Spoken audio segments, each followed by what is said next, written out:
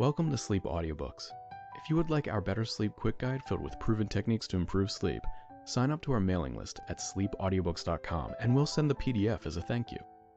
Subscribing and leaving a comment helps this channel more than you know, so please feel free to offer suggestions for future audiobooks or to just say hi. Thank you for listening. We hope you have an excellent night's sleep. This is Sleep Audiobooks.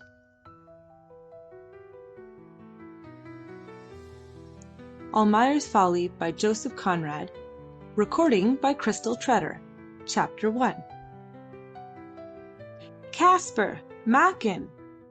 The well-known shrill voice startled Almayer from his dream of splendid future into the unpleasant realities of the present hour. An unpleasant voice, too. He had heard it for many years, and with every year he liked it less. No matter, there would be an end to all this soon. He shuffled uneasily, but took no further notice of the call. Leaning with both his elbows on the balustrade of the veranda, he went on looking fixedly at the great river that flowed, indifferent and hurried, before his eyes. He liked to look at it about the time of sunset, perhaps because at that time the sinking sun would spread a glowing gold tinge on the waters of the Pantai, and Almayer's thoughts were often busy with gold. Gold he had failed to secure, gold the others had secured, dishonestly of course, or gold he meant to secure yet, through his own honest exertions, for himself and Nina.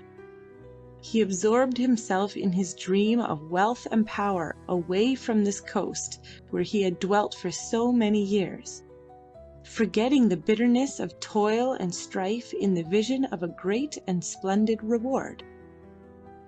They would live in Europe, he and his daughter. They would be rich and respected. Nobody would think of her mixed blood in the presence of her great beauty and of his immense wealth. Witnessing her triumphs, he would grow young again.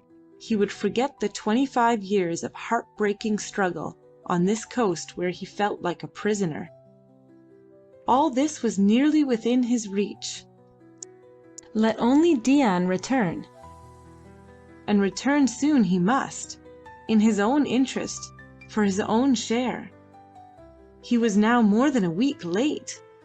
Perhaps he would return tonight. Such were Almayer's thoughts as, standing on the veranda of his new but already decaying house, that last failure of his life, he looked on the broad river.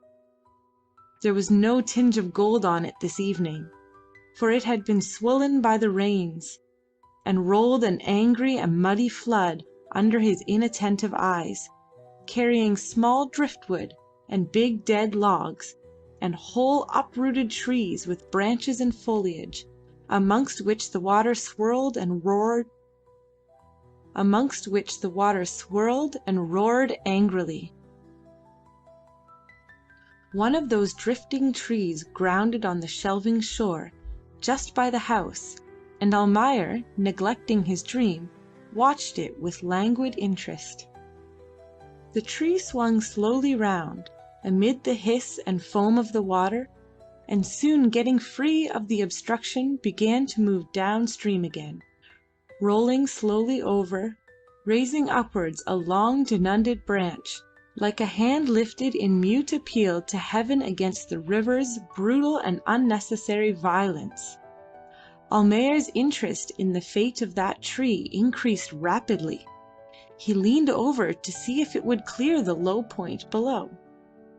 It did. Then he drew back, thinking that now its course was free down to the sea, and he envied the lot of that inanimate thing now growing small and indistinct in the deepening darkness. As he lost sight of it altogether, he began to wonder how far out to sea it would drift. Would the current carry it north or south? South probably, till it drifted in sight of Celebes as far as Macassar, perhaps. Macassar! Almayer's quickened fancy distanced the tree on its imaginary voyage, but his memory, lagging behind some 20 years or more, in point of time, saw a young, slim Almayer, clad all in white and modest-looking, landing from the Dutch mail-boat on the dusty jetty of Macassar, coming to woo fortune in the godowns of old Hudig. It was an important epoch in his life, the beginning of a new existence for him. His father, a subordinate official employed in the botanical gardens of Buitenzorg, was no doubt delighted to place his son in such a firm. The young man himself, too, was nothing loth to leave the poisonous shores of Java and the meagre comforts of the parental bungalow, where the father grumbled all day at the stupidity of native gardeners, and the mother, from the depths of her long easy chair, bewailed the lost glories of Amsterdam, where she had been brought up, and of her position as the daughter of a cigar dealer there. Almayer had left his home with a light heart and a lighter pocket, speaking English well, and strong in arithmetic, ready to conquer the world, never doubting that he would. After those 20 years, standing in the close and stifling heat of a Bornean evening, he recalled with pleasurable regret the image of Hudig's lofty and cool warehouses, with their long and straight avenues of gin cases and bales of Manchester goods, the big doors swinging noiselessly, the dim light of the place so delightful after the glare of the streets, the little railed-off spaces amongst piles of merchandise, where the Chinese clerks, neat, cool, and sad-eyed, wrote rapidly and in silence amidst the din of the working gangs rolling casks or shifting cases to a muttered song, ending with a desperate yell. At the upper end, facing the great door, there was a larger space railed off, well lighted. There the noise was subdued by distance, and above it rose the soft and continuous clink of silver guilders, which other discreet Chinamen were counting and piling up under the supervision of Mr. Vinck, the cashier, the genius presiding in the place, the right hand of the master. In that clear space Almayer worked at his table not far from a little green painted door, by which always stood a Malay in a red sash and turban, and whose hand, holding a small string dangling from above, moved up and down with the regularity of a machine. The string worked a punkah on the other side of the green door, where the so-called private office was, and where old Hudig, the master, sat enthroned, holding noisy receptions. Sometimes the little door would fly open, disclosing to the outer world, through the bluish haze of tobacco smoke, a long table loaded with bottles of various shapes and tall water pitchers, rattan easy-chairs occupied by noisy men in sprawling attitudes, while the master would put his head through and, holding by the handle, would grunt confidently to Vinck, perhaps send an order thundering down the warehouse, or spy a hesitating stranger and greet him with a friendly roar. "Welcome, Captain! Where you come from? Bali, eh? Got bonies? I want bonies. Want all you got, ha ha ha ha! Come in!" Then the stranger was dragged in a tempest of yells, the door was shut, and the usual noises refilled the place. The song of the workmen, the rumble of barrels, the scratch of rapid pens, while above all rose the musical chink of broad silver pieces streaming ceaselessly through the yellow fingers of the attentive Chinaman. At the time Macassar was teeming with life and commerce. It was the point in the islands where tended all those bold spirits who, fitting out schooners on the Australian coast, invaded the Malay archipelago in search of money and adventure.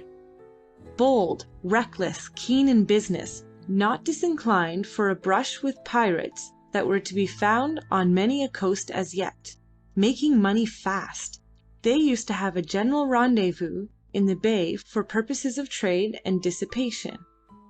The Dutch merchants called those men English peddlers.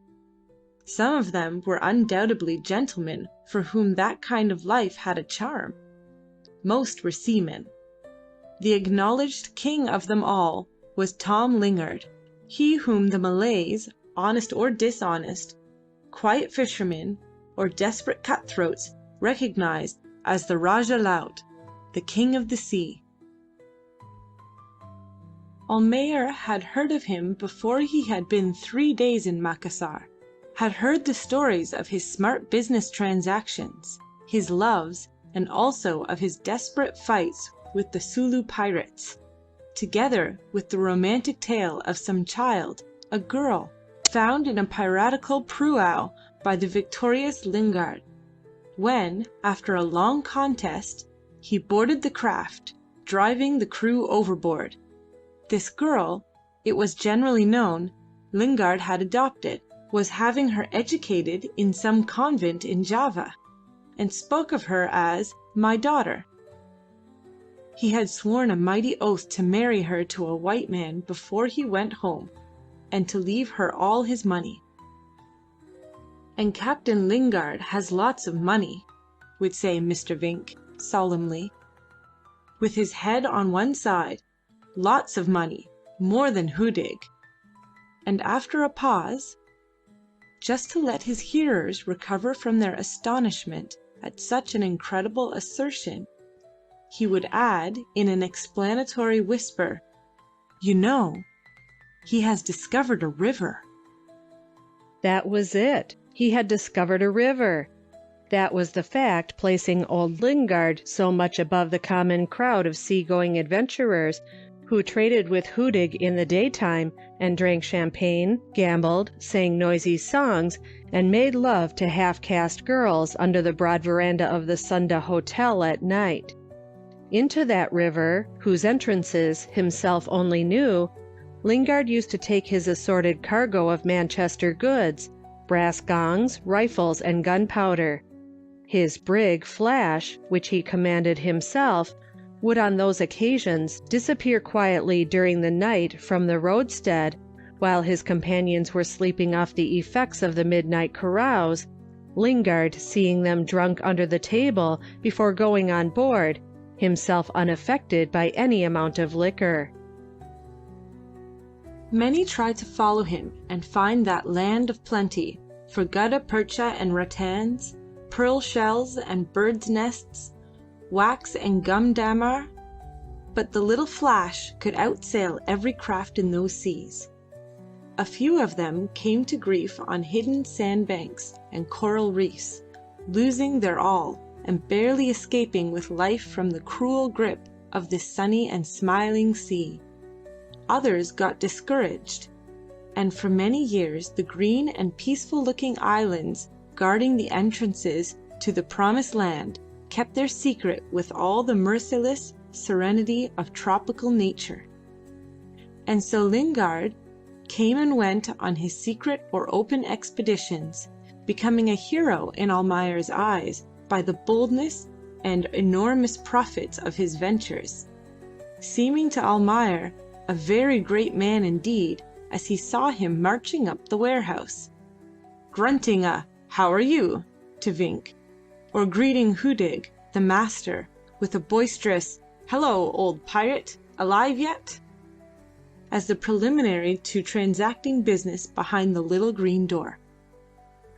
Often of an evening, in the silence of the then deserted warehouse, Almayer, putting away his papers before driving home with Mr. Vinck, in whose household he lived, would pause listening to the noise of a hot discussion in the private office, would hear the deep and monotonous growl of the master, and the roared-out interruptions of Lingard, two mastiffs fighting over a marrowy bone. But to Almayer's ears it sounded like a quarrel of titans, a battle of the gods. After a year or so, Lingard, having been brought often in contact with Almayer in the course of business, took a sudden and, to the onlookers, a rather inexplicable fancy to the young man. He sang his praises late at night over a convivial glass to his cronies at the Sunda Hotel, and one fine morning electrified Vinck by declaring that he must have that young fellow for a supercargo, kind of captain's clerk, do all my quill driving for me. Hudig consented. Almayer, with youth's natural craving for change, was nothing loath, and packing his few belongings, started in the flash on one of those long cruises when the old seaman was wont to visit almost every island in the archipelago. Months slipped by, and Lingard's friendship seemed to increase, often pacing the deck with Almayer.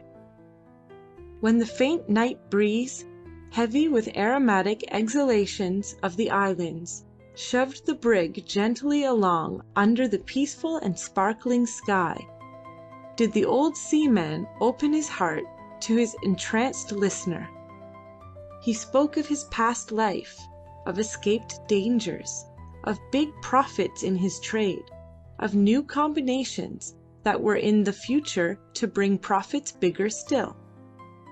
Often he had mentioned his daughter, the girl found in the pirate prau, speaking of her with a strange assumption of fatherly tenderness. "She must be a big girl now," he used to say. "It's nigh unto 4 years since I have seen her. Damn, Almayer, if I don't think we will run into Surabaya this trip." And after such a declaration he always dived into his cabin muttering to himself, "Something must be done, must be done." More than once he would astonish Almayer by walking up to him rapidly, clearing his throat with a powerful ahem, as if he were going to say something, and then turning abruptly away to lean over the bulwarks in silence and watch, motionless, for hours, the gleam and sparkle of the phosphorescent sea along the ship's side. It was the night before arriving in Surabaya when one of those attempts at confidential communication succeeded. After clearing his throat, he spoke. He spoke to some purpose. He wanted Almayer to marry his adopted daughter. "And you don't kick because you're white," he shouted suddenly, not giving the surprised young man the time to say a word. "None of that with me. Nobody will see the colour of your wife's skin. The dollars are too thick for that, I tell you. And mind you, they will be thicker yet before I die. There will be millions, Kaspar. Millions, I say.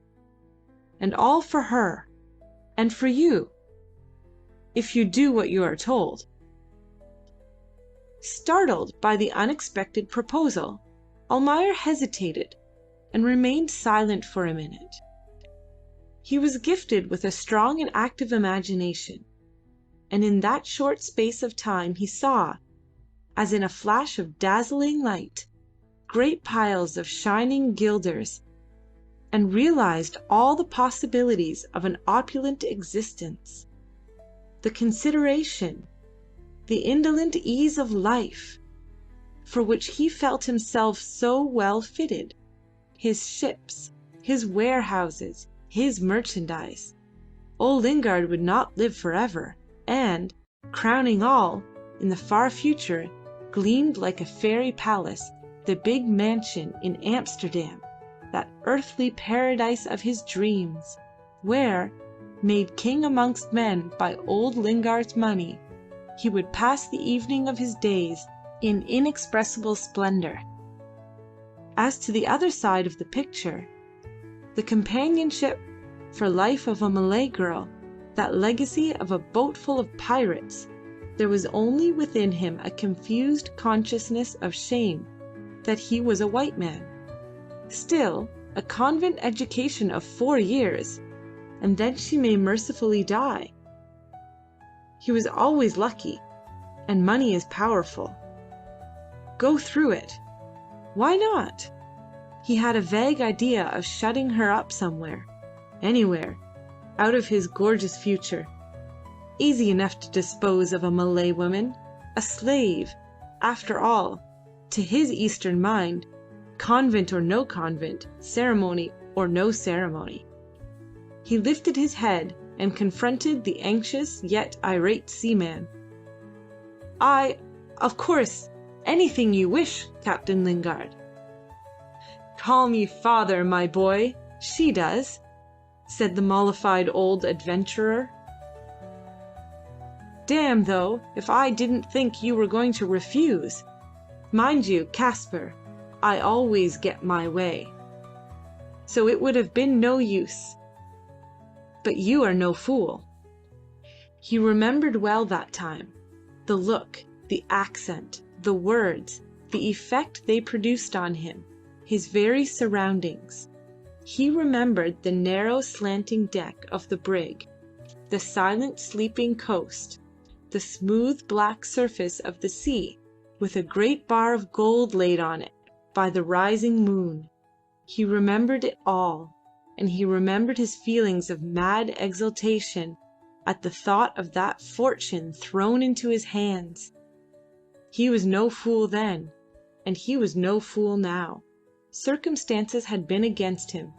The fortune was gone, but hope remained. He shivered in the night air, and suddenly became aware of the intense darkness which, on the sun's departure, had closed in upon the river, blotting out the outlines of the opposite shore. Only the fire of dry branches lit outside the stockdale of Rajah's compound called fitfully into view the ragged trunks of the surrounding trees, putting a stain of glowing red halfway across the river where the drifting logs were hurrying towards the sea through the impenetrable gloom. He had a hazy recollection of having been called some time during the evening by his wife. To his dinner probably, but a man busy contemplating the wreckage of his past in the dawn of new hopes cannot be hungry whenever his rice is ready. Time he went home, though. It was getting late. He stepped cautiously on the loose planks towards the ladder. A lizard, disturbed by the noise, emitted a plaintive note and scurried through the long grass growing on the bank. Almayer descended the ladder carefully, now thoroughly recalled to the realities of life by the care necessary to prevent a fall on the uneven ground where the stones, decaying planks, and half-sawn beams were piled up in inextricable confusion. As he turned towards the house where he lived, "my old house," he called it, his ear detected the splash of paddles away in the darkness of the river. He stood in the path, attentive and surprised at anybody being on the river at this late hour during such a heavy freshet. Now he could hear the paddles distinctly, and even a rapidly exchanged word in low tones, the heavy breathing of men fighting with the current, and hugging the bank on which he stood. Quite close, too, but it was too dark to distinguish anything under the overhanging bushes. "Arabs, no doubt," muttered Almayer to himself, peering into the solid blackness. "What are they up to now? Some of Abdullah's business. Curse him." The boat was very close now. "Oh yeah, man!" hailed Almayer. The sound of voices ceased, but the paddles worked as furiously as before. Then the bush in front of Almayer shook, and the sharp sound of the paddles falling into the canoe rang in the quiet night. They were holding on to the bush now, but Almayer could hardly make out an indistinct dark shape of a man's head and shoulders above the bank. "You Abdullah?" said Almayer doubtfully. A grave voice answered, "Tuan Almayer is speaking to a friend. There is no Arab here." Almayer's heart gave a great leap. "Dain!" he exclaimed. "At last! At last! I have been waiting for you every day and every night. I had nearly given you up. Nothing could have stopped me from coming back here. said the other, almost violently.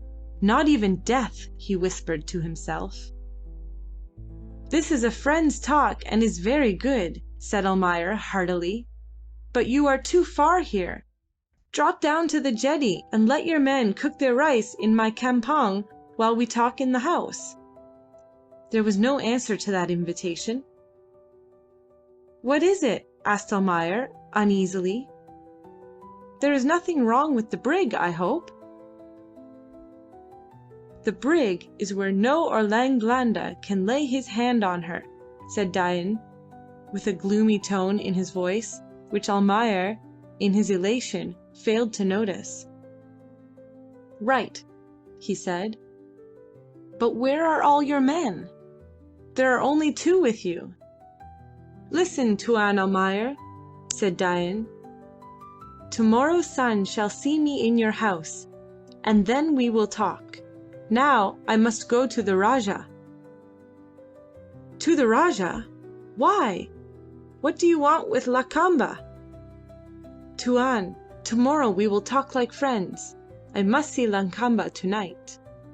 Dain, you are not going to abandon me now when all is ready? Asked Almayer in a pleading voice. Have I not returned? But I must see Lakamba first, for your good and mine. The shadowy head disappeared abruptly. The bush, released from the grasp of the bowman, sprung back with a swish, scattering a shower of muddy water over Almayer as he bent forward trying to see. In a little while the canoe shot into the streak of light that streamed on the river from the big fire on the opposite shore, disclosing the outline of 2 men bending to their work, and a third figure in the stern flourishing the steering paddle, his head covered with an enormous round hat, like a fantastically exaggerated mushroom. Almayer watched the canoe till it passed out of the line of light.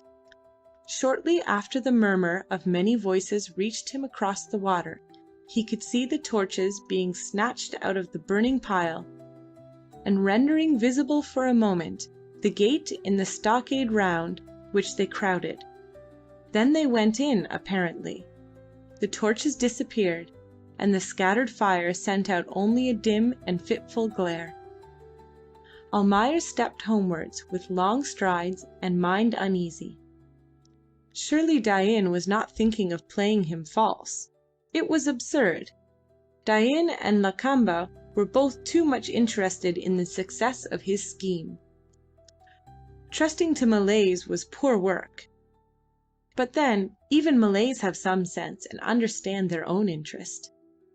All would be well, must be well. At this point in his meditation, he found himself at the foot of the steps leading to the veranda of his home. From the low point of land where he stood he could see both branches of the river. The main branch of the Pantai was lost in complete darkness, for the fire at the Rajah's had gone out altogether. But up the Sambir reach his eye could follow the long line of Malay houses crowding the bank, with here and there a dim light twinkling through bamboo walls, or a smoky torch burning on the platforms built out over the river. Further away, where the island ended in a low cliff, rose a dark mass of buildings towering above the Malay structures.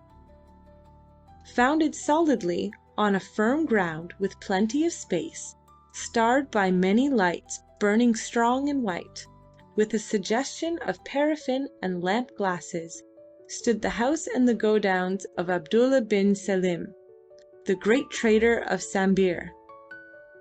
To Almayer the sight was very distasteful, and he shook his fist towards the building that in their evident prosperity looked to him cold and insolent, and contemptuous of his own fallen fortunes. He mounted the steps of his house slowly. In the middle of the veranda there was a round table. On it a paraffin lamp without a globe shed a hard glare on the 3 inner sides. The 4th side was open and faced the river. Between the rough supports of the high-pitched roof hung torn rattan screens. There was no ceiling, and the harsh brilliance of the lamp was toned above into a soft half-light that lost itself in the obscurity amongst the rafters. The front wall was cut in two by the doorway of a central passage closed by a red curtain. The women's room opened into that passage, which led to the back courtyard and to the cooking shed. In one of the side walls there was a doorway. Half-obliterated words, "Office, Lingard & Co." were still legible on the dusty door, which looked as if it had not been opened for a very long time. Close to the other side wall stood a bent-wood rocking chair, and by the table about the veranda 4 wooden armchairs straggled forlornly, as if ashamed of their shabby surroundings. A heap of common mats lay in one corner, with an old hammock slung diagonally above. In the other corner, his head wrapped in a piece of red calico, huddled into a shapeless heap, slept a Malay, one of Almayer's domestic slaves. "My own people," he used to call them. A numerous and representative assembly of moths were holding high revels round the lamp in the spirited music of swarming mosquitoes. Under the palm-leaf thatch, lizards raced on the beams calling softly. A monkey, chained to one of the veranda supports, retired for the night under the eaves, peered and grinned at Almayer as it swung to one of the bamboo roof sticks and caused a shower of dust and bits of dried leaves to settle on the shabby table. The floor was uneven, with many withered plants and dried earth scattered about. A general air of squalid neglect pervaded the place. Great red stains on the floor and walls testified to frequent and indiscriminate betel-nut chewing. The light breeze from the river swayed gently the tattered blinds, sending from the woods opposite a faint and sickly perfume as of decaying flowers. Under Almayer's heavy tread, the boards of the veranda creaked loudly. The sleeper in the corner moved uneasily, muttering indistinct words. There was a slight rustle behind the curtained doorway, and a soft voice asked in Malay, "Is it you, father?" "Yes, Nina. I am hungry. Is everybody asleep in this house?" Almayer spoke jovially and dropped with a contented sigh into the armchair nearest to the table. Nina Almayer came through the curtained doorway, followed by an old Malay woman, who busied herself in setting upon the table a plateful of rice and fish, a jar of water, and a bottle half full of Genever. After carefully placing before her master a cracked glass tumbler and a tin spoon, she went away noiselessly. Nina stood by the table, one hand lightly resting on its edge, the other hanging listlessly by her side. Her face turned towards the outer darkness, through which her dreamy eyes seemed to see some entrancing picture, wore a look of impatient expectancy. She was tall for a half-caste, with the correct profile of the father, modified and strengthened by the squareness of the lower part of the face inherited from her maternal ancestors, the Sulu pirates. Her firm mouth, with the lips slightly parted and disclosing a gleam of white teeth, put a vague suggestion of ferocity into the impatient expression of her features. And yet her dark and perfect eyes had all the tender softness of expression common to Malay women, but with a gleam of superior intelligence. They looked gravely, wide open, and steady, as if facing something invisible to all other eyes, while she stood there all in white, straight, flexible, graceful, unconscious of herself, her low but broad forehead crowned with a shining mass of long black hair that fell in heavy tresses over her shoulders, and made her pale olive complexion look paler still by the contrast of its coal-black hue. Almayer attacked his rice greedily, but after a few mouthfuls he paused, spoon in hand, and looked at his daughter curiously. "Did you hear a boat pass about half an hour ago, Nina?" he asked. The girl gave him a quick glance, and moving away from the light stood with her back to the table. "No," she said slowly. "There was a boat at last. Dain himself, and he went on to Lakamba. I know it, for he told me so. I spoke to him, but he would not come here tonight. Will come tomorrow, he said." He swallowed another spoonful, then said, "I am almost happy tonight, Nina. I can see the end of a long road, and it leads us away from this miserable swamp. We shall soon get away from here, I and you, my dear little girl, and then—" He rose from the table and stood looking fixedly before him as if contemplating some enchanting vision. "And then," he went on, "we shall be happy, you and I, live rich and respected far from here, and forget this life, and all this struggle, and all this misery." He approached his daughter and passed his hand caressingly over her hair. "It is bad to have trust a Malay," he said, "but I must own that this Dain is a perfect gentleman. A perfect gentleman," he repeated. "Did you ask him to come here, father?" inquired Nina, not looking at him.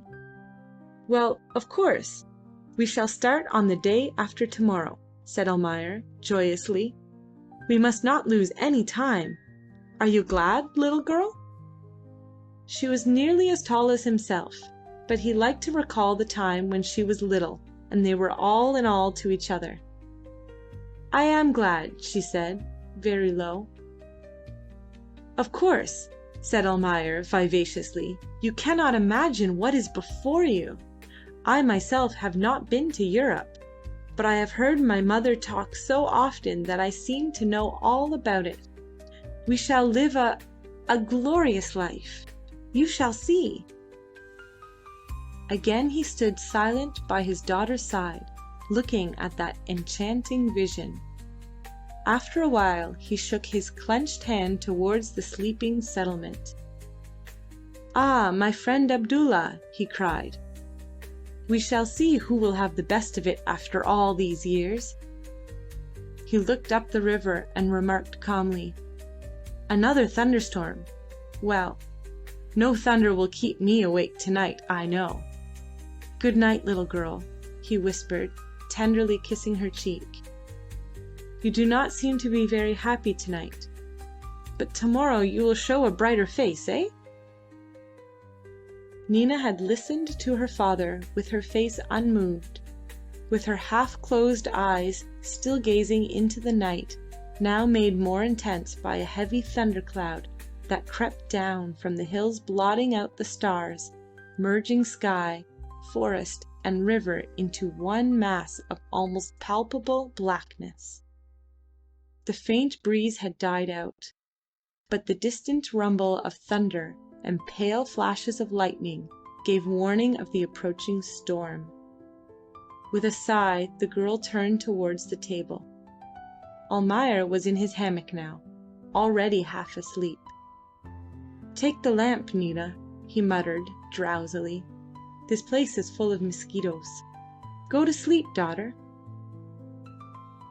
But Nina put the lamp out and turned back again towards the balustrade of the veranda, standing with her arm round the wooden support and looking eagerly towards the Pantai reach.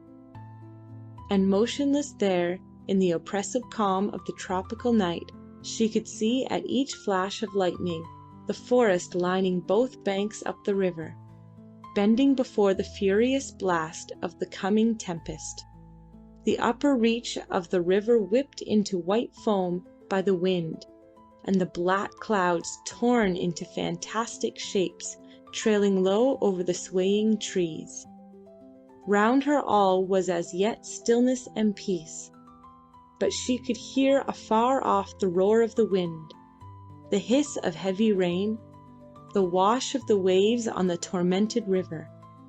It came nearer and nearer, with loud thunderclaps and long flashes of vivid lightning, followed by short periods of appalling blackness. When the storm reached the low point dividing the river, the house shook in the wind, and the rain pattered loudly on the palm leaf roof. The thunder spoke in one prolonged roll, and the incessant lightning disclosed a turmoil of leaping waters, driving logs, and the big trees bending before a brutal and merciless force. Undisturbed by the nightly event of the rainy monsoon, the father slept quietly, oblivious alike of his hopes, his misfortunes, his friends, and his enemies, and the daughter stood motionless, at each flash of lightning, eagerly scanning the broad river with a steady and anxious gaze. End of Chapter 1. Chapter number 2. When, in compliance with Lingard's abrupt demand, Almayer consented to wed the Malay girl, no one knew that on the day when the interesting young convert had lost all her natural relations and found a white father, she had been fighting desperately like the rest of them on board the prau, and was only prevented from leaping overboard, like the few other survivors, by a severe wound in the leg. There, on the foredeck of the prau, old Lingard found her under a heap of dead and dying pirates, and had her carried on the poop of the Flash before the Malay craft was set on fire and sent adrift. She was conscious, and in the great peace and stillness of the tropical evening succeeded the turmoil of the battle. She watched all she held dear on earth after her own savage manner drift away into the gloom in a great roar of flame and smoke. She lay there unheeding the careful hands attending to her wound, silent and absorbed in gazing at the funeral pile of those brave men she had so much admired, and so well helped in their contest with the redoubtable Rajah Laut. The light night breeze fanned the brig gently to the southward, and the great blaze of light got smaller and smaller till it twinkled only on the horizon like a setting star. It set. The heavy canopy of smoke reflected the glare of hidden flames for a short time, and then disappeared also. She realized that with this vanishing gleam her old life departed too. Thenceforth there was slavery in the far countries, amongst strangers, in unknown and perhaps terrible surroundings.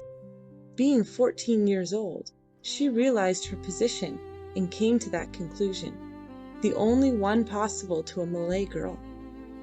Soon ripened under a tropical sun, and not unaware of her personal charms, of which she heard many a young brave warrior of her father's crew express an appreciative admiration.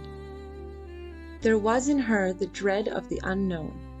Otherwise, she accepted her position calmly, after the manner of her people, and even considered it quite natural, for she was not a daughter of warriors, conquered in battle, and did she not belong rightfully to the victorious Rajah?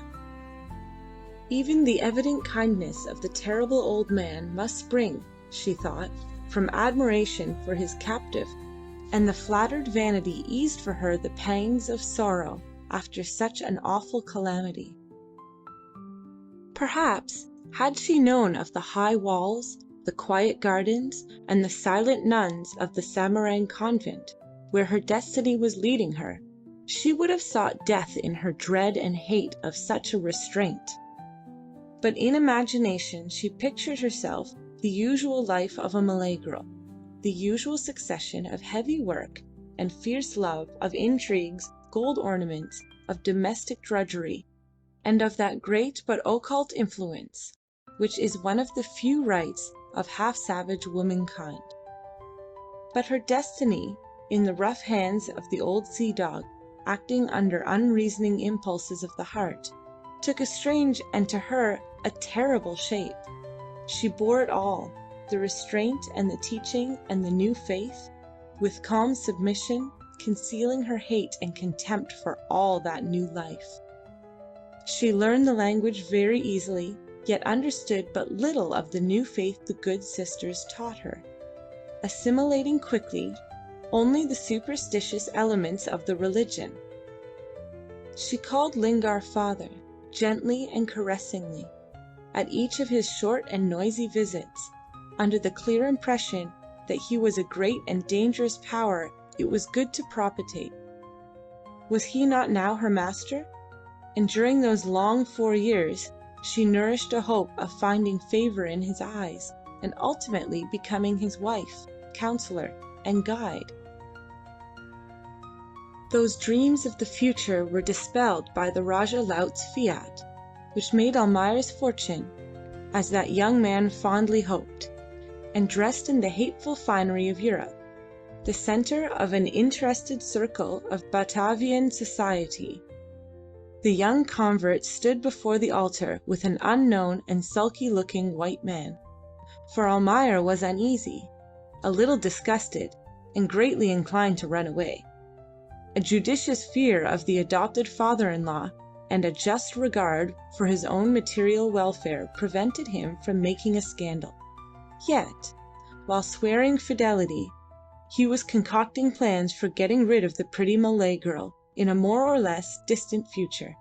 She, however, had retained enough conventual teaching to understand well that according to white man's laws she was going to be Almayer's companion and not his slave, and promised to herself to act accordingly.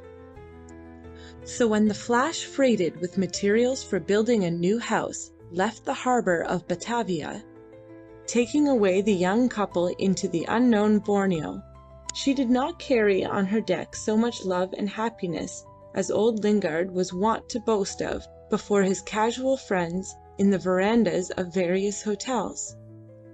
The old seaman himself was perfectly happy. Now he had done his duty by the girl.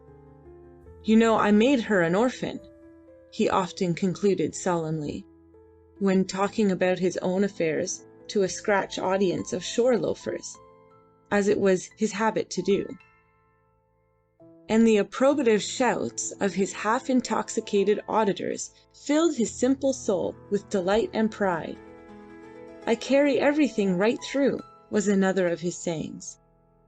And in pursuance of that principle he pushed the building of house and go-downs on the Pantai River with feverish haste. The house for the young couple, the go-downs for the big trade Almayer was going to develop, while he, Lingard, would be able to give himself up to some mysterious work which was only spoken of in hints, but was understood to relate to gold and diamonds in the interior of the island. Almayer was impatient too. Had he known what was before him he might not have been so eager and full of hope as he stood watching the last canoe of the Lingard expedition disappear in the bend up the river, when, turning round, he beheld the pretty little house, the big go-downs built neatly by an army of Chinese carpenters, the new jetty round which clustered the trading canoes. He felt a sudden elation in the thought that the world was his. But the world had to be conquered first, and its conquest was not so easy as he thought. He was very soon made to understand that he was not wanted in that corner of it where old Lingard and his own weak will placed him, in the midst of unscrupulous intrigues and of a fierce trade competition. The Arabs had found out the river and established a trading post in Sambir, and where they traded they would be masters and suffer no rival. Lingard returned unsuccessful from his first expedition, and departed again, spending all the profits of the legitimate trade on his mysterious journeys. Almayer struggled with the difficulties of his position, friendless and unaided, save for the protection given to him for Lingard's sake by the old Rajah, the predecessor of Lakamba. Lakamba himself, then living as a private individual on a rice clearing 7 miles down the river exercised all his influence toward the help of the white man's enemies, plotting against the old Rajah and Almayer with a certainty of combination, pointing clearly to a profound knowledge of their most secret affairs. Outwardly friendly, his portly form was often to be seen on Almayer's veranda. His green turban and gold-embroidered jacket shone in the front rank of the decorous throng of Malays coming to greet Lingard on his returns from the interior. His salams were of the lowest, and his handshakings of the heartiest, when welcoming the old trader. But his small eyes took in the signs of the times, and he departed from those interviews with a satisfied and furtive smile to hold long consultations with his friend and ally, Syed Abdullah, the chief of the Arab trading post, a man of great wealth and of great influence in the islands. It was currently believed at the time in the settlement that Lakamba's visit to Almayer's house were not limited to those official interviews. Often on moonlight nights, the belated fishermen of Sambria saw a small canoe shooting out from the narrow creek at the back of the white man's house, and the solitary occupant paddled cautiously down the river in the deep shadows of the bank, and those events, duly reported, were discussed round the evening fires far into the night, with the cynicism of expression common to aristocratic Malays, and with a malicious pleasure in the domestic misfortunes of the Orang Blando, the hated Dutchman. Almayer went on struggling desperately, but with a feebleness of purpose depriving him of all chance of success against men so unscrupulous and resolute as his rivals the Arabs. The trade fell away from the large godowns, and the godowns themselves rotted piecemeal. The old man's banker, Hudig Massacre, failed, and with this went the whole available capital. The profits of past years had been swallowed up in Lingard's exploring craze. Lingard was in the interior, perhaps dead, at all events giving no sign of life. Almayer stood alone in the midst of those adverse circumstances, deriving only a little comfort from the companionship of his little daughter, born 2 years after the marriage, and at the time some 6 years old. His wife had soon commenced to treat him with a savage contempt, expressed by sulky silence, only occasionally varied by a flood of savage invective. He felt she hated him, and saw her jealous eyes watching himself and the child with almost an expression of hate. She was jealous of the little girl's evident preference for the father, and Almayer felt he was not safe with that woman in the house. While she was burning the furniture and tearing down the pretty curtains in her unreasoning hate of those signs of civilization, Almayer, cowed by these outbursts of savage nature, meditated in silence on the best way of getting rid of her. He thought of everything, even planned murder in an undecided and feeble sort of way, but dared do nothing, expecting every day the return of Lingard with news of some immense good fortune. He returned indeed, but aged, ill, a ghost of his former self, with the fire of fever burning in his sunken eyes, almost the only survivor of the numerous expedition. But he was successful at last. Untold riches were in his grasp. He wanted more money, only a little more, to realize a dream of fabulous fortune. And Hudig had failed. Almayer scrapped all he could together, but the old man wanted more. If Almayer could not get it, he would go to Singapore, to Europe even, but before all to Singapore. And he would take the little Nina with him. The child must be brought up decently. He had good friends in Singapore who would take care of her and have her taught properly. All would be well, and that girl, upon whom the old seaman seemed to have transferred all his former affection for the mother, would be the richest woman in the East, in the world even.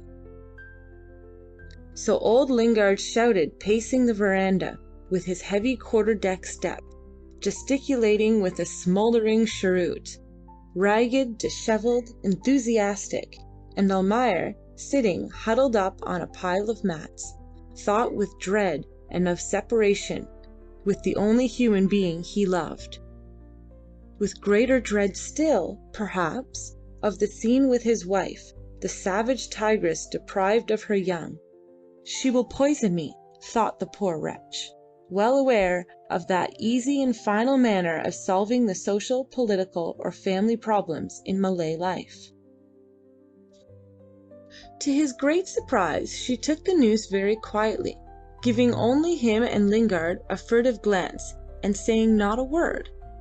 This, however, did not prevent her the next day from jumping into the river and swimming after the boat in which Lingard was carrying away the nurse with the screaming child.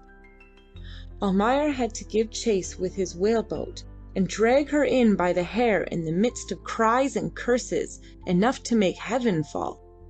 Yet, after 2 days spent in whaling, she returned to her former mode of life, chewing betel nut and sitting all day amongst her women in stupefied idleness. She aged very rapidly after that, and only roused herself from her apathy to acknowledge by a scathing remark or an insulting exclamation the accidental presence of her husband. He had built for her a riverside hut in the compound where she dwelt in perfect seclusion. Lakamba's visits had ceased when, by a convenient decree of Providence and the help of a little scientific manipulation, the old ruler of Sambir departed this life. Lakamba reigned in his stead now, having been well served by his Arab friends with the Dutch authorities. Syed Abdullah was the great man and trader of the Pantai.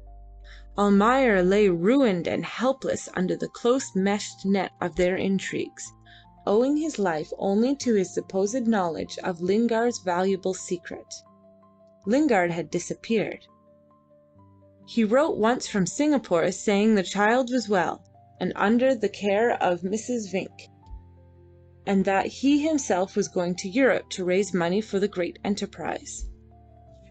He was coming back soon. There would be no difficulties. He wrote, people would rush in with their money. Evidently they did not, for there was only one letter more from him saying he was ill and had found no relation living, but little else besides. Then came a complete silence. Europe had swallowed up the Rajah Laut apparently, and Almayer looked vainly westward for a ray of light out of the gloom of his shattered hopes. Years passed, and the rare letters from Mrs. Vinck, later on from the girl herself, were the only thing to be looked to make life bearable among the triumphant savagery of the river.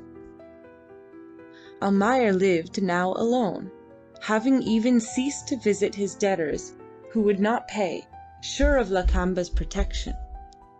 The faithful Sumatrese Ali cooked his rice and made his coffee, for he dared not trust anyone else, and least of all his wife. He killed time wandering sadly in the overgrown paths round the house, visiting the ruined godowns, where a few brass guns, covered with verdigris, and only a few broken cases of mouldering Manchester goods reminded him of the good early times when all this was full of life and merchandise, and he overlooked a busy scene on the river bank, his little daughter by his side. Now the up-country canoes glided past the little rotten wharf of Lingard and Company to paddle up the Pantai branch and cluster round the new jetty belonging to Abdullah. Not that they loved Abdullah, but they dared not trade with the man whose star had set. Had they done so, they knew there was no mercy to be expected from Arab or Rajah, no rice to be got on credit in the times of scarcity from either, and Almayer could not help them, having at times hardly enough for himself. Almayer, in his isolation and despair, often envied his neighbour the Chinaman Jim Eng, whom he could see stretched on a pile of cool mats, a wooden pillow under his head, an opium pipe in his nerveless fingers. He did not seek, however, consolation in opium. Perhaps it was too expensive. Perhaps his white man's pride saved him from that degradation.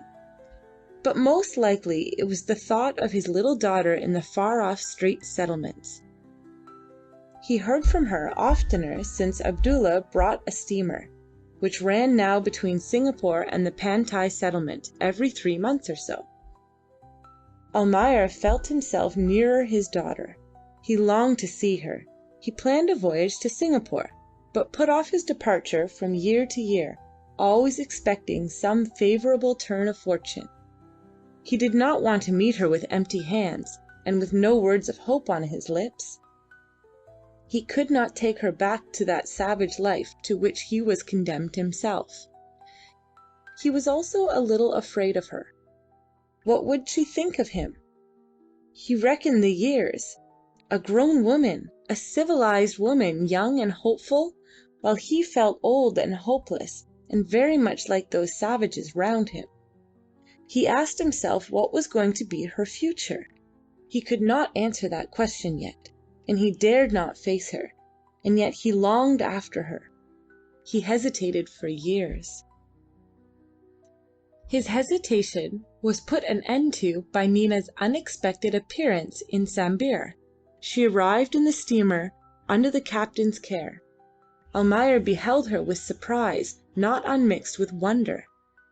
During those 10 years the child had changed into a woman, black-haired, olive-skinned, tall and beautiful, with great sad eyes, where the startled expression common to Malay womankind was modified by a thoughtful tinge inherited from her European ancestry.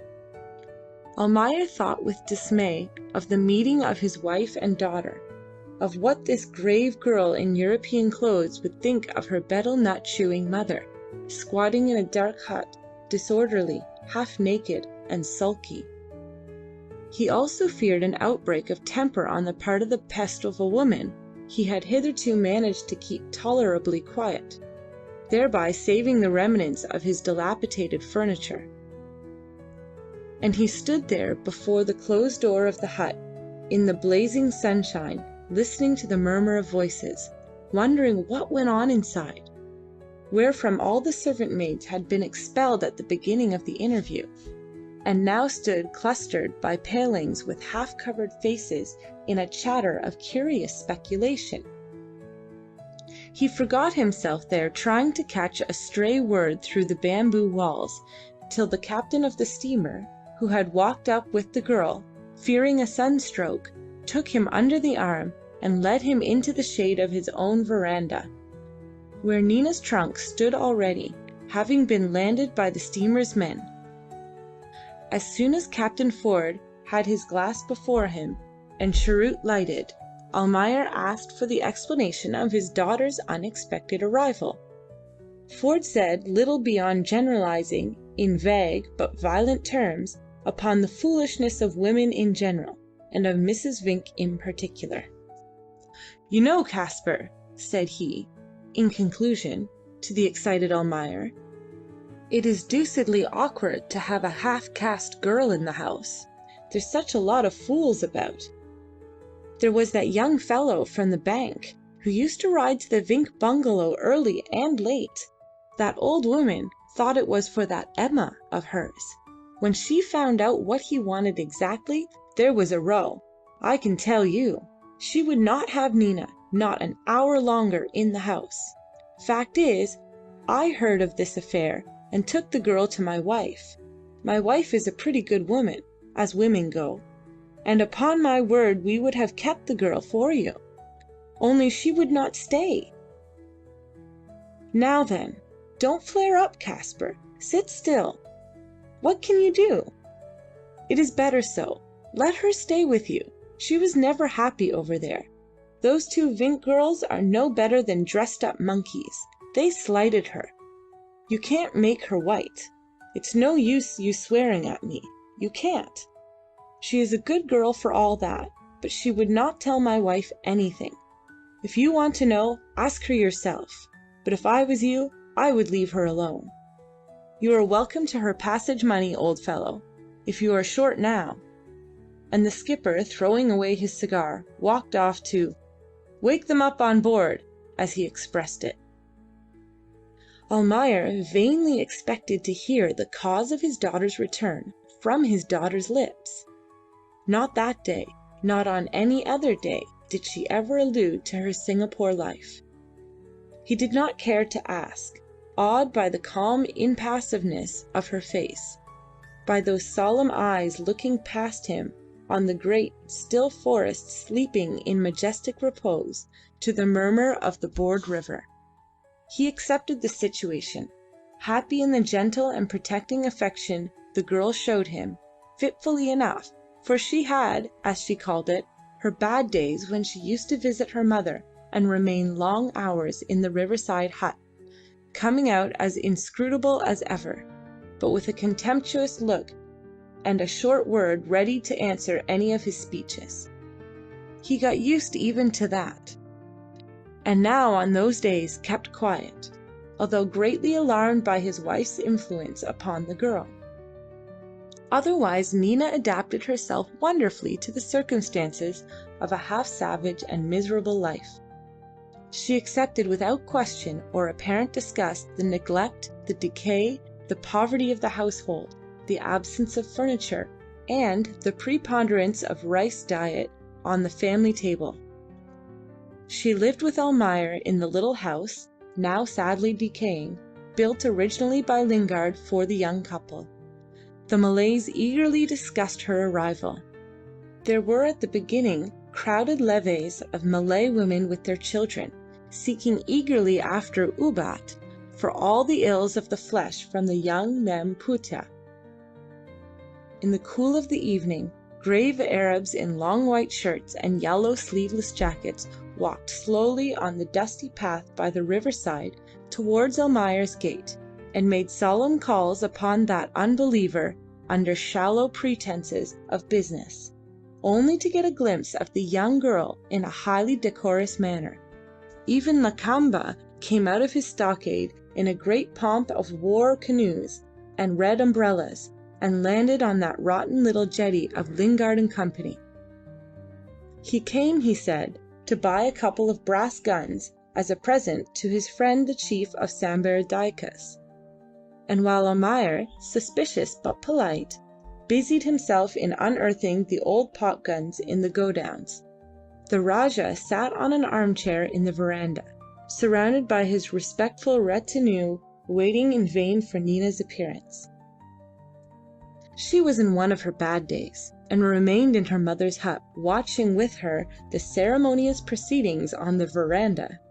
The Rajah departed, baffled but courteous, and soon Almayer began to reap the benefit of improved relations with the ruler in the shape of recovery of some debts, paid to him with many apologies and many a low salam by debtors till then considered hopelessly insolvent.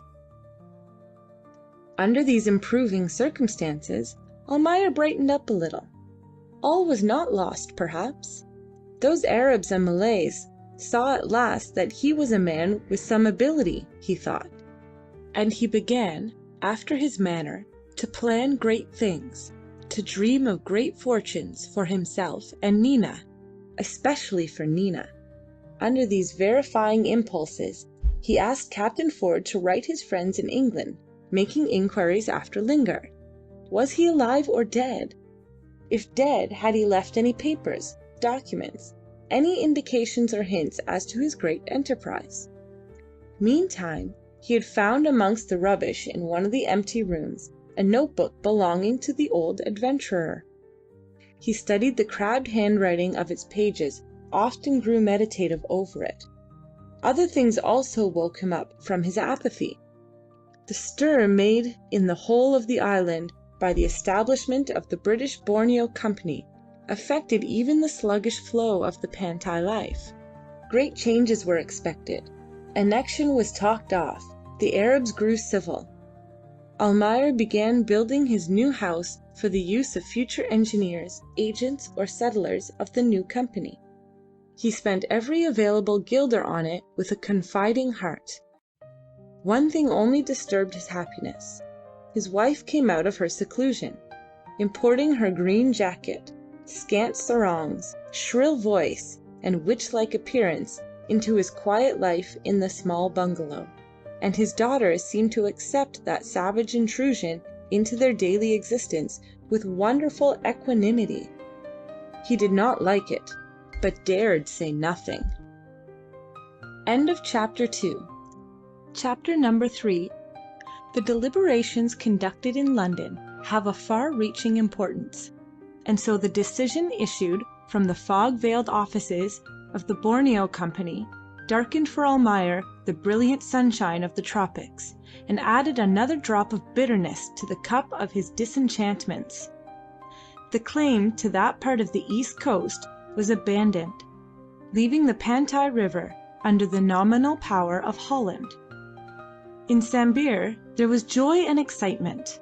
The slaves were hurried out of sight into the forest and jungle, and the flags were run up to tall poles in the Rajah's compound in expectation of a visit from Dutch man-of-war boats. The frigate remained anchored outside the mouth of the river, and the boats came up in tow of the steam launch, threading their way cautiously amongst a crowd of cannons filled with gaily dressed Malays. The officer in command listened gravely to the loyal speeches of Lakamba, returned the salams of Abdullah, and assured those gentlemen in choice Malay of great Rajahs, down in Batavia, friendship and goodwill towards the ruler and inhabitants of this model state of Sambir. Almayer, from his veranda, watched across the river the festive proceedings, heard the report of brass guns saluting the new flag presented to Lakamba, and the deep murmur of the crowd of spectators surging round the stockade. The smoke of the firing rose in white clouds on the green background of the forests, and he could not help comparing his own fleeting hopes to the rapidly disappearing vapor. He was by no means patriotically elated by the event, yet he had to force himself into a gracious behavior when, the official reception being over, the naval officers of the commission crossed the river to pay a visit to the solitary white man of whom they had heard, no doubt wishing also to catch a glimpse of his daughter. In that they were disappointed, Nina refusing to show herself, but they seemed easily consoled by the gin and the cheroots set before them by the hospitable Almayer, and sprawling comfortably on the lame armchairs under the shade of the veranda, while the blazing sunshine outside seemed to set the great river simmering in the heat. They filled the little bungalow with the unusual sound of European languages, with noise and laughter preceded by naval witticisms at the expense of the fat Lakamba, whom they had been complimenting so much that very morning.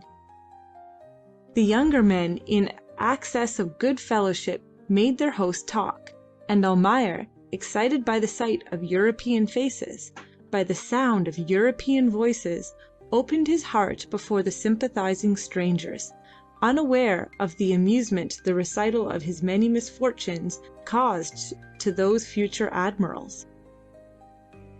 They drank his health, wished him many big diamonds and a mountain of gold, expressed even an envy of the high destinies awaiting him yet. Encouraged by so much friendliness, the grey-headed and foolish dreamer invited his guest to visit his new house.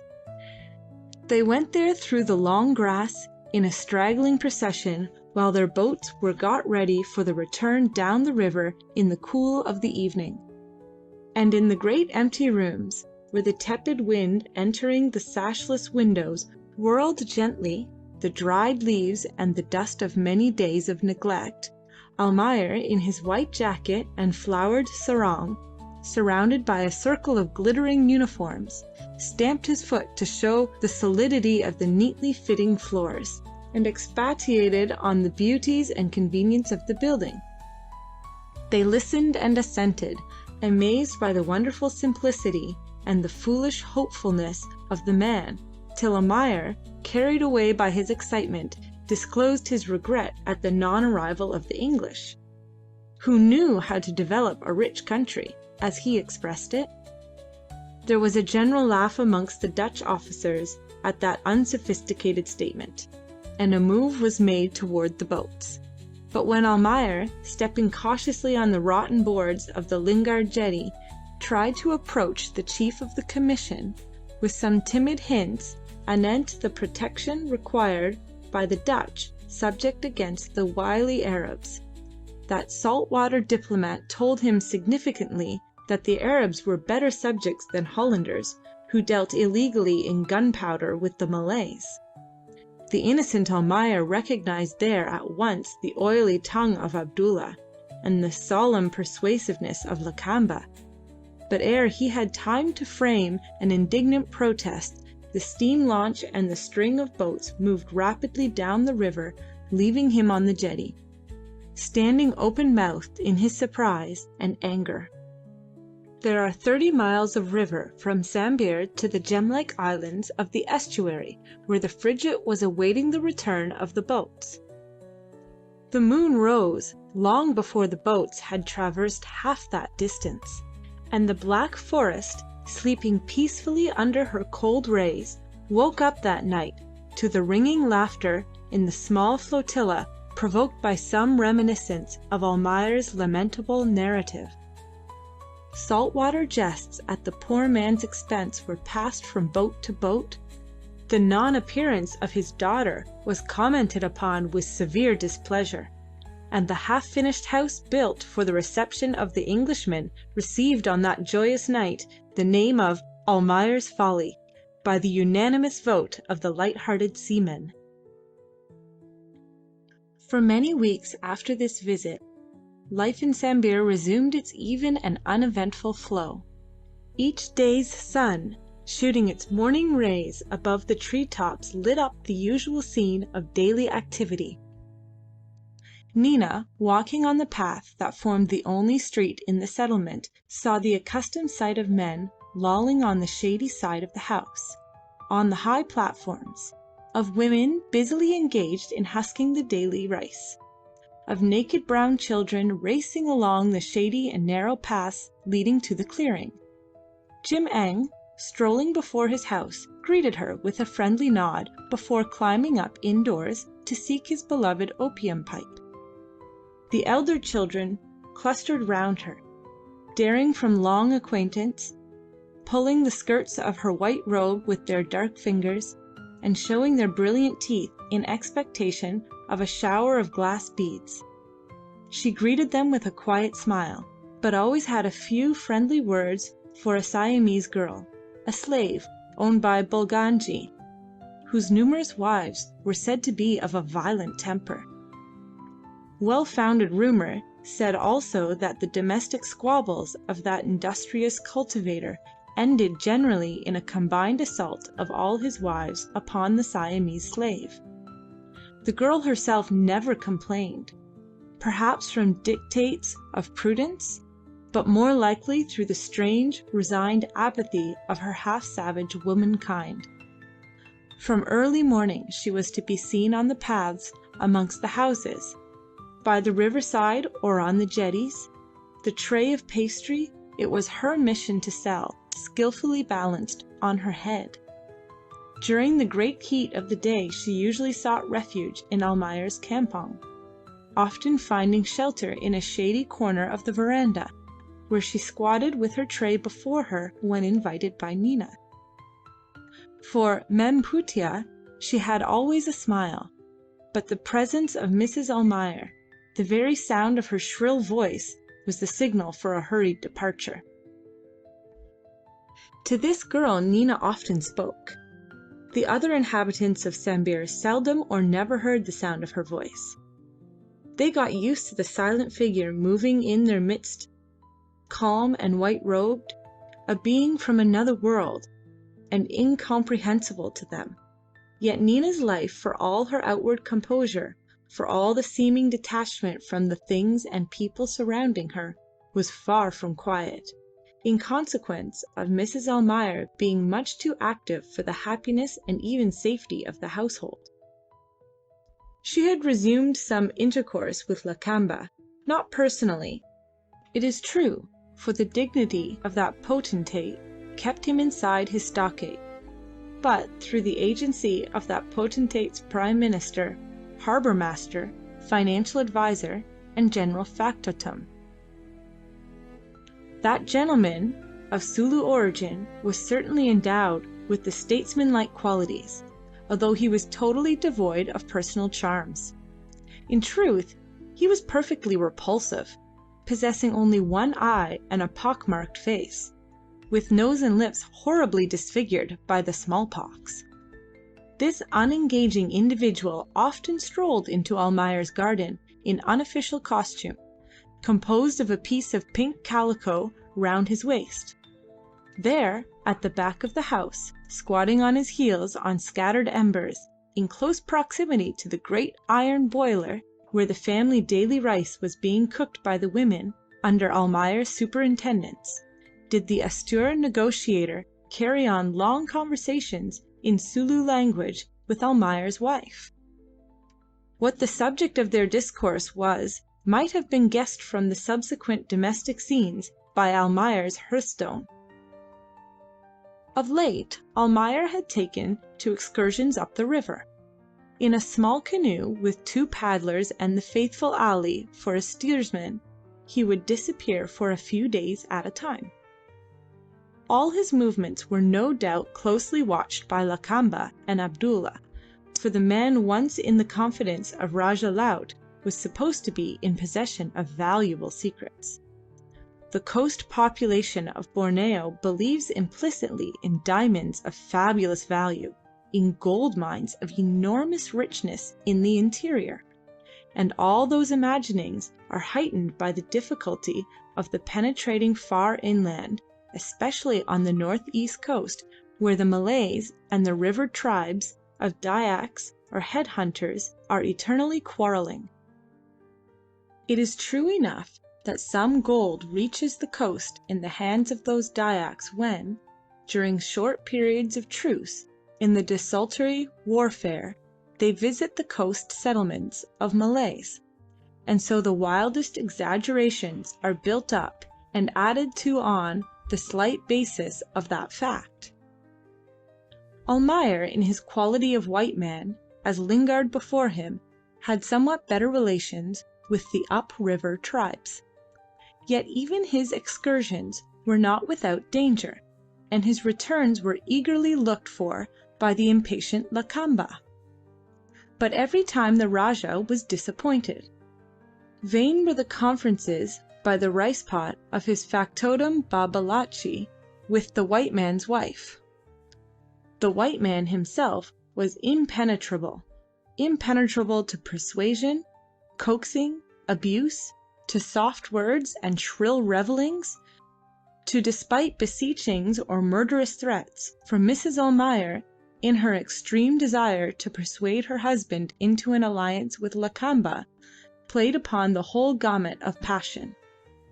With her solid robe wound tightly under the armpits across her lean bosom, her scant greyish hair tumbled in disorder over her projecting cheekbones. In suppliant attitude, she depicted with shrill volubility the advantages of close union with a man so good and so fair dealing. "Why don't you go to the Rajah?" she screamed. "Why don't you go back to those Dyaks in the great forest? They should be killed. You cannot kill them, you cannot. But our Rajah's men are brave. You tell the Rajah where the old white man's treasure is. Our Rajah is good. He is our very grandfather, Datu Besar. He will kill those wretched Dyaks, and you shall have half the treasure. Oh, Kaspar, tell where the treasure is. Tell me. Tell me out of the old man's surat where you read so often at night." On those occasions Almayer sat with rounded shoulders bending to the blast of this domestic tempest, accentuating only each pause in the torrent of his wife's eloquence by an angry growl. "There is no treasure. Go away, woman." Exasperated by the sight of his bent back, she would at last walk round so as to face him across the table, and clasping her robe with one hand, she stretched the other lean arm and claw-like hand to emphasize, in a passion of anger and contempt, the rabid rush of scathing remarks and bitter cursings heaped on the head of the man unworthy to associate with brave Malay chiefs. It ended generally by Almayer rising slowly, his long pipe in hand, his face set into a look of inward pain, and walking away in silence. He descended the steps and plunged into the long grass on his way to the solitude of his new house, dragging his feet in a state of physical collapse from disgust and fear before that fury. She followed to the head of the steps, and sent the shafts of indiscriminate abuse after the retreating form.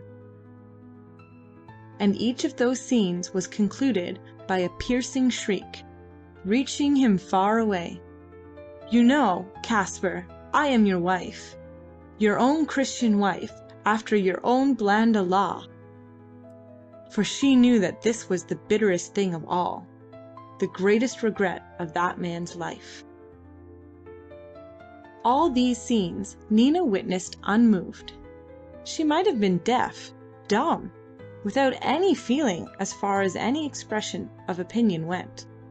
Yet oft when her father had sought the refuge of the great dusty rooms of Almayer's Folly, and her mother, exhausted by rhetorical efforts, squatted warily on her heels with her back against the leg of the table, Nina would approach her curiously, guarding her skirts from Betelgeuse besprinkling the floor, and gaze down upon her as one might look into the quiescent crater of a volcano after a destructive eruption. Mrs. Almayer's thoughts, after these scenes, were usually turned into a channel of childhood reminiscences, and she gave them utterance in a kind of monotonous recitative, slightly disconnected, but generally describing the glories of the Sultan of Sulu, his great splendor, his power, his great prowess, the fear which benumbed the hearts of white men at the sight of his swift piratical prowess. And these muttered statements of her grandfather's might were mixed up with bits of later recollections, where the great fight with the White Devil's brig and the convent life of Samarang occupied the principal place. At that point she usually dropped the thread of her narrative, and pulling out the little brass cross, always suspended round her neck, she contemplated it with superstitious awe. That superstitious feeling connected with some vague talismanic properties of the little bit of metal, and the still more hazy but terrible notion of some bad djinns and horrible torments invented, as she thought, for her especial punishment by the good Mother Superior in case of the loss of the above charm, were Mrs. Almayer's only theological luggage for the stormy road of life. Mrs. Almayer had at least something tangible to cling to, but Nina, brought up under the Protestant wing of the proper Mrs. Vinck, had not even a little piece of brass to remind her of her past teaching. And listening to the recital of those savage glories, those barbarous fights, and savage feasting, to the story of deeds valorous, albeit somewhat bloodthirsty, where men of her mother's race shone far above the Orang Blanda, she felt herself irresistibly fascinated, and saw with vague surprise the narrow mantle of civilized morality in which good-meaning people had wrapped her young soul, fall away and leave her shivering and helpless, as if on the edge of some deep and unknown abyss. Strangest of all, this abyss did not frighten her when she was under the influence of the witch-like being she called her mother. She seemed to have forgotten in civilized surroundings her life before the time when Lingard had, so to speak, kidnapped her from Brow. Since then, she had had Christian teaching, social education, and a good glimpse of civilized life. Unfortunately, her teachers did not understand her nature, and the education ended in a scene of humiliation, in an outburst of contempt from white people for her mixed blood. She had tasted the whole bitterness of it, and remembered distinctly that the virtuous Mrs. Vink's indignation was not so much directed against the young man from the bank as against the innocent cause of that young man's infatuation. And there was also no doubt in her mind that the principal cause of Mrs. Vink's indignation was the thought that such a thing should happen in a white nest, where her snow-white doves, the two Mrs. Vink, had just returned from Europe to find shelter under the maternal wing, and there await the coming of irreproachable men of their destiny. Not even the thought of the money so painfully scraped together by Almayer and so punctually sent for Nina's expenses could dissuade Mrs. Vink from her virtuous resolve. Nina was sent away, and in truth the girl herself wanted to go, although a little frightened by the impending change.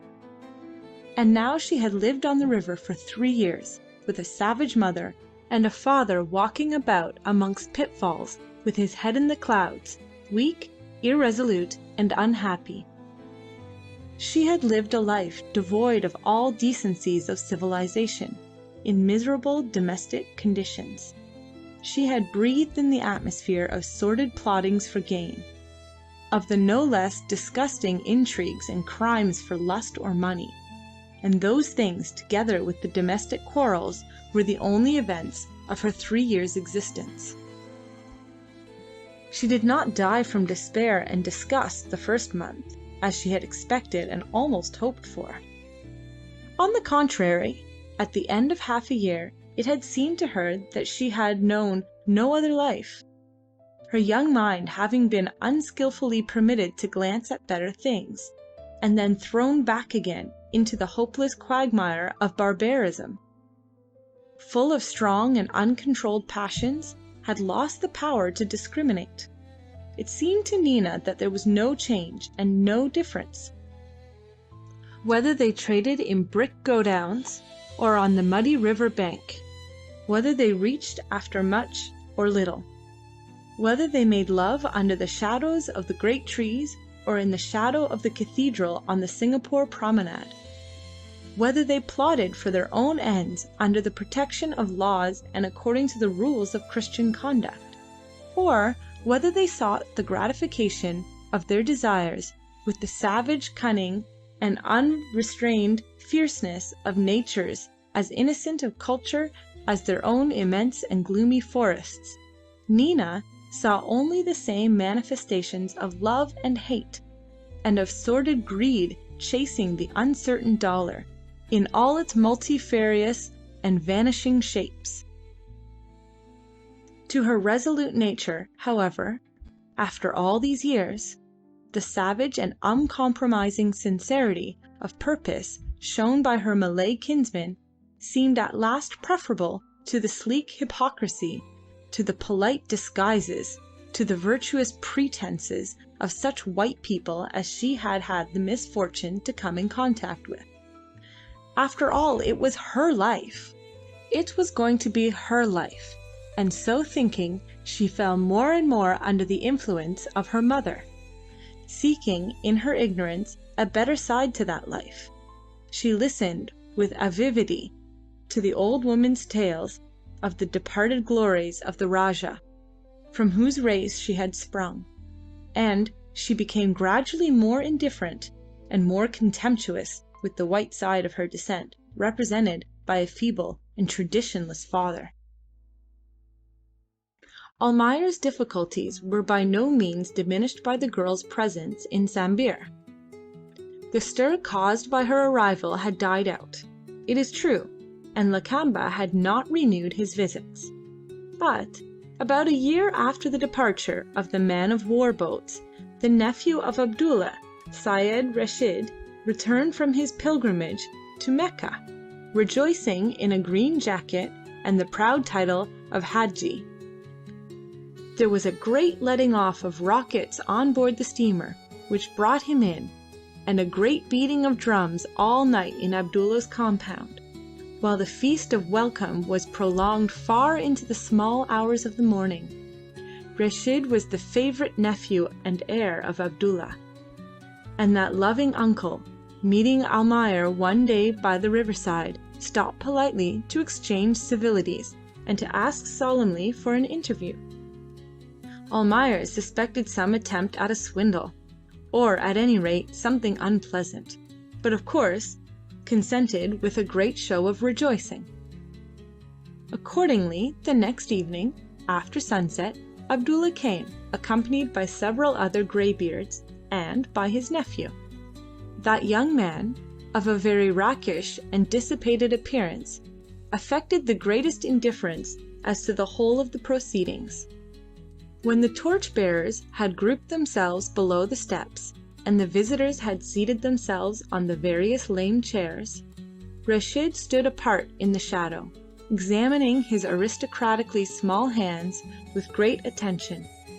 Almayer, surprised by the great solemnity of his visitors, perched himself on the corner of the table with a characteristic want of dignity quickly noted by the Arabs with grave disapproval. But Abdullah spoke now, looking straight past Almayer at the red curtain hanging in the doorway, where a slight tremor disclosed the presence of women on the other side. He began by neatly complimenting Almayer upon the long years they had dwelt together in cordial neighbourhood, and called upon Allah to give him many more years to gladden the eyes of his friends by his welcome presence. He made a polite allusion to the great consideration shown him, Almayer, by the Dutch commissie, and drew thence the flattering inference of Almayer's great importance amongst his own people. He, Abdullah, was also important amongst all the Arabs, and his nephew Reshid would be heir of that social position and of great riches. Now Reshid was a Haji. He was possessor of several Malay women, went on Abdullah, but it was time he had a favourite wife, the first of 4 allowed by the Prophet. And, speaking with well-bred politeness, he explained further to the dumbfounded Almayer that, if he would consent to the alliance of his offspring with that true believer and virtuous man Reshid, she would be the mistress of all the splendours of Reshid's house, and first wife of the first Arab in the islands, when he, Abdullah, was called to the joys of paradise by Allah, the All-Merciful. "You know, Tuan," he said in conclusion, "the other women would be her slaves, and Reshid's house is great. From Bombay he has brought great divans and costly carpets and European furniture. There is also a great looking-glass in a frame shining like gold. What could a girl want more?" And while Almayer looked upon him in silent dismay, Abdullah spoke in a more confidential tone, waving his attendants away, and finished his speech by pointing out the material advantages of such an alliance, and offering to settle upon Almayer's $3,000 as a sign of his sincere friendship and the price of the girl. Poor Almayer was nearly having a fit, burning with the desire of taking Abdullah by the throat. He had but to think of his helpless position in the midst of lawless men to comprehend the necessity of diplomatic conciliation. He mastered his impulses, and spoke politely and coldly, saying the girl was young, and as the apple of his eye. Tuan Reshid, a faithful and a Haji, would not want an infidel woman in his harem, and, seeing Abdullah smile sceptically at the last objection, he remained silent, not trusting himself to speak more, not daring to refuse point blank, nor yet to say anything compromising. Abdullah understood the meaning of that silence, and rose to take leave with a grave salam. He wished his friend Almayer 1,000 years, and moved down the steps, helped dutifully by Reshid. The torch bearers shook their torches, scattering a shower of sparks into the river, and the cortege moved off, leaving Almayer agitated, but greatly relieved by their departure. He dropped into a chair and watched the glimmer of the lights amongst the tree trunks till they disappeared and complete silence succeeded the tramp of feet and the murmur of voices. He did not move until the curtain rustled and Nina came out on the veranda and sat in the rocking chair, where she used to spend many hours every day. She gave a slight rocking motion to her seat, leaning back with half-closed eyes, her long hair shading her face from the smoky light of the lamp on the table. Almayer looked at her furtively, but the face was as impassible as ever. She turned her head slightly towards her father, and, speaking, to his great surprise, in English, asked, "Was that Abdulla here?" "Yes," said Almayer, "just gone." "And what did he want, father?" "He wanted to buy you for Reshid," answered Almayer, brutally, his anger getting the better of him, and looking at the girl as if in expectation of some outbreak of feeling, but Nina remained apparently unmoved, gazing dreamily into the black night outside. "Be careful, Nina," said Almayer after a short silence and rising from his chair. "When you go paddling alone into the creeks in your canoe, that Reshid is a violent scoundrel, and there is no saying what he may do. Do you hear me?" She was standing now, ready to go in, one hand grasping the curtain in the doorway. She turned round, throwing her heavy tresses back by a sudden gesture. "Do you think he would dare?" she asked quickly, and then turned again to go in, adding in a lower tone, "He would not dare. Arabs are all cowards." Almayer looked after her, astonished. He did not seek the repose of his hammock. He walked the floor absently, sometimes stopping by the balustrade to think. The lamp went out. The first streak of dawn broke over the forest. Almayer shivered in the damp air. "I give it up," he muttered to himself, lying down wearily. "Damn those women. Well, if the girl did not look as if she wanted to be kidnapped." And he felt a nameless fear creep into his heart, making him shiver again. End of chapter 3. Chapter number 4. That year, towards the breaking up of the southwest monsoon, disquieting rumours reached Sambir. Captain Ford, coming up to Almayer's house for an evening's chat, brought late numbers of the Straits Times, giving the news of Acheen War and the unsuccessful Dutch expedition. The Nakodas of the rare trading praus ascending the river paid visits to Lakamba, discussing with that potentate the unsettled state of affairs, and wagged their heads gravely over the recital of Orang Blanda exaction, severity, and general tyranny, as exemplified in the total stoppage of gunpowder trade and the rigorous visiting of all suspicious craft trading in the Straits of Macassar. Even the loyal soul of Lakamba was stirred into a state of inward discontent by the withdrawal of his license for powder, and by the abrupt confiscation of 150 barrels of that commodity by the gunboat Princess Amelia, when, after a hazardous voyage, it had almost reached the mouth of the river. The unpleasant news was given him by Reshid, who, after the unsuccessful issue of his matrimonial projects, had made a long voyage amongst the islands for trading purposes, had brought the powder for his friend, and was overhauled and deprived of it on his return, when actually congratulating himself on his acuteness in avoiding detection. Reshid's wrath was principally directed against Almayer, whom he suspected of having notified the Dutch authorities of the desultory warfare carried on by the Arabs and the Rajah with the upriver Dayak tribes. To Rashid's great surprise, the Rajah received his complaints very coldly, and showed no signs of vengeful disposition towards the white man. In truth, Lakamba knew very well that Almayer was perfectly innocent of any meddling in state affairs, and besides, his attitude towards that much persecuted individual was wholly changed in consequence of a reconciliation effected between him and his old enemy by Almayer's newly found friend, Dain Marula. Almayer had now a friend. Shortly after Rashid's departure on his commercial journey, Nina, drifting slowly with the tide in the canoe on her return home after one of her solitary excursions, heard in one of the small creeks a splashing, as if of heavy ropes dropping in the water, and the prolonged song of Malay seamen when some heavy pulling is to be done.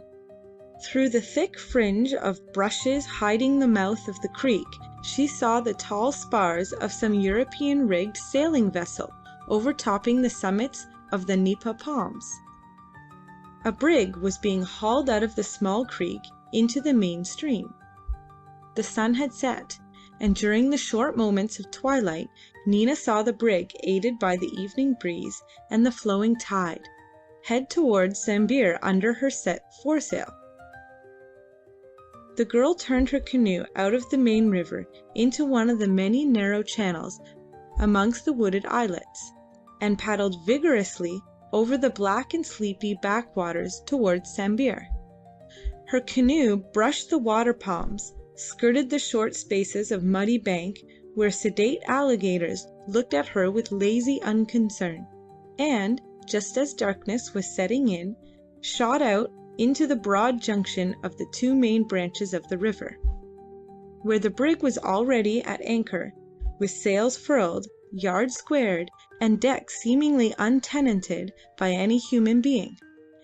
Nina had to cross the river and pass pretty close to the brig in order to reach home on the low promontory between the two branches of the Pantai. Up both branches, in the houses built on the banks and over the water, the lights twinkled already, reflected in the still waters below. The hum of voices, the occasional cry of a child, the rapid and abruptly interrupted roll of a wooden drum, together with some distant hailing in the darkness by the returning fishermen, reached her over the broad expanse of the river. She hesitated a little before crossing. The sight of such an unusual object as a European-rigged vessel causing her some uneasiness, but the river in its wide expansion was dark enough to render a small canoe invisible.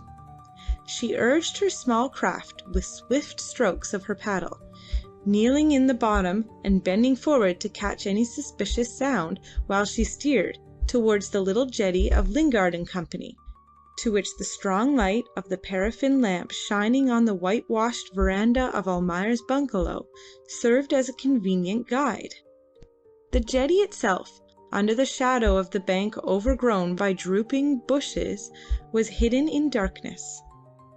Before she could even see it, she heard the hollow bumping of a large boat against its rotten posts, and heard also the murmur of whispered conversation in the boat, whose white paint and great dimensions, faintly visible on nearer approach, made her rightly guess that it belonged to the brig just anchored. Stopping her course by a rapid motion of her paddle, with another swift stroke she sent it whirling away from the wharf, and steered for a little rivulet which gave access to the back courtyard of the house. She landed at the muddy head of the creek, and made her way towards the house over the trodden grass of the courtyard. To the left, from the cooking shed, shone a red glare through the banana plantation she skirted, and the noise of the feminine laughter reached her from there in the silent evening.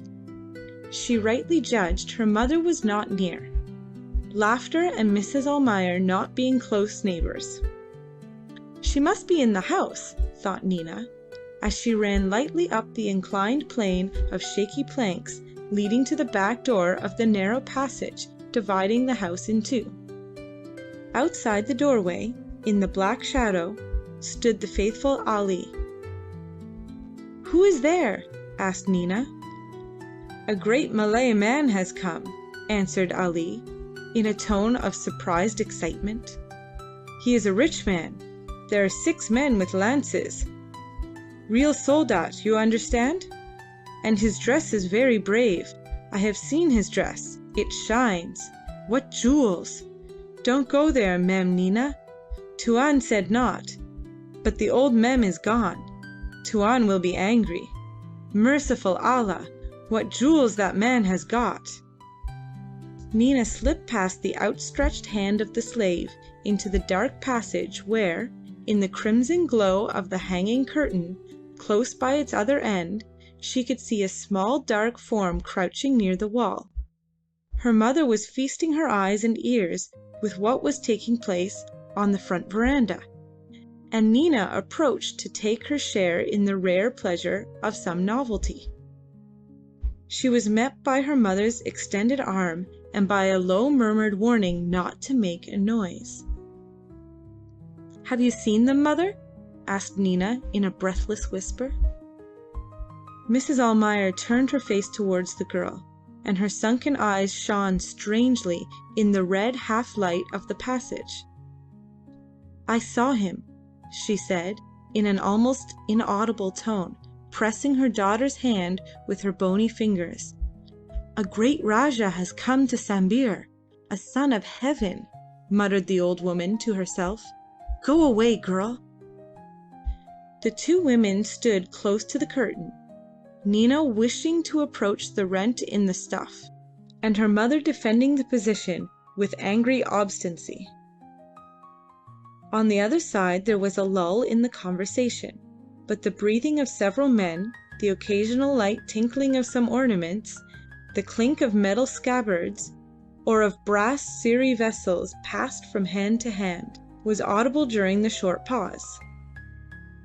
The women struggled silently, when there was a shuffling noise and the shadow of Almayer's burly form fell on the curtain.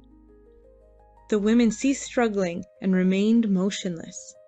Almayer had stood up to answer his guest, turning his back to the doorway, unaware of what was going on the other side. He spoke in a tone of regretful irritation. "You have come to the wrong house, Tuan Maroola, if you want to trade, as you say. I was a trader once, not now, whatever you may have heard about me in Massacre. And if you want anything, you will not find it here. I have nothing to give, and want nothing myself. You should go to the Rajah here. You can see in the daytime his houses across the river, there, where those fires are burning on the shore. He will help you and trade with you. Or, better still, go to the Arabs over there," he went on bitterly, pointing with his hands towards the houses of Sambir. "Abdulla is the man you want. There is nothing he would not buy, and there is nothing he would not sell.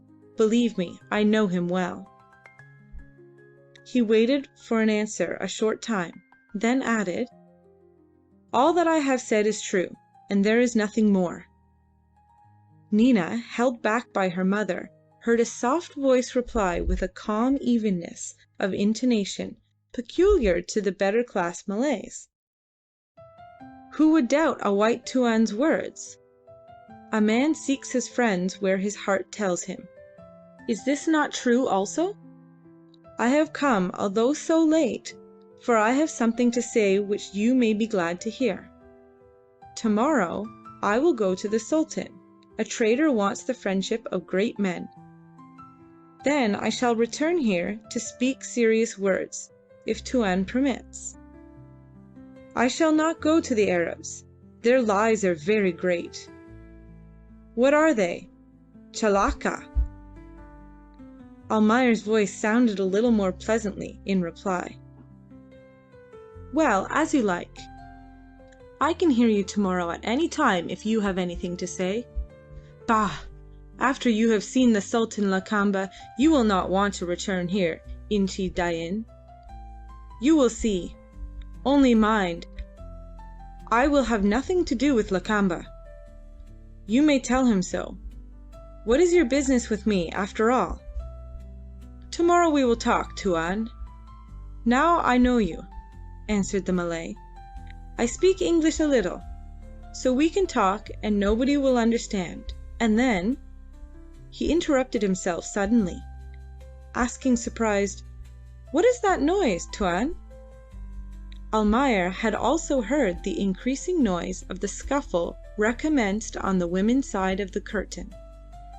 Evidently, Nina's strong curiosity was on the point of overcoming Mrs. Almayer's exalted sense of social proprieties.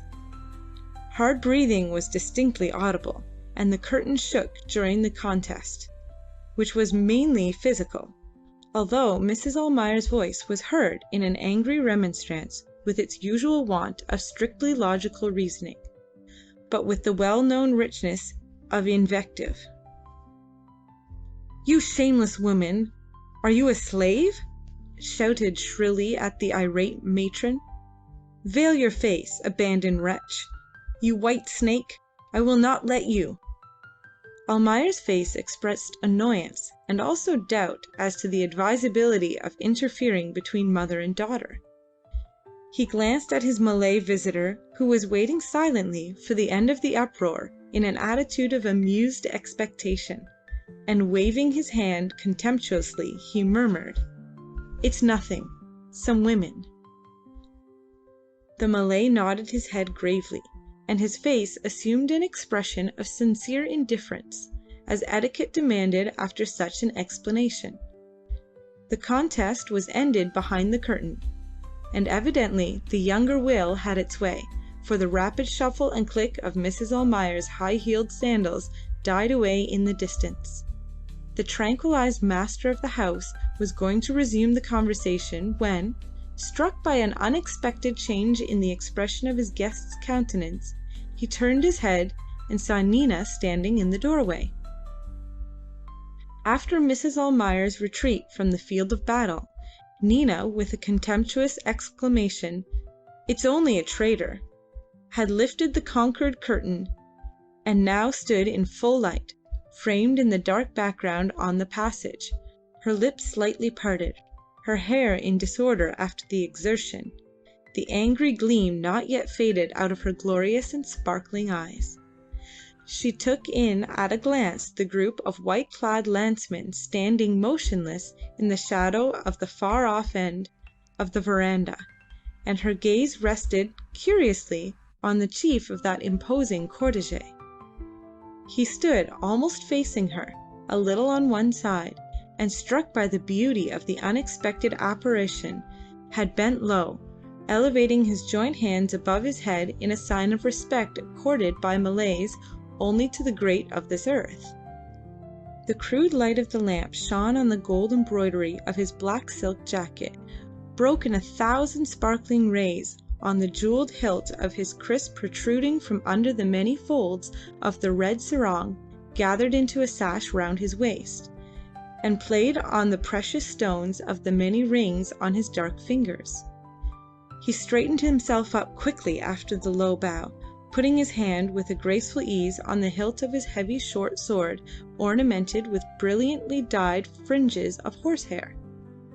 Nina, hesitating on the threshold, saw an erect lithe figure of medium height with a breadth of shoulders suggesting great power. Under the folds of a blue turban, whose fringed ends hung gracefully over the left shoulder, was a face full of determination and expressing a reckless good humour, not devoid, however, of some dignity. The squareness of lower jaw, the full red lips, the mobile nostrils, and the proud carriage of the head gave the impression of being a half-savage, untamed, perhaps cruel, and corrected in the liquid softness of the almost feminine eye, that general characteristic of the race. Now the first surprise over, Nina saw those eyes fixed upon her with such an uncontrolled expression of admiration and desire that she felt a hitherto unknown feeling of shyness, mixed with alarm and some delight, enter and penetrate her whole being. Confused by those unusual sensations, she stopped in the doorway and instinctively drew the lower part of the curtain across her face, leaving only half a rounded cheek, a stray tress, and one eye exposed, wherewith to contemplate the gorgeous and bold being so unlike in appearance to the rare specimens of traders she has seen before on that same verandah. Dain Maroola, dazzled by the unexpected vision, forgot the confused Almayer, forgot his brig, his escort staring in open-mouthed admiration, the object of his visit and all things else, in his overpowering desire to prolong the contemplation of so much loveliness met so suddenly in such an unlikely place, as he thought. "It is my daughter," said Almayer, in an embarrassed manner. "It is of no consequence. White women have their customs, as you know, Tuan, having travelled much, as you say. However, it is late. We will finish our talk tomorrow." Dain bent low, trying to convey in a last glance towards the girl the bold expression of his overwhelming admiration. The next minute he was shaking Almayer's hand with grave courtesy, his face wearing a look of stolid unconcern as to any feminine presence.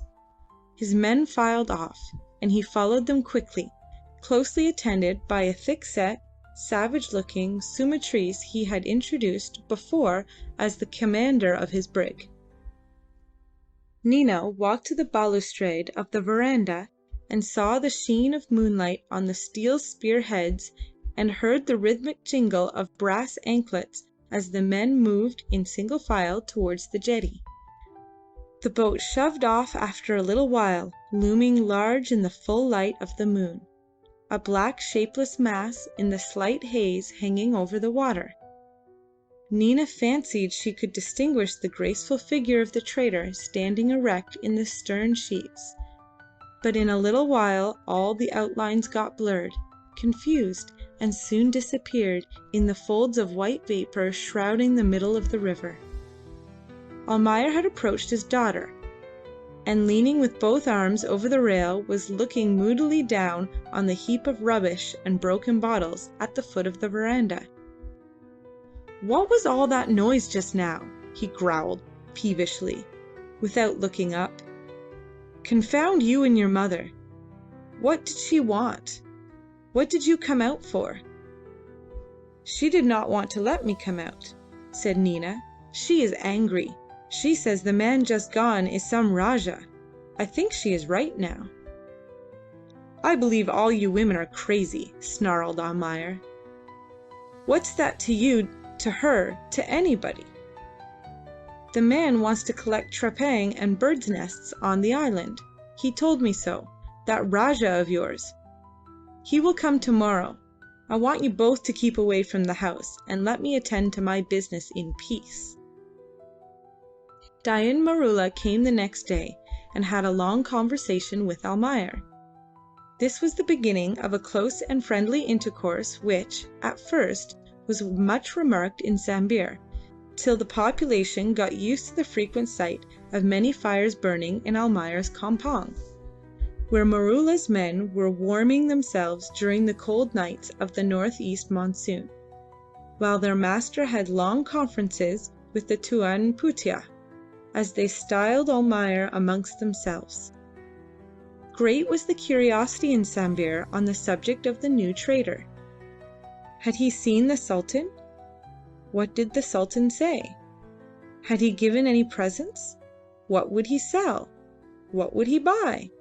Those were the questions broached eagerly by the inhabitants of bamboo houses built over the river. Even in more substantial buildings, in Abdullah's house, in the residences of principal traders, Arab, Chinese, and Bugis, the excitement ran high and lasted many days. With inborn suspicion, they would not believe the simple account of himself the younger trader was always ready to give. Yet it had the appearance of truth. He said he was a trader and sold rice. He did not want to buy gutta percha or beeswax. because he intended to employ his numerous crew in collecting trepang on the coral reefs outside the river, and also in seeking for birds' nests on the mainland. Those two articles he professed himself ready to buy if there were any to be obtained in that way. He said he was from Bali, and a Brahmin, which last statement he made good by refusing all food during his often repeated visits to Lakamba's and Almayer's houses. To Lakamba he went generally at night and had long audiences.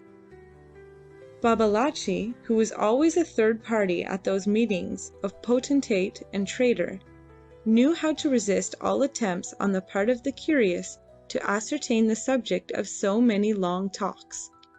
When questioned with languid curiosity by the grave Abdullah, he sought refuge in a vacant stare of his one eye, and in the affection of extreme simplicity.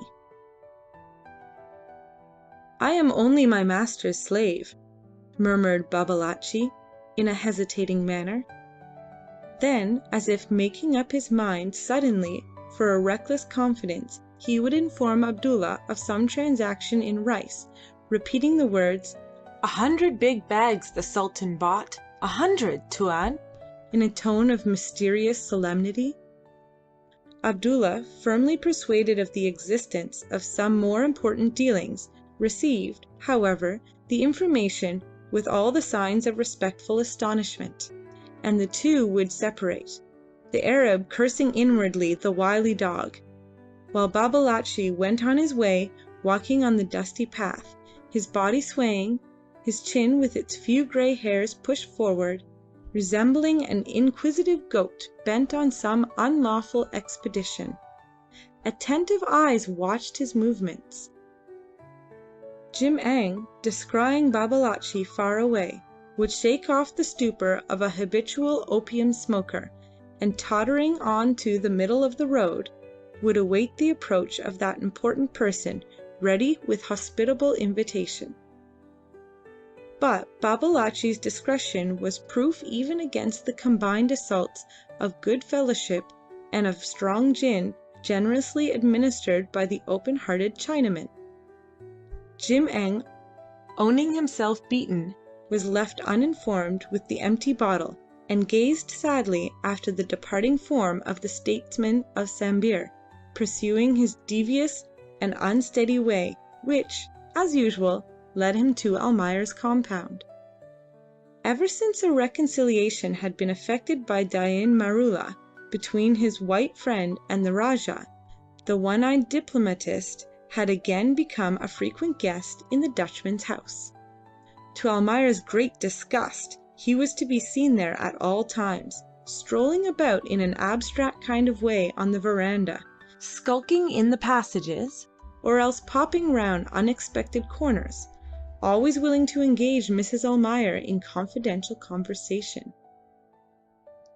He was very shy of the master himself, as if suspicious that the pent-up feelings of white men towards his person might find vent in a sudden kick. But the cooking shed was his favourite place, and he became a habitual guest there, squatting for hours amongst the busy women, with his chin resting on his knees, his lean arms clasped round his legs, and his one eye roving uneasily, the very picture of watchful ugliness. Almayer wanted more than once to complain to Lakamba of his Prime Minister's intrusion, but Dain dissuaded him. "We cannot say a word here that he does not hear," growled Almayer. "Then come and talk on board the brig," retorted Dain with a quiet smile.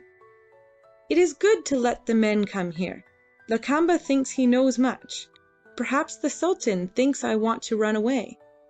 Better let the one-eyed crocodile sun himself in your campang, Tuan."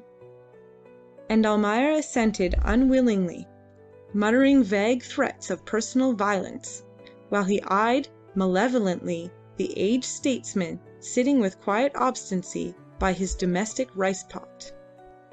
End of chapter 4. Chapter number 5. At last the excitement had died out in Sambir. The inhabitants got used to the sight of comings and goings between Almayer's house and the vessel, now moored to the opposite bank, and speculation as to the feverish activity displayed by Almayer's boatmen in repairing old canoes ceased to interfere with the due discharge of domestic duties by the women of the settlement. Even the baffled Jim Eng left off troubling his muddled brain with secrets of trade, and relapsed by the aid of his opium pipe into a state of stupefied bliss, letting Babalatchi pursue his way past his house uninvited and seemingly unnoticed. So on that warm afternoon, when the deserted river sparkled under the vertical sun, the statesman of Sambir could, without any hindrance from friendly inquirers, shove off his little canoe from under the bushes, where it was usually hidden during his visits to Almayer's compound. Slowly and languidly Babalatchi paddled, crouching low in the boat, making himself small under his enormous sun hat to escape the scorching heat reflected from the water. He was not in a hurry. His master, Lakamba, was surely reposing at this time of the day. He would have ample time to cross over and greet him on his waking with important news. Will he be displeased? Will he strike his ebony wood staff angrily on the floor, frightening him by the incoherent violence of his exclamations? Or will he squat down with a good-humoured smile, and, rubbing his hands gently over his stomach with a familiar gesture, expectorate copiously into the brass Siri vessel, giving vent to a low, approbative murmur?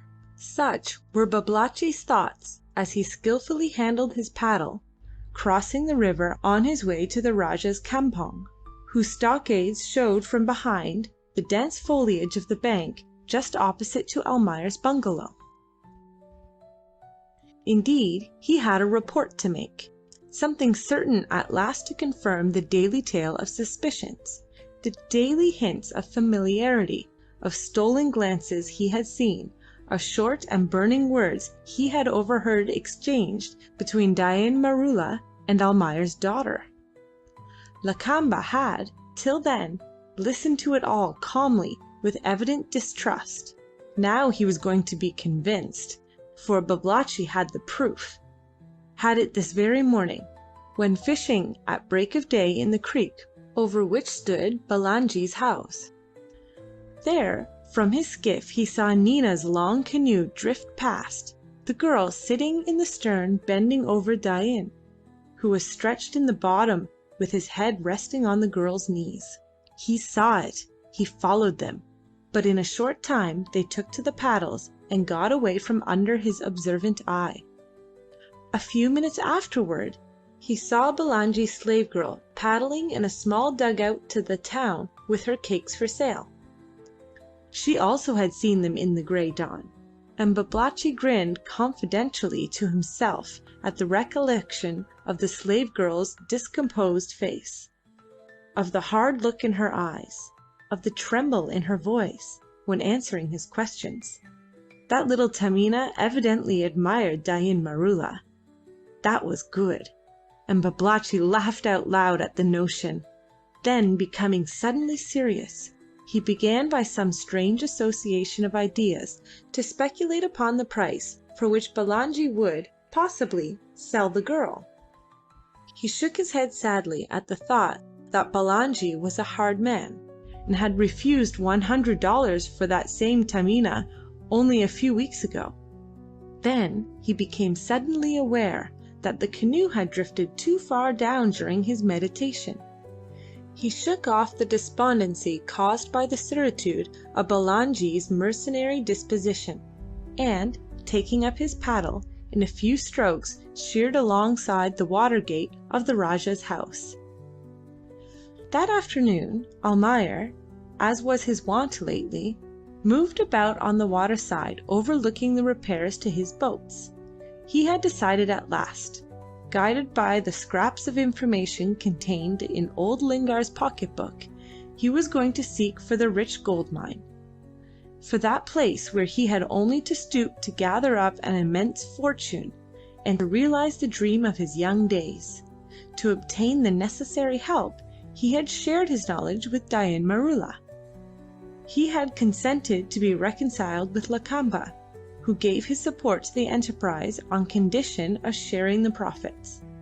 He had sacrificed his pride, his honor, and his loyalty in the face of the enormous risk of his undertaking, dazzled by the greatness of the results to be achieved by this alliance, so distasteful yet so necessary.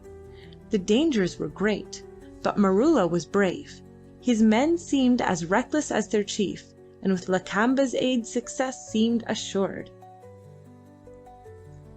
For the last fortnight Almayer was absorbed in the preparations, walking amongst his workmen and slaves in a kind of waking trance, where practical details as to the fitting out of the boats were mixed up with vivid dreams of untold wealth, where the present misery of burning sun, of the muddy and malodorous river bank, disappeared in a gorgeous vision of a splendid future existence for himself and Nina. He hardly saw Nina during these last days, although the beloved daughter was ever present in his thoughts. He hardly took notice of Dain, whose constant presence in his house had become a matter of course to him now that they were connected by a community of interests. When meeting the young chief, he gave him an absent greeting and passed on, seemingly wishing to avoid him, bent upon forgetting the hated reality of the present by absorbing himself in his work, or else by letting his imagination soar far above the tree-tops into the great white clouds away to the wasteland, where the paradise of Europe was awaiting the future Eastern millionaire. And Maroola, now the bargain was struck and there was no more business to be talked over, evidently did not care for the white man's company. Yet Dain was always about the house, but he seldom stayed long by the riverside. On his daily visits to the white man the Malay chief preferred to make his way quietly through the central passage of the house, and would come out into the garden at the back, where the fire was burning in the cooking shed, with the rice kettle swinging over it, under the watchful supervision of Mrs. Almayer. Avoiding that shed, with its black smoke and the warbling soft feminine voices, Dain would turn to the left. There, on the edge of a banana plantation, a clump of palms and mango trees formed a shady spot, a few scattered bushes giving it a certain seclusion into which only the serving women's chatter or an occasional burst of laughter could penetrate. Once in, he was invisible, and hidden there, leaning against the smoked trunk of a tall palm, he waited with gleaming eyes and an assured smile to hear the faint rustle of dried grass under the light footsteps of Nina. From the very first moment when his eyes beheld this, to him, perfection of loveliness, he felt in his inmost heart the conviction that she would be his. He felt the subtle breath of mutual understanding passing between their two savage natures, and he did not want Mrs. Almayer's encouraging smiles to take every opportunity of approaching the girl. And every time he spoke to her, every time he looked into her eyes, Nina, although averting her face, felt as if this bold-looking being, who spoke burning words into her willing ear, was the embodiment of her fate, the creature of her dreams, reckless, ferocious, ready with flashing kriss for his enemies, and with passionate embrace for his beloved, the ideal Malay chief of her mother's tradition. She recognized with a thrill of delicious fear the mysterious consciousness of her identity with that being.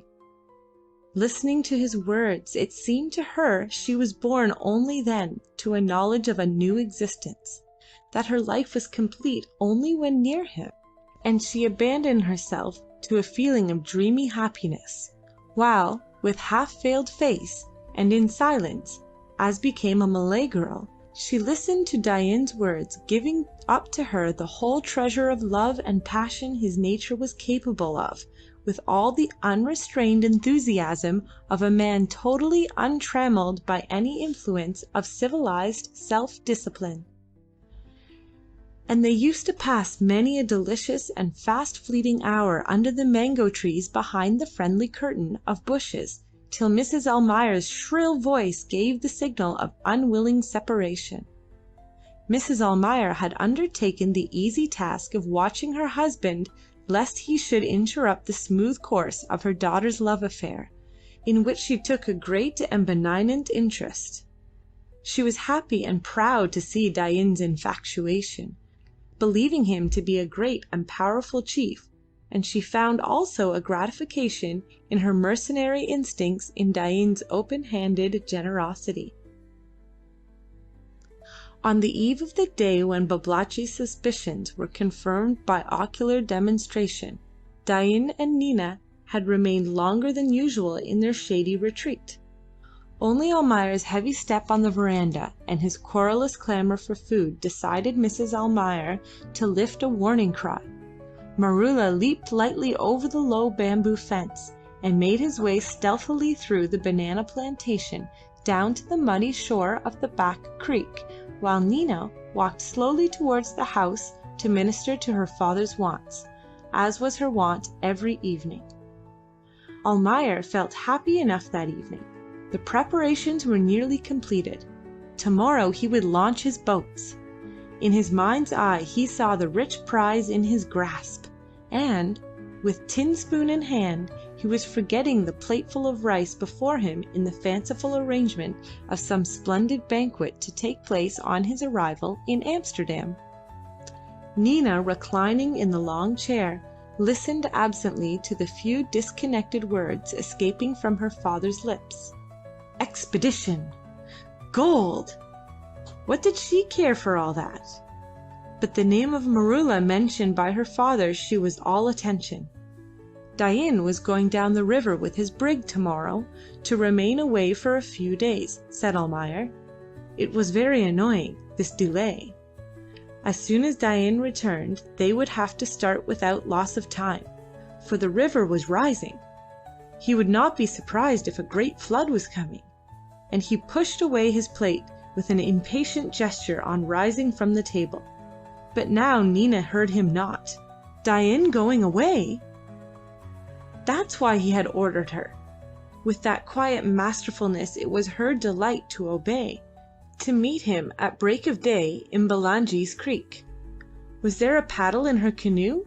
She thought. Was it ready? She would have to start early, at 4 a.m, in a very few hours. She rose from her chair, thinking she would require rest before the long pull in the early morning. The lamp was burning dimly, and her father, tired with the day's labour, was already in his hammock. Nina put the lamp out and passed into the large room she shared with her mother on the left of the central passage.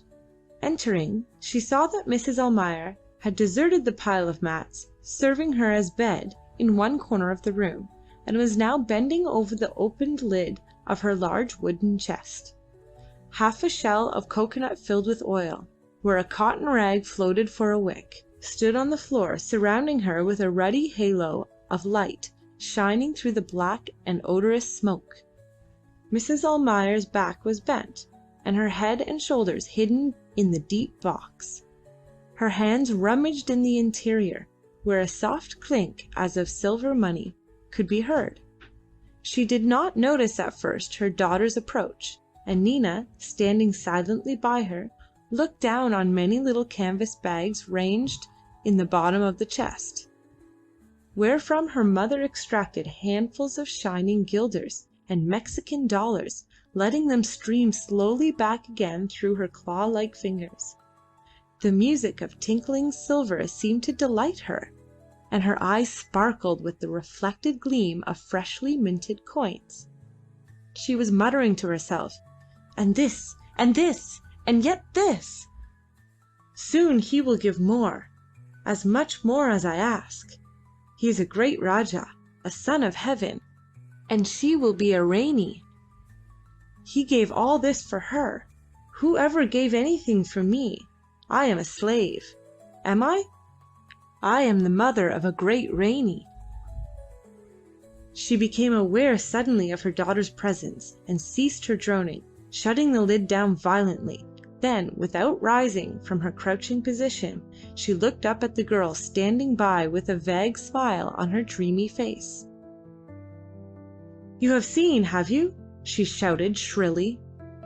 "That is all mine, and for you. It's not enough. He will have to give more before he takes you away to the southern island where his father is king. You hear me? You are worth more, granddaughter of Rajas. More! More!" The sleepy voice of Almayer was heard on the veranda recommending silence. Mrs. Almayer extinguished the light and crept into her corner of the room. Nina lay down on her back on a pile of soft mats, her hands entwined under her head, gazing through the shutterless hole, serving as a window at the stars twinkling on the black sky. She was awaiting the time of start for her appointed meeting place. With quiet happiness she thought of that meeting in the great forest, far from all human eyes and sounds.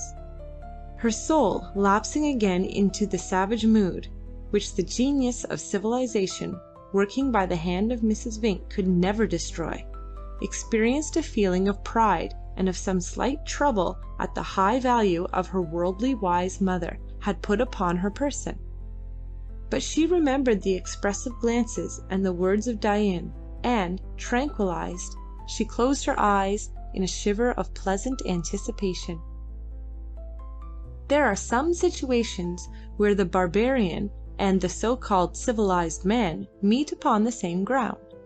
It may be supposed that Dain Maroola was not exceptionally delighted with his prospective mother-in-law, nor that he actually approved of that worthy woman's appetite for shining dollars.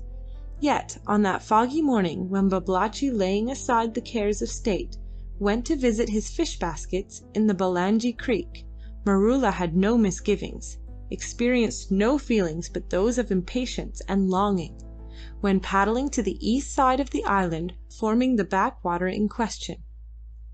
He hid his canoe in the bushes and strode rapidly across the islet, pushing with impatience through the twigs of heavy undergrowth intercrossed over his path. From motives of prudence he would not take his canoe to the meeting place as Nina had done. He had left it in the main stream till his return from the other side of the island. The heavy warm fog was closing rapidly round him, but he managed to catch a fleeting glimpse of a light away to the left, proceeding from Balangi's house. Then he could see nothing in the thickening vapour, and kept to the path only by a sort of instinct, which also led him to the very point on the opposite shore he wished to reach. A log had stranded there, at right angles to the bank, forming a kind of jetty against which the swiftly flowing stream broke with a loud ripple. He stepped on it with a quick but steady motion, and in 2 strides found himself at the outer end, with the rush and swirl of the foaming water at his feet.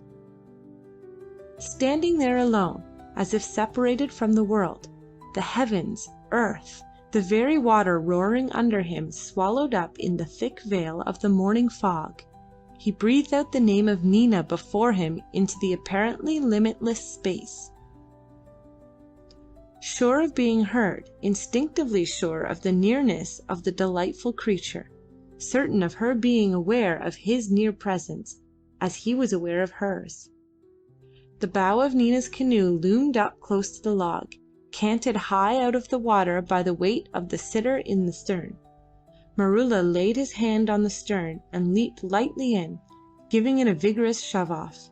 The light craft, obeying the new impulse, cleared the log by a hair's breadth, and the river, with obedient complicity, swung it broadside to the current, and bore it off silently and rapidly between the invisible banks. And once more Dain, at the feet of Nina, forgot the world, felt himself carried away helpless by a great wave of supreme emotion, by a rush of joy, pride, and desire, understood once more with overpowering certitude that there was no life possible without that being he held clasped in his arms with passionate strength, in a prolonged embrace. Nina disengaged herself gently with a low laugh. "You will overturn the boat, Dain," she whispered. He looked into her eyes eagerly for a minute, and let her go with a sigh. Then, lying down in the canoe, he put his head on her knees, gazing upwards and stretching his arms backwards till his hand met round the girl's waist. She bent over him, and shaking her hand, framed both their faces in the falling locks of her long black hair. And so they drifted on, he speaking with all the rude eloquence of a savage nature giving itself up without restraint to an overmastering passion, she bending low to catch the murmur of words sweeter to her than life itself. To those two nothing existed outside the gunwales of the narrow and fragile craft. It was their world, filled with their intense and all-absorbing love. They took no heed of the thickening mist, or of the breeze dying away before sunrise. They forgot the existence of the great forests surrounding them, of all the tropical nature awaiting the advent of the sun in a solemn and impressive silence. Over the low river mist, hiding the boat with its fragrance of young passionate life and all forgetful happiness, the stars paled, and a silvery grey tint crept over the sky from the eastward. There was not a breath of wind, not a rustle of stirring leaf, not a splash of leaping fish to disturb the serene repose of all living things on the banks of the great river. Earth, river, and sky were wrapped up in a deep sleep, from which it seemed there would be no waking. All the seething life and movement of tropical nature seemed concentrated in the ardent eyes, in the tumultuously beating hearts of the two beings drifting in the canoe under the white canopy of mist over the smooth surface of the river. Suddenly, a great sheaf of yellow rays shot upward from behind the black curtain of the trees lining the banks of the Pantai. The stars went out. The little black clouds at the zenith glowed for a moment with crimson tints, and the thick mist, stirred by the gentle breeze, the sigh of waking nature, whirled round and broke into fantastically torn pieces, disclosing the wrinkled surface of the river sparkling in the broad light of day. Great flocks of white birds wheeled screaming above the swaying tree tops. The sun had risen on the east coast. Dain was the first to return to the cares of everyday life. He rose and glanced rapidly up and down the river.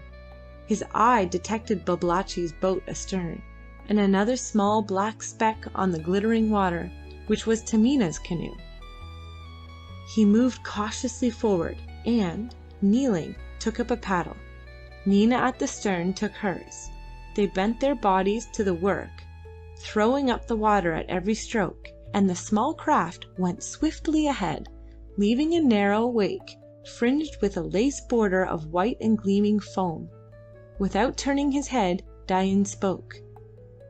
"Somebody behind us, Nina. We must not let him gain.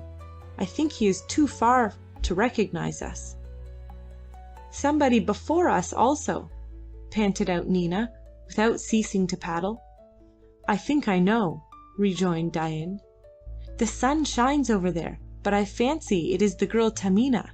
She comes down every morning to my brig to sell cakes. Stays often all day. It does not matter. Steer more to the bank. We must get under the bushes. My canoe is hidden not far from here."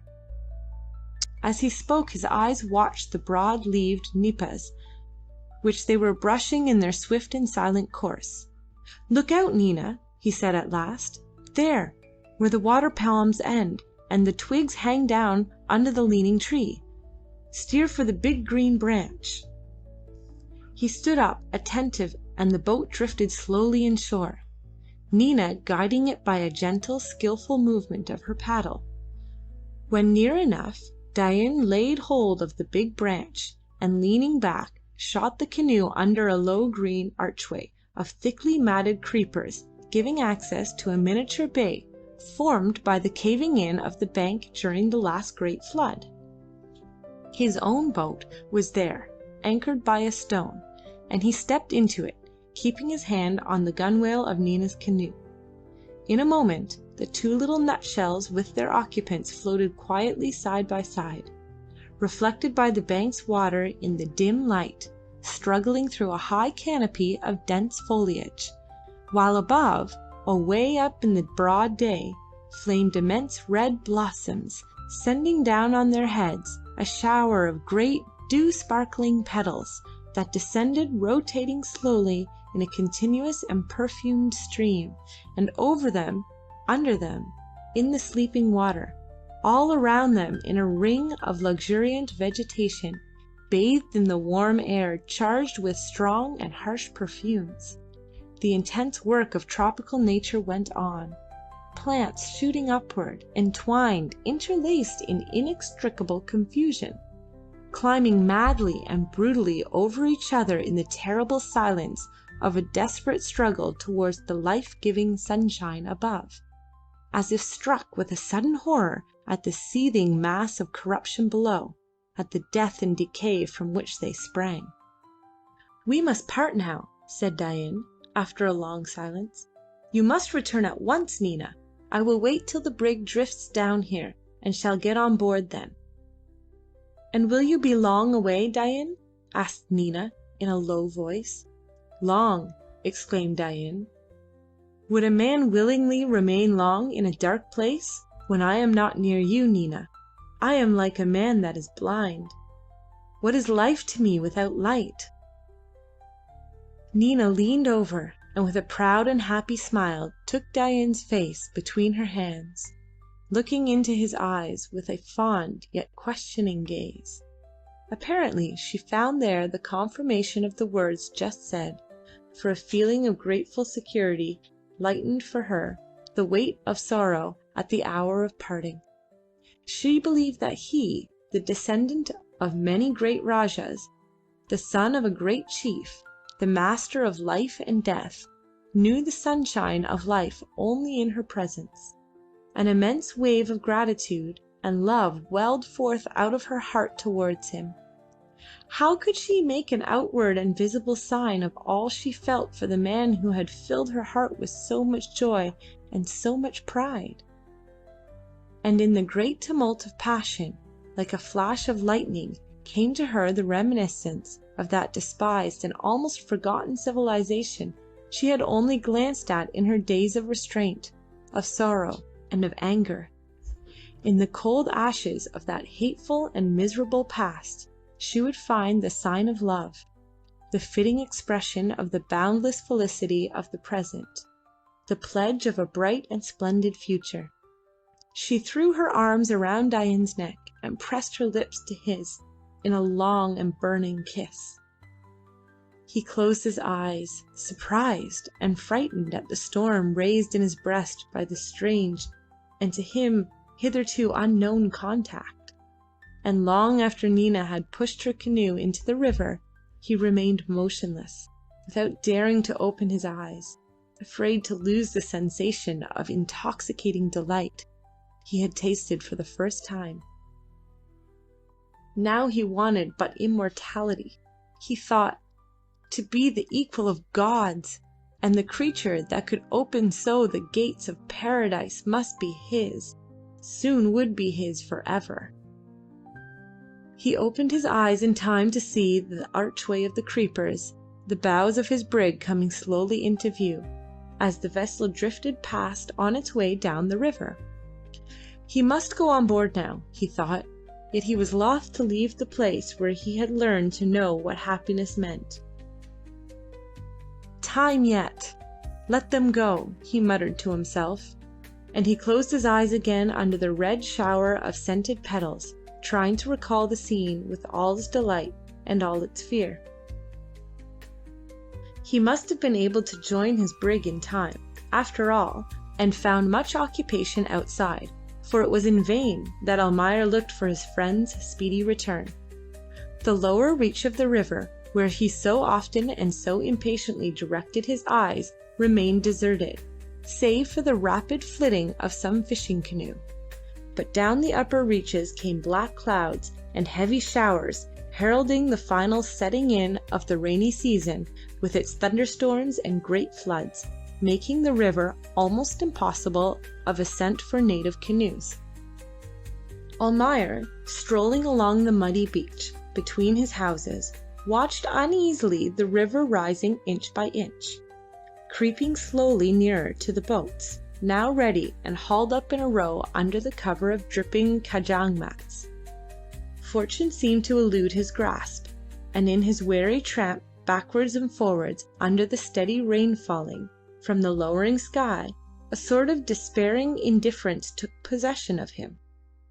What did it matter? It was just his luck. Those two infernal savages, Lakamba and Dain, induced him, with their promises of help, to spend his last dollar in the fitting out of boats, and now one of them was gone somewhere, and the other shut up inside his stockade would give no sign of life. No, not even the scoundrelly Babalatchi, thought Almayer, would show his face near him. Now they had sold him all the rice, brass gongs, and cloth necessary for his expedition. They had his very last coin, and did not care whether he went or stayed.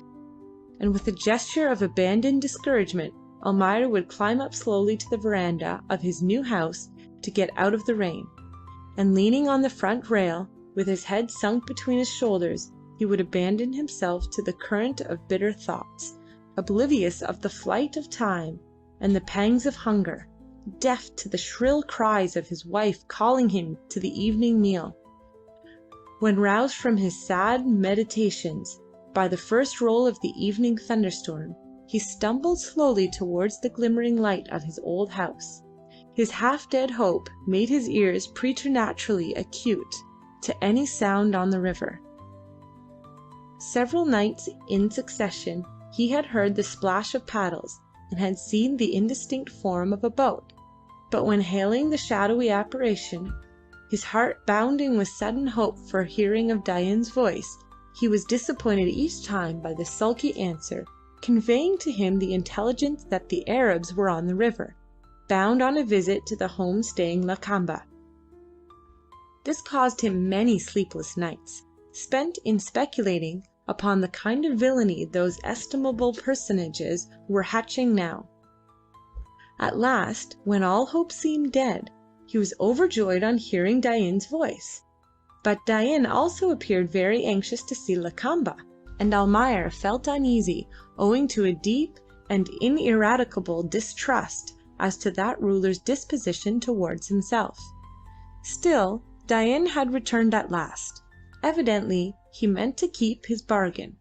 Hope revived, and that night Almayer slept soundly, while Nina watched the angry river under the lash of thunderstorm sweeping onward towards the sea. End of chapter 5. Chapter number 6. Dain was not long in crossing the river after leaving Almayer. He landed at the water gate of the stockade, enclosing the group of houses which composed the residence of the Rajah of Sambir. Evidently somebody was expected there, for the gate was open, and men with torches were ready to precede the visitor up the inclined plane of planks leading to the largest house where Lakamba actually resided, and where all the business of state was invariably transacted. The other buildings within the enclosure served only to accommodate the numerous household and the wives of the ruler. Lakamba's own house was a strong structure of solid planks, raised on high piles, with a veranda of split bamboos surrounding it on all sides. The whole was covered in by an immensely high-pitched roof of palm leaves, resting on beams blackened by the smoke of many torches. The building stood parallel to the river, one of its long sides facing the water gate of the stockade. There was a door in the short side looking up the river, and the inclined plank way led straight from the gate to that door. By the uncertain light of smoky torches, Dain noticed the vague outlines of a group of armed men in the dark shadows to his right. From that group Babalatchi stepped forward to open the door, and Dain entered the audience chamber of the Rajah's residence. About 1/3 of the house was curtained off by heavy stuff of European manufacture. For that purpose, close to the curtain there was a big armchair of some black wood, much carved, and before it a rough deal table. Otherwise the room was only furnished with mats in great profusion. To the left of the entrance stood a rude arm rack, with 3 rifles with fixed bayonets in it. By the wall, in the shadow, the bodyguard of Lakamba, all friends or relations, slept in a confused heap of brown arms, legs, and multicolored garments, from whence issued an occasional snore or a subdued groan of some uneasy sleeper.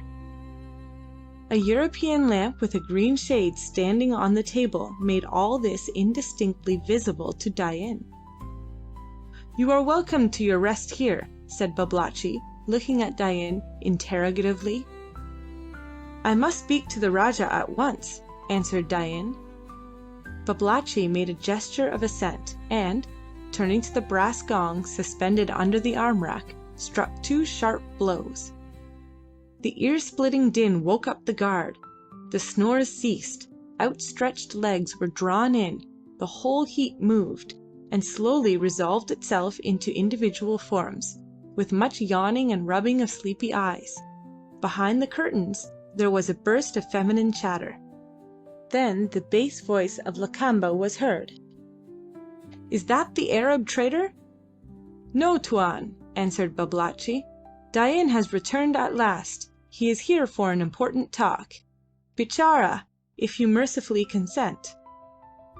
Evidently Lakamba's mercy went so far, for in a short while he came out from behind the curtain. But it did not go to the length of inducing him to make an extensive toilet. A short red sarong tightened hastily round his hips was his only garment. The merciful ruler of Sambir looked sleepy and rather sulky. He sat in the armchair, his knees well apart, his elbows on the armrests, his chin on his breast, breathing heavily and waiting malevolently for Dain to open the important talk. But Dain did not seem anxious to begin. He directed his gaze towards Babalatchi, squatting comfortably at the feet of his master, and remained silent with a slightly bent head, as if in attentive expectation of coming words of wisdom. Babalatchi coughed discreetly, and, leaning forward, pushed over a few mats for Dain to sit upon. Then, lifting up his squeaky voice, he assured him with eager volubility of everybody's delight at this long-looked-for return. His heart had hungered for the sight of Dain's face, and his ears were withering for the want of the refreshing sound of his voice. Everybody's hearts and ears were in the same sad predicament. According to Babalatchi, as he indicated with a sweeping gesture the other bank of the river where the settlement slumbered peacefully, unconscious of the great joy awaiting it on the morrow when Dain's presence amongst them would be disclosed. "For," went on Babalatchi, "what is the joy of a poor man if not the open hand of a generous trader or of a great—" Here he checked himself abruptly, with a calculated embarrassment of manner, and his roving eye sought the floor, while an apologetic smile dwelt for a moment on his misshapen lips. Once or twice during this opening speech an amused expression flitted across Dain's face, soon to give way, however, to an appearance of grave concern. On Lakamba's brow a heavy frown had settled, and his lips moved angrily as he listened to his Prime Minister's oratory. In the silence that fell upon the room when Babalatchi ceased speaking arose a chorus of varied snores from the corner where the bodyguard had resumed their interrupted slumbers. But the distant rumble of thunder filling then Nina's heart with apprehension for the safety of her lover passed unheeded by those 3 men intent each on their own purposes, for life or death. After a short silence, Babalatchi, discarding now the flowers of polite eloquence, spoke again, but in short and hurried sentences and in a low voice. They had been very uneasy. Why did Dain remain so long absent? The men dwelling on the lower reaches of the river heard the reports of big guns and saw a fire ship of the Dutch amongst the islands of the estuary. So they were anxious. Rumours of a disaster had reached Abdullah a few days ago, and since then they had been waiting for Dain's return under the apprehension of some misfortune. For days they had closed their eyes in fear, and woke up alarmed, and walked abroad trembling, like men before an enemy, and all on account of Dain. Would he not allay their fears for his safety, not for themselves? They were quiet and faithful, and devoted to the great Rajah of Batavia. May his fate lead him ever to victory, for the joy and profit of his servants. And here, went on Babalatchi, Lakamba my master was getting thin in his anxiety for the traitor he had taken under his protection. And so was Abdullah. For what would wicked men not say if perchance— "Be silent, fool!" growled Lakamba angrily. Babalatchi subsided into silence with a satisfied smile, while Dain, who had been watching him as if fascinated, turned with a sigh of relief towards the ruler of Sambir. Lakamba did not move, and without raising his head, looked at Dain from under his eyebrows, breathing audibly, with pouted lips, in an air of general discontent. "Speak, O Dain," he said at last. "We have heard many rumours. Many nights in succession has my friend Reshid come here with bad tidings. News travels fast along the coast, but they may be untrue. There are more lies in men's mouths in these days than when I was young, but I am not easier to deceive now." "All my words are true," said Dain carelessly. "If you want to know what befell my brig, then learn that it is in the hands of the Dutch. Believe me, Rajah," he went on with sudden energy, "the Orang Blanda have good friends in Sambir, or else how did they know I was coming thence?" Lakamba gave Dain a short and hostile glance. Babalatchi rose quietly, and, going to the arm rack, struck the gong violently. Outside the door there was a shuffle of bare feet. Inside, the guard woke up and sat staring in sleepy surprise. "Yes, you faithful friend of the White Rajah," went on Dain scornfully, turning to Babalatchi, who had returned to his place. "I have escaped, and I am here to gladden your heart. When I saw the Dutch ship I ran the brig inside the reefs and put her ashore. They did not dare to follow with the ship, so they sent the boats. We took to ours and tried to get away, but the ship dropped fireballs at us and killed many of my men. But I am left, O Babalatchi. The Dutch are coming here. They are seeking for me. They are coming to ask their faithful friend Lakamba and his slave Babalatchi. Rejoice!" But neither of his hearers appeared to be in a joyful mood. Lakamba had put one leg over his knee and went on gently scratching it with a meditative air, while Babalatchi, sitting cross-legged, seemed suddenly to become smaller and very limp, staring straight before him vacantly. The guard evinced some interest in the proceedings, stretching themselves full length on the mats to be nearer the speaker. One of them got up and now stood, leaning against the arm-rack, playing absently with the fringes of his sword hilt. Dain waited till the crash of thunder had died away in distant mutterings before he spoke again. "Are you dumb, O ruler of Sambir? Or is the son of a great Rajah unworthy of your notice? I am come here to seek refuge and to warn you, and want to know what you intend doing." "You came here because of a white man's daughter," retorted Lakamba quickly. "Your refuge was with your father, the Rajah of Bali, the son of heaven, the Anak Angong himself. What am I to protect great princes? Only yesterday I planted rice in a burnt clearing. Today, you say, I hold your life in my hand." Babalatchi glanced at his master. "No man can escape his fate," he murmured piously. "When love enters a man's heart, he is like a child, without any understanding. Be merciful, Lakamba," he added, twitching the corner of the Rajah's sarong warningly. Lakamba snatched away the skirt of the sarong angrily. Under the dawning comprehension of intolerable embarrassments caused by Dain's return to Sambir, he began to lose such composure as he had been, till then, able to maintain. And now he raised his voice loudly above the whistling of the wind and the patter of the rain on the roof in the hard squall passing over the house. "You came here first as a trader with sweet words and great promises, asking me to look the other way while you worked your will on the white man there. And I did. What do you want now?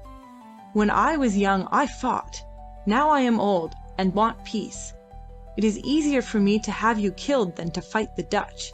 It is better for me." The squall had now passed, and in the short stillness of the lull in the storm, Lakamba repeated softly, as if to himself, "Much easier, much better." Dain did not seem greatly discomposed by the Rajah's threatening words.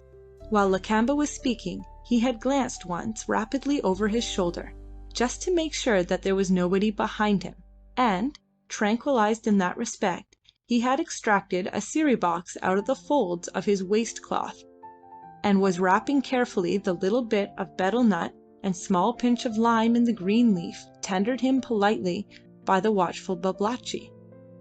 He accepted this as a peace offering from the silent statesman, a kind of mute protest against his master's undiplomatic violence, and as an omen of a possible understanding to be arrived at yet. Otherwise Dain was not uneasy. Although recognizing the justice of Lakamba's surmise that he had come back to Sambir only for the sake of a white man's daughter, yet he was not conscious of any childish lack of understanding, as suggested by Babalatchi. In fact, Dain knew very well that Lakamba was too deeply implicated in the gunpowder smuggling to care for an investigation the Dutch authorities into that matter. When sent off by his father, the independent Rajah of Bali, at the time when the hostilities between Dutch and Malays threatened to spread from Sumatra over the whole archipelago, Dain had found all the big traders deaf to his guarded proposals, and above the temptation of the great prices he was ready to give for gunpowder.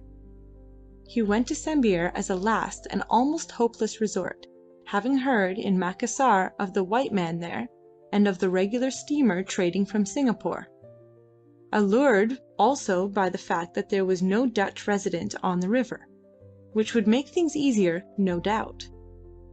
His hopes got nearly wrecked against the stubborn loyalty of Lakamba, arising from well understood self-interest, but at last the young man's generosity, his persuasive enthusiasm, the prestige of his father's great name, overpowered the prudent hesitation of the ruler of Sambir. Lakamba would have nothing to do himself with any illegal traffic. He also objected to the Arabs being made use of in that matter, but he suggested Almayer, saying that he was a weak man easily persuaded, and that his friend, the English captain of the steamer, could be made very useful, very likely even would join in the business, smuggling the powder in the steamer without Abdullah's knowledge. There again Dain met in Almayer with unexpected resistance. Lakamba had to send Babalatchi over with the solemn promise that his eyes would be shut in friendship for the white man, Dain paying for the promise and the friendship in good silver guilders of the hatred of Orang Blanda. Almayer, at last consenting, said the powder would be obtained, but Dain must trust him with dollars to send to Singapore in payment for it. He would induce Ford to buy and smuggle it in the steamer on board the brig. He did not want any money for himself out of the transaction, but Dain must help him in his great enterprise after sending off the brig. Almayer had explained to Dain that he could not trust Lakamba alone in that matter.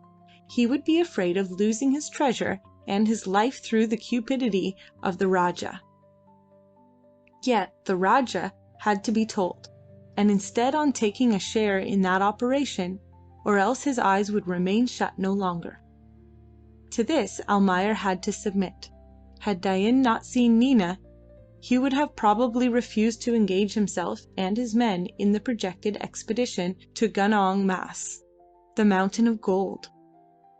As it was, he intended to return with half of his men as soon as the brig was clear of the reefs, but the persistent chase given him by the Dutch frigate had forced him to run south and ultimately to wreck and destroy his vessel in order to preserve his liberty or perhaps even his life. Yes, he had come back to Sambir for Nina, although aware that the Dutch would look for him there, but he had also calculated his chances of safety in Lakamba's hands. For all his ferocious talk, the merciful ruler would not kill him, for he had long ago been impressed with the notion that Dain possessed the secret of the white man's treasure. Neither would he give him up to the Dutch, for fear of some fatal disclosure of complicity in the treasonable trade. So Dain felt tolerably secure as he sat meditating quietly his answer to the Rajah's bloodthirsty speech. Yes, he would point out to him the aspect of his position should he, Dain, fall into the hands of the Dutch, and should he speak the truth. He would have nothing more to lose then, and he would speak the truth. And if he did return to Sambir, disturbing thereby Lakamba's peace of mind, what then? He came to look after his property. Did he not pour a stream of silver into Mrs. Almayer's greedy lap? He had paid for the girl a price worthy of a great prince, although unworthy of that delightfully maddening creature for whom his untamed soul longed in an intensity of desire far more tormenting than the sharpest pain. He wanted his happiness. He had the right to be in Sambir. He rose, and, approaching the table, leaned both his elbows on it. Lakamba responsively edged his seat a little closer, while Babalatchi scrambled to his feet and thrust his inquisitive head between his master's and Dain's. They interchanged their ideas rapidly, speaking in whispers to each other's faces, very close now, Dain suggesting, Lakamba contradicting, Babalatchi conciliating and anxious in his vivid apprehension of coming difficulties. He spoke most, whispering earnestly, turning his head slowly from side to side so as to bring his solitary eye to bear upon each of his interlocutors in turn. "Why should there be strife?" said he. "Let Tuan Dain, whom he loved only less than his master, go trustfully into hiding. There were many places for that. Bulangi's house away in the clearing was best. Bulangi was a safe man. In the network of crooked channels no white man could find his way. White men were strong, but very foolish. It was undesirable to fight them, but deception was easy. They were like silly women. They did not know the use of reason, and he was a match for any of them," went on Babalatchi, with all the confidence of deficient experience. "Probably the Dutch would seek Almayer. Maybe they would take away their countrymen if they were suspicious of him. That would be good. After the Dutch went away Lakamba and Dain would get the treasure without any trouble, and there would be one person less to share it. Did he not speak wisdom? Will Tuan Dain go to Bulangi's house till the danger is over? Go at once." Dain accepted this suggestion of going into hiding with a certain sense of conferring a favour upon Lakamba and the anxious statesman, but he met the proposal of going at once with a decided no, looking Babalatchi meaningly in the eye. The statesman sighed as a man accepting the inevitable would do, and pointed silently towards the other bank of the river. Dain bent his head slowly. "Yes, I am going there," he said. "Before the day comes?" asked Babalatchi. "I am going there now," answered Dain decisively. "The Orang Blanda will not be here before tomorrow night. Perhaps, and I must tell Almayer of our arrangements." "No, Tuan! No, say nothing," protested Babalatchi. "I will go over myself at sunrise and let him know." "I will see," said Dain, preparing to go. The thunderstorm was recommencing outside, the heavy clouds hanging low overhead now. There was a constant rumble of distant thunder, punctuated by the nearer sharp crashes, and in the continuous play of blue lightning the woods and the river showed fitfully, with all the elusive distinctness of detail characteristic of such a scene. Outside the door of the Rajah's house, Dain and Babalatchi stood on the shaking veranda as if dazed and stunned by the violence of the storm. They stood there amongst the cowering forms of the Rajah's slaves and retainers seeking shelter from the rain, and Dain called aloud to his boatmen, who responded with a unanimous "Ada Tuan," while they looked uneasily at the river. "This is a great flood," shouted Babalatchi into Dain's ear. "The river is very angry. Look at the drifting logs. Can you go?" Dain glanced doubtfully on the livid expanse of seething water bounded far away on the other side by the narrow black line of the forests.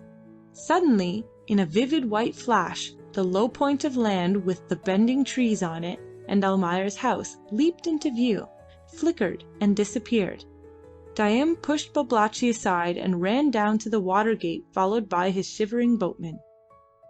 Babalatchi backed slowly in and closed the door, then turned round and looked silently upon Lakamba. The Rajah sat still, glaring stonily upon the table, and Babalatchi gazed curiously at the perplexed mood of the man he had served so many years through good and evil fortune. No doubt the one-eyed statesman felt within his savage and much sophisticated breast the unwonted feelings of sympathy with, and perhaps even pity for, the man he called his master. From the safe position of a confidential adviser, he could, in the dim vista of past years, see himself a casual cutthroat, finding shelter under that man's roof in the modest rice-clearing of early beginnings. Then came a long period of unbroken success, of wise counsels and deep plottings, resolutely carried out by the fearless Lakamba, till the whole east coast, from Puolo Laut to Tanjong Batu, listened to Babalatchi's wisdom speaking through the mouth of their ruler Sambir. In those long years, how many dangers escaped, how many enemies bravely faced, how many white men successfully circumvented! And now he looked upon the result of so many years of patient toil, the fearless Lakamba cowed by the shadow of an impending trouble. The ruler was growing old, and Babalatchi, aware of an uneasy feeling at the pit of his stomach, put both his hands there, with a suddenly vivid and sad perception of the fact that he himself was growing old too, that the time of reckless daring was past for both of them, and that they had to seek refuge in prudent cunning. They wanted peace. They were disposed to reform. They were ready even to retrench, so as to have the wherewithal to bribe the evil days away, if bribed away they could be. Babalatchi sighed for the second time that night, as he squatted again at his master's feet, and tendered him his betel nut box in mute sympathy. And they sat there in close yet silent communication of betel nut chewers, moving their jaws slowly, expectorating decorously into the wide-mouthed brass vessel they passed to one another, and listening to the awful din of the battling elements outside. "There is a very great flood," remarked Babalatchi, sadly. "Yes," said Lakamba. "Did Dain go?" "He went, Tuan. He ran down the river like a man possessed of Shaitan himself." There was another long pause. "He may get drowned," suggested Lakamba at last, with some show of interest. "The floating logs are many," answered Babalatchi, "but he is a good swimmer," he added languidly. "He ought to live," said Lakamba. "He knows where the treasure is." Babalatchi assented with an ill-humoured grunt. His want of success in penetrating the white man's secret as to the locality where the gold was to be found was a sore point with the statesman of Sambir, as the only conspicuous failure in an otherwise brilliant career. A great peace had now succeeded the turmoil of the storm. Only the little belated clouds, which hurried past overhead to catch up the main body flashing silently in the distance, sent down short showers that pattered softly with a soothing hiss over the palm leaf roof.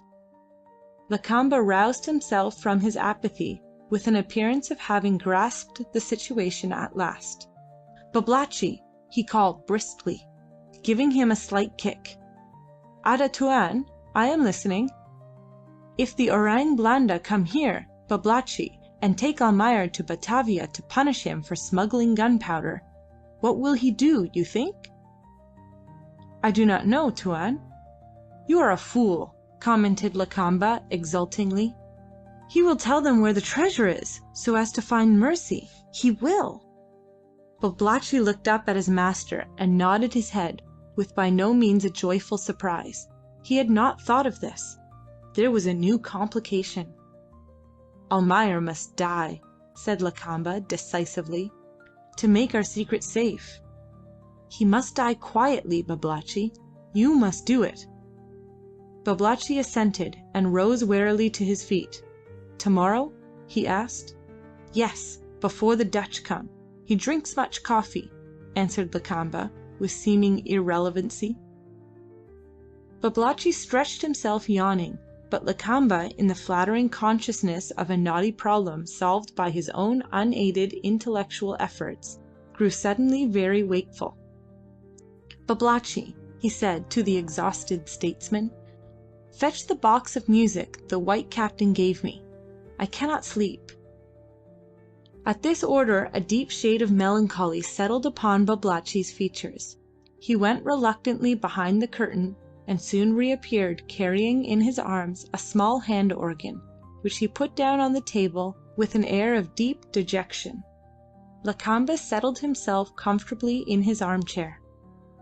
"Turn, Babalatchi, turn," he murmured with closed eyes. Babalatchi's hand grasped the handle with the energy of despair, and as he turned, the deep gloom on his countenance changed into an expression of hopeless resignation.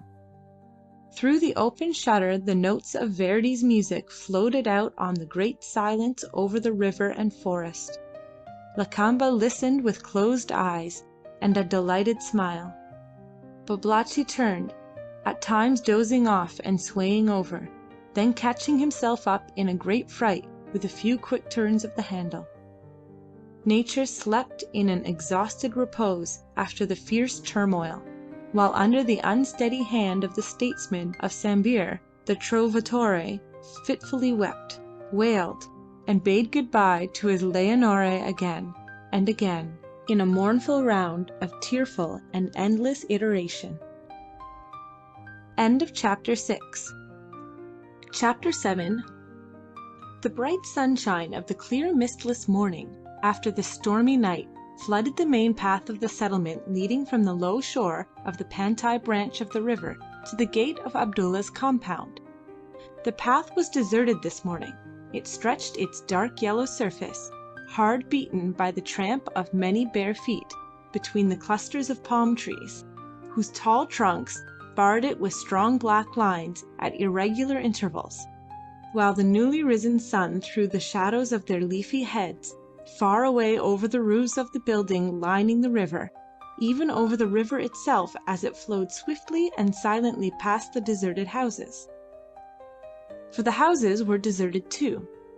On the narrow strip of trodden grass, intervening between their open doors and the road, the morning fires smouldered untended, sending thin fluted columns of smoke into the cool air, and spreading the thinnest veil of mysterious blue haze over the sunlit solitude of the settlement.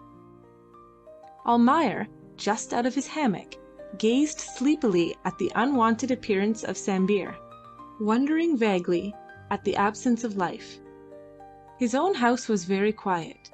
He could not hear his wife's voice, nor the sound of Nina's footsteps in the big room, opening on the veranda, which he called his sitting room, whenever, in the company of white men, he wished to assert his claims to the commonplace decencies of civilization. Nobody ever sat there. There was nothing there to sit upon, for Mrs. Almayer, in her savage moods, when excited by the reminiscence of the piratical period of her life, had torn off the curtains to make sarongs for the savage girls, and had burnt the showy furniture piecemeal to cook the family rice. But Almayer was not thinking of his furniture now. He was thinking of Dain's return, of Dain's nocturnal interview with Lakamba, of its possible influence on his long-matured plans, now nearing the period of execution. He was also uneasy at the non-appearance of Dain, who had promised him an early visit. The fellow had plenty of time to cross the river, he mused, and there was so much to be done today. The settling of details for the early start on the morrow, the launching of the boats, the 1,001 finishing touches. For the expedition must start complete. Nothing should be forgotten. Nothing should...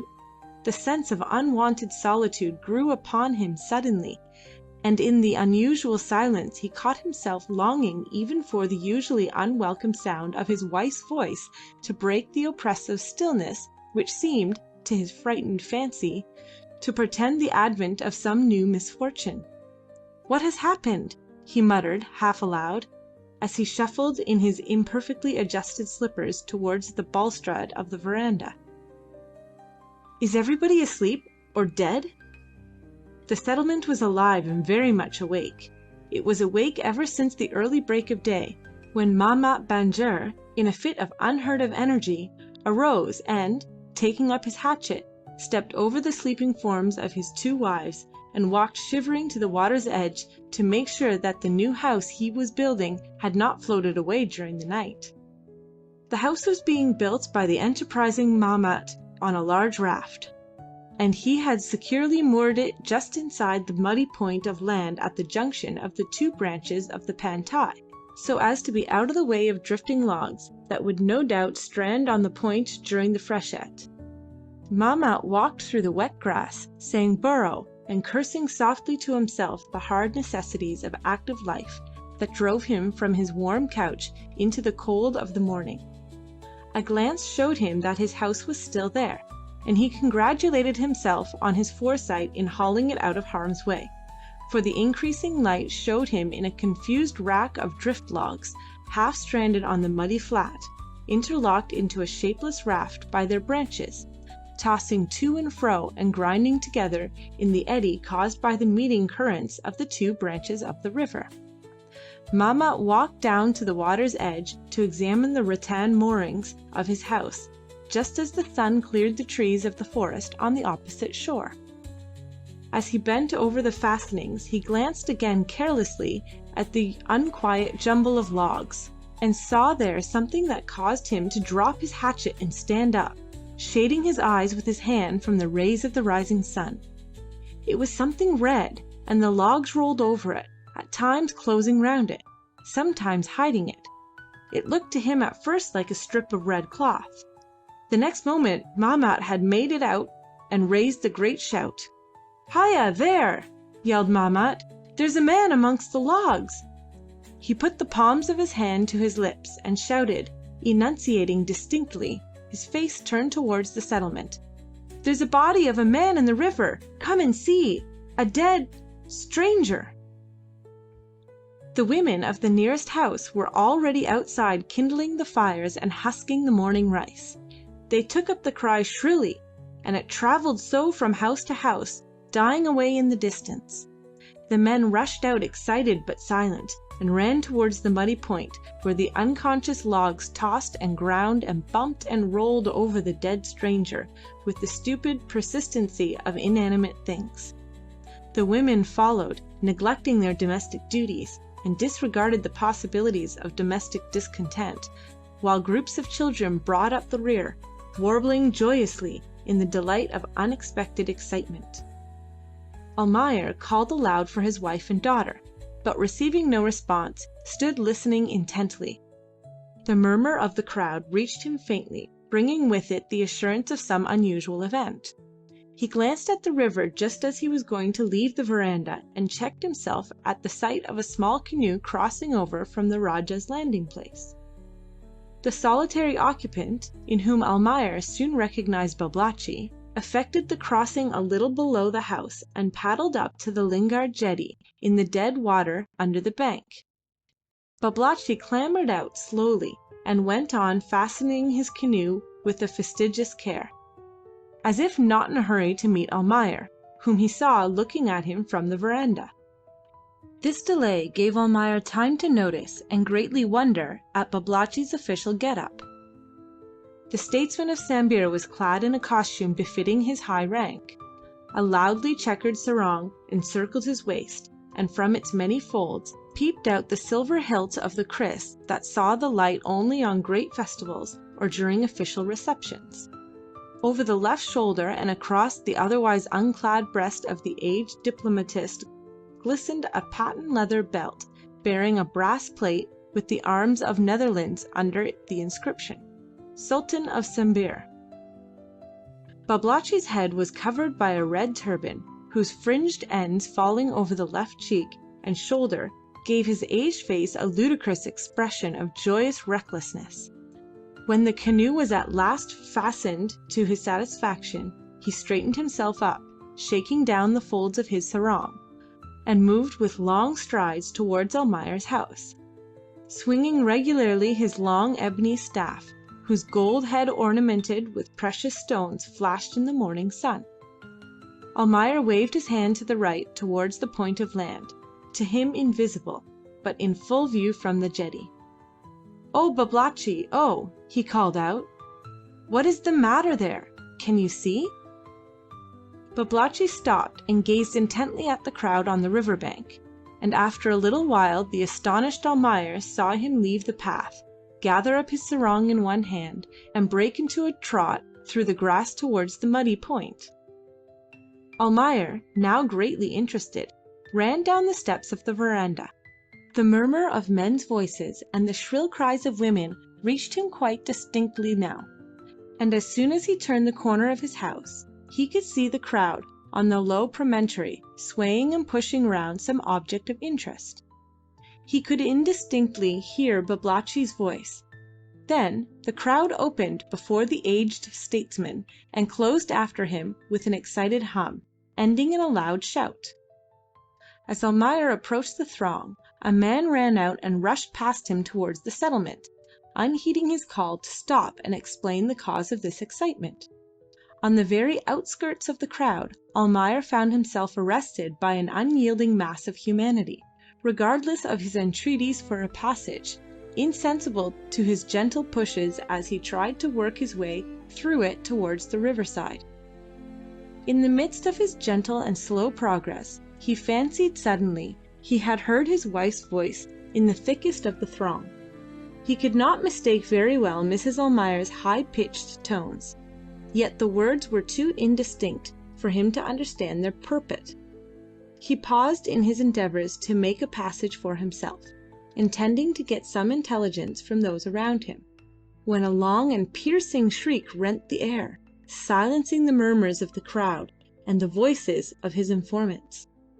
For a moment Almayer remained as if turned into stone with astonishment and horror, for he was certain now that he had heard his wife wailing for the dead. He remembered Nina's unusual absence, and maddened by his apprehensions as to her safety, he pushed blindly and violently forward, the crowd falling back with cries of surprise and pain before his frantic advance. On the point of land in a little clear space lay the body of the stranger, just hauled out from amongst the logs. On one side stood Babalatchi, his chin resting on the head of his staff, and his one eye gazing steadily at the shapeless mass of broken limbs, torn flesh, and blood-stained rags. As Almayer burst through the ring of horrified spectators, Mrs. Almayer threw her own head veil over the upturned face of the drowned man, and, squatting by it, with another mournful howl, sent a shiver through the now silent crowd. Mahmat, dripping wet, turned to Almayer, eager to tell his tale. In the first moment of reaction from the anguish of his fear, the sunshine seemed to waver before Almayer's eyes, and he listened to words spoken around him without comprehending their meaning, when, by a strong effort of will, he regained the possession of his senses. Mahmat was saying, "That is the way, Tuan." His sarong was caught in the broken branch, and he hung with his head under water. When I saw what it was, I did not want it here. I wanted it to get clear and drift away. Why should we bury a stranger in the midst of our houses, for his ghost to frighten our women and children? Have we not enough ghosts about this place?" A murmur of approval interrupted him here. Mahmat looked reproachfully at Babalatchi.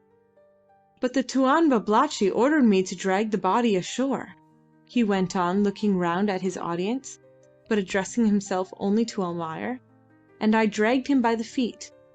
In through the mud I have dragged him, although my heart longed to see him float down the river, to strand perchance on Bulangi's clearing. May his father's grave be defiled." There was subdued laughter at this, for the enmity of Mahmat and Bulangi was a matter of common notoriety and of undying interest to the inhabitants of Sambir. In the midst of that mirth Mrs. Almayer wailed suddenly again. "Allah! What ails the woman?" exclaimed Mahmat angrily. "Here I have touched this carcass which came from nobody knows where, and have most likely defiled myself before eating rice. By orders of Tuan Babalatchi I did this thing to please the white man. Are you pleased, O Tuan Almayer? And what will be my recompense?" "Tuan Babalatchi said a recompense there will be, and from you. Now consider. I have been defiled, and if not defiled I may be under the spell. Look at his anklets. Who ever heard of a corpse appearing during the night amongst the logs with gold anklets on its legs? There is witchcraft there. However," added Mahmat, after a reflective pause, "I will have the anklet if there is permission, for I have a charm against the ghosts and am not afraid. God is great." A fresh outburst of noisy grief from Mrs. Almayer checked the flow of Mahmat's eloquence. Almayer, bewildered, looked in turn at his wife, at Mahmat, at Babalatchi, and at last arrested his fancied gaze on the body lying on the mud, with covered face in a grotesquely unnatural contortion of mangled and broken limbs, one twisted and lacerated arm, with white bones protruding in many places through the torn flesh, stretched out, the hand with outspread fingers nearly touching his foot. "Do you know who this is?" he asked of Babalatchi in a low voice. Babalatchi, staring straight before him, hardly moved his lips, while Mrs. Almayer's persistent lamentations drowned the whisper of his murmured reply intended only for Almayer's ear. "It was fate. Look at your feet, white man. I can see a ring on those torn fingers, which I know well." Saying this, Babalatchi stepped carelessly forward, putting his foot as if accidentally on the hand of the corpse and pressing it into the soft mud. He swung his staff menacingly towards the crowd, which fell back a little. "Go away," he said sternly, "and send your women to their cooking fires, which they ought to not have left to run after a dead stranger. This is men's work here. I take him now in the name of the Rajah. Let no man remain here but Tuan Almayer's slaves. Now go." The crowd reluctantly began to disperse. The women went first, dragging away the children that hung back with all their weight on the maternal hand. The men strolled slowly after them in ever-forming and changing groups that gradually dissolved as they neared the settlement, and every man regained his own house with steps quickened by the hungry anticipation of the morning rice. Only on the slight elevation where the land sloped down towards the muddy point of a few men, either friends or enemies of Mahmat, remained gazing curiously for some time longer at the small group standing around the body on the river bank. "I do not understand what you mean, Babalatchi," said Almayer. "What is the ring you are talking about? Whoever he is, you have trodden on the poor fellow's hand right into the mud. Uncover his face," he went on, addressing Mrs. Almayer, who, squatting by the head of the corpse, rocked herself to and fro, shaking from time to time her dishevelled grey locks, and muttering mournfully. "Hai!" exclaimed Mahmat, who had lingered close by. "Look, Tuan, the logs came together so." And here he pressed the palms of his hands together. "And his head must have been between them, and now there is no face for you to look at. There are his flesh and bones. the nose and the lips and maybe his eyes, but nobody could tell the one from the other. It was written the day he was born that no man could look at him in death and be able to say, "This is my friend's face." "Silence, Mahmat! Enough!" said Babalatchi, "and take thy eyes off his anklet, thou eater of pig's flesh. Tuan Almayer," he went on, lowering his voice, "have you seen Dain this morning?" Almayer opened his eyes wide and looked alarmed. "No," he said quickly. "Haven't you seen him? Is he not with the Rajah? I am waiting. Why does he not come?" Babalatchi nodded his head sadly. "He is come, Tuan. He left last night when the storm was great and the river spoke angrily.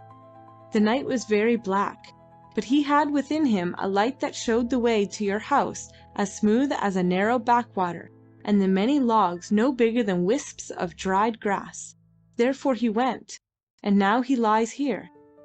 And Babalatchi nodded his head towards the body. "How can you tell?"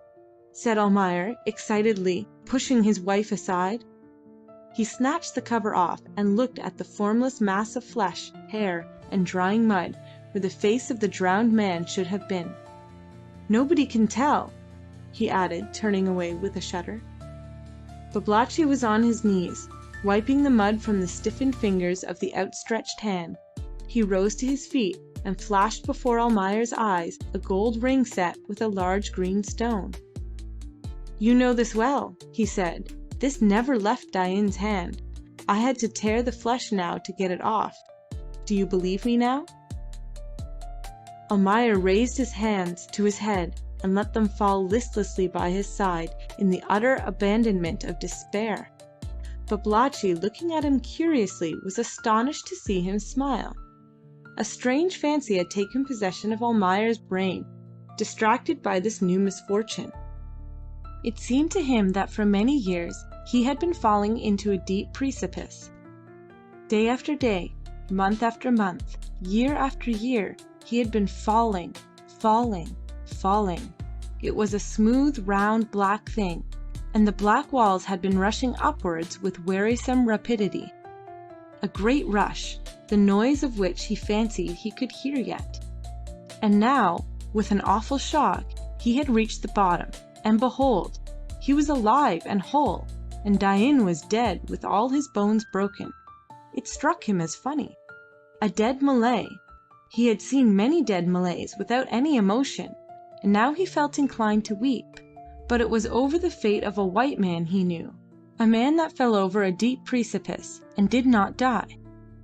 He seemed somehow to himself to be standing on one side, a little way off, looking at a certain Almayer who was in great trouble. Poor, poor fellow! Why doesn't he cut his throat? He wished to encourage him. He was very anxious to see him lying dead over that other corpse. Why does he not die and end this suffering? He groaned aloud unconsciously, and started with affright at the sound of his own voice. Was he going mad? Terrified by the thought, he turned away and ran towards his house, repeating to himself, "I am not going mad. Of course not. No, no, no." He tried to keep a firm hold of the idea. Not mad, not mad. He stumbled as he ran blindly up the steps, repeating fast and ever faster those words wherein seemed to lie his salvation. He saw Nina standing there, and wished to say something to her, but could not remember what, in his extreme anxiety not to forget that he was not going mad, which he still kept repeating mentally as he ran round the table, till he stumbled against one of the armchairs and dropped into it exhausted.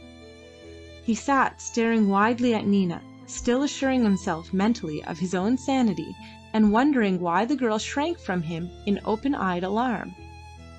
What was the matter with her? This was foolish. He struck the table violently with his clenched fist and shouted hoarsely, "Give me some gin! Run!"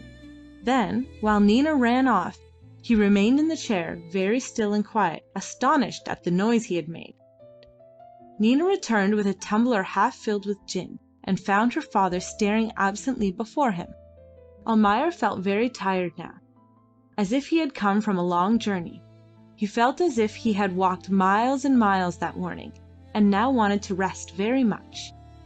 He took the tumbler with a shaking hand, and as he drank his teeth chattered against the glass, which he drained and set down heavily on the table. He turned his eyes slowly towards Nina, standing beside him, and said steadily, "Now all is over, Nina. He is dead, and I may as well burn all my boats." He felt very proud of being able to speak so calmly. Decidedly he was not going mad. This certitude was very comforting, and he went on talking about the finding of the body, listening to his own voice complacently. Nina stood quietly, her hand resting lightly on her father's shoulder, her face unmoved, but every line of her features, the attitude of her whole body expressing the most keen and anxious attention. "And so Dain is dead?" she said coldly, when her father ceased speaking. Almayer's elaborately calm demeanour gave way in a moment to an outburst of violent indignation. "You stand there as if you were only half alive and talk to me," he exclaimed angrily, "as if it was a matter of no importance. Yes, he is dead. Do you understand? Dead. What do you care? You never cared. You saw me struggle and work and strive, unmoved, and my suffering you could never see. No, never. You have no heart, and you have no mind, or you would have understood that it was for you, for your happiness I was working. I wanted to be rich. I wanted to get away from here. I wanted to see white men bowing low before the power of your beauty and your wealth. Old as I am, I wished to seek a strange land, a civilization to which I am a stranger, so as to find a new life in the contemplation of your high fortunes, of your triumphs, of your happiness. For that I bore patiently the burden of work, of disappointment, of humiliation amongst these savages here, and I had it all nearly in my grasp." He looked at his daughter's attentive face and jumped to his feet, upsetting the chair. "Do you hear? I had it all there, so, within reach of my hand." He paused, trying to keep down his rising anger, and failed. "Have you no feeling?" he went on. "Have you lived without hope?" Nina's silence exasperated him. His voice rose, although he tried to master his feelings. "Are you content to live in this misery and die in this wretched hole? Say something, Nina. Have you no sympathy? Have you no word of comfort for me? That I loved you so?" He waited for a while for an answer, and receiving none, shook his fist in his daughter's face. "I believe you are an idiot," he yelled. He looked round for the chair, picked it up, and sat down stiffly. His anger was dead within him, and he felt ashamed of his outburst, yet relieved to think that now he had laid clear before his daughter the inner meaning of his life. He thought so in perfect good faith, deceived by the emotional estimate of his motives, unable to see the crookedness of his ways, the unreality of his aims, the futility of his regrets. And now his heart was filled only with a great tenderness and love for his daughter. He wanted to see her miserable, and to share with her his despair, but he wanted it only as all weak natures long for a companionship in misfortune, with beings innocent of its cause.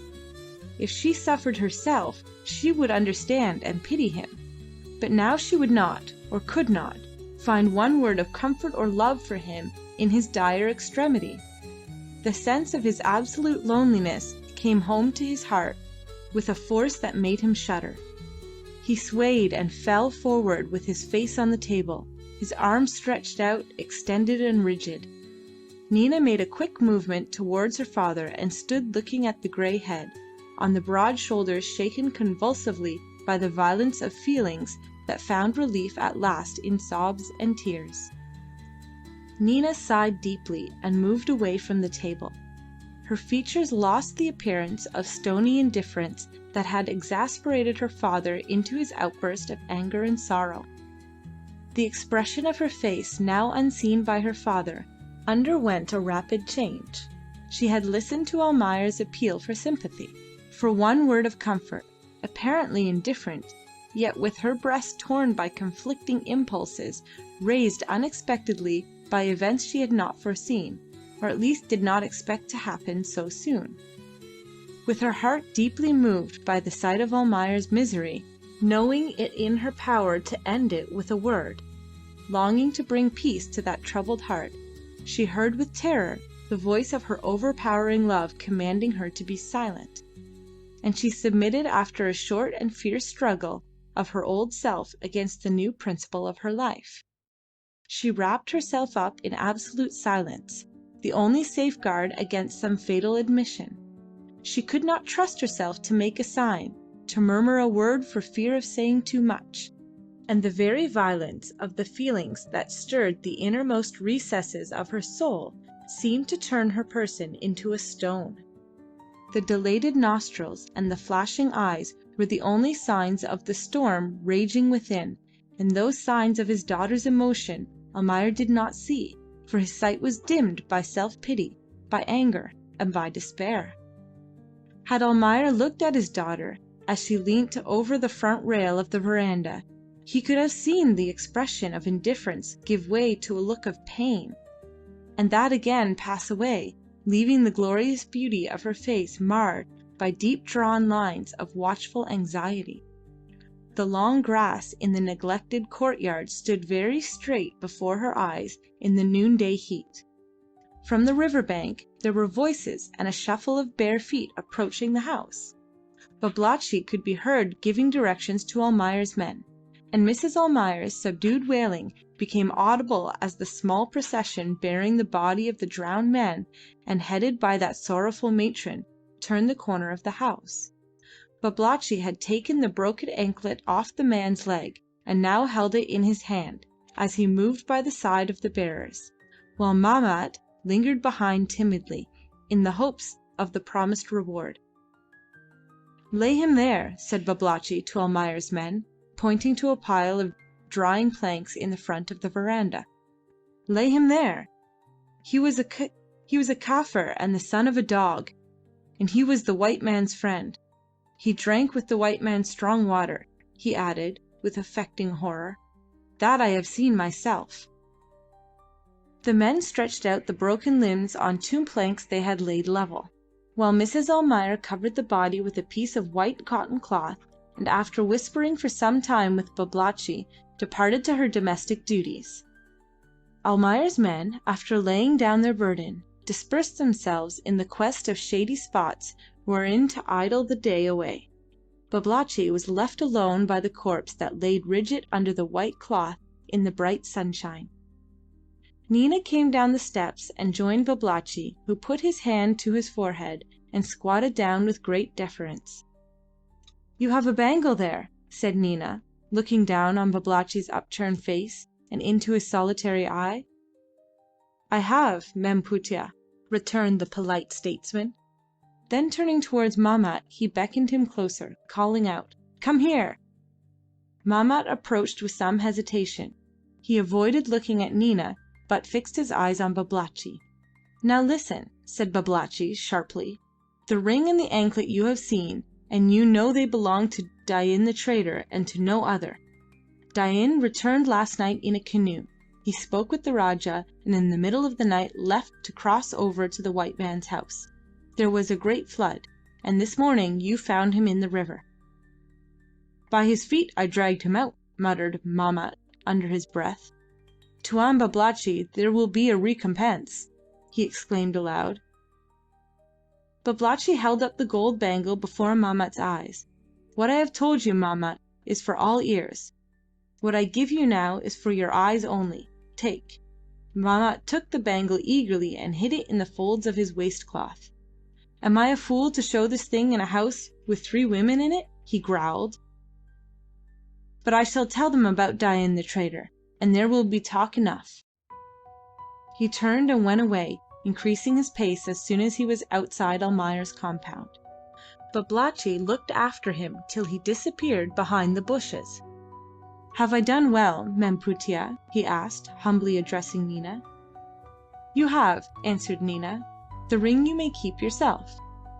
Babalatchi touched his lips and forehead and scrambled to his feet. He looked at Nina as if expecting her to say something more, but Nina turned towards the house and went up the steps, motioning him away with her hand. Babalatchi picked up his staff and prepared to go. It was very warm and he did not care for the long pull to the Rajah's house. Yet he must go and tell the Rajah, tell of the event, of the change in his plans, of all his suspicions. He walked to the jetty and began casting off the rattan painter of his canoe. The broad expanse of the lower reach, with its shimmering surface dotted by the black specks of the fishing canoes, lay before his eyes. The fishermen seemed to be racing. Babalatchi paused in his work and looked on with sudden interest. The man in the foremost canoe, now within hail of the first houses of Sambir, laid in his paddle and stood up shouting, "The boats! The boats! The man-of-war's boats are coming! They're here!" In a moment the settlement was again alive with people rushing to the riverside. The men began to unfasten their boats. The women stood in groups looking towards the bend down the river. Above the trees lining the reach, a slight puff of smoke appeared like a black stain on the brilliant blue of the cloudless sky. Babalatchi stood perplexed, the painter in his hand. He looked down the reach and then up towards Almayer's house, and back again at the river as if undecided what to do. At last he made the canoe fast again hastily, and ran towards the house and up the steps of the veranda. "Tuan! Tuan!" he called eagerly. "The boats are coming! The man-of-war's boats! You had better get ready. The officers will come here, I know." Almayer lifted his head slowly from the table, and looked at him stupidly. "Memputia!" exclaimed Babalatchi to Nina. "Look at him! He does not hear. You must take care," he added meaningly. Nina nodded to him with an uncertain smile, and was going to speak when a sharp report from the gun mounted in the bow of the steam launch that was just then coming into view arrested the words on her parted lips. The smile died out, and was replaced by the old look of anxious attention. From the hills far away the echo came back like a long-drawn and mournful sigh, as if the land had sent it in answer to the voice of its masters. End of Chapter 7. Chapter 8. The news as to the identity of the body lying now in Almayer's compound spread rapidly over the settlement. During the forenoon most of the inhabitants remained in the long street discussing the mysterious return and the unexpected death of the man who had become known to them as the traitor.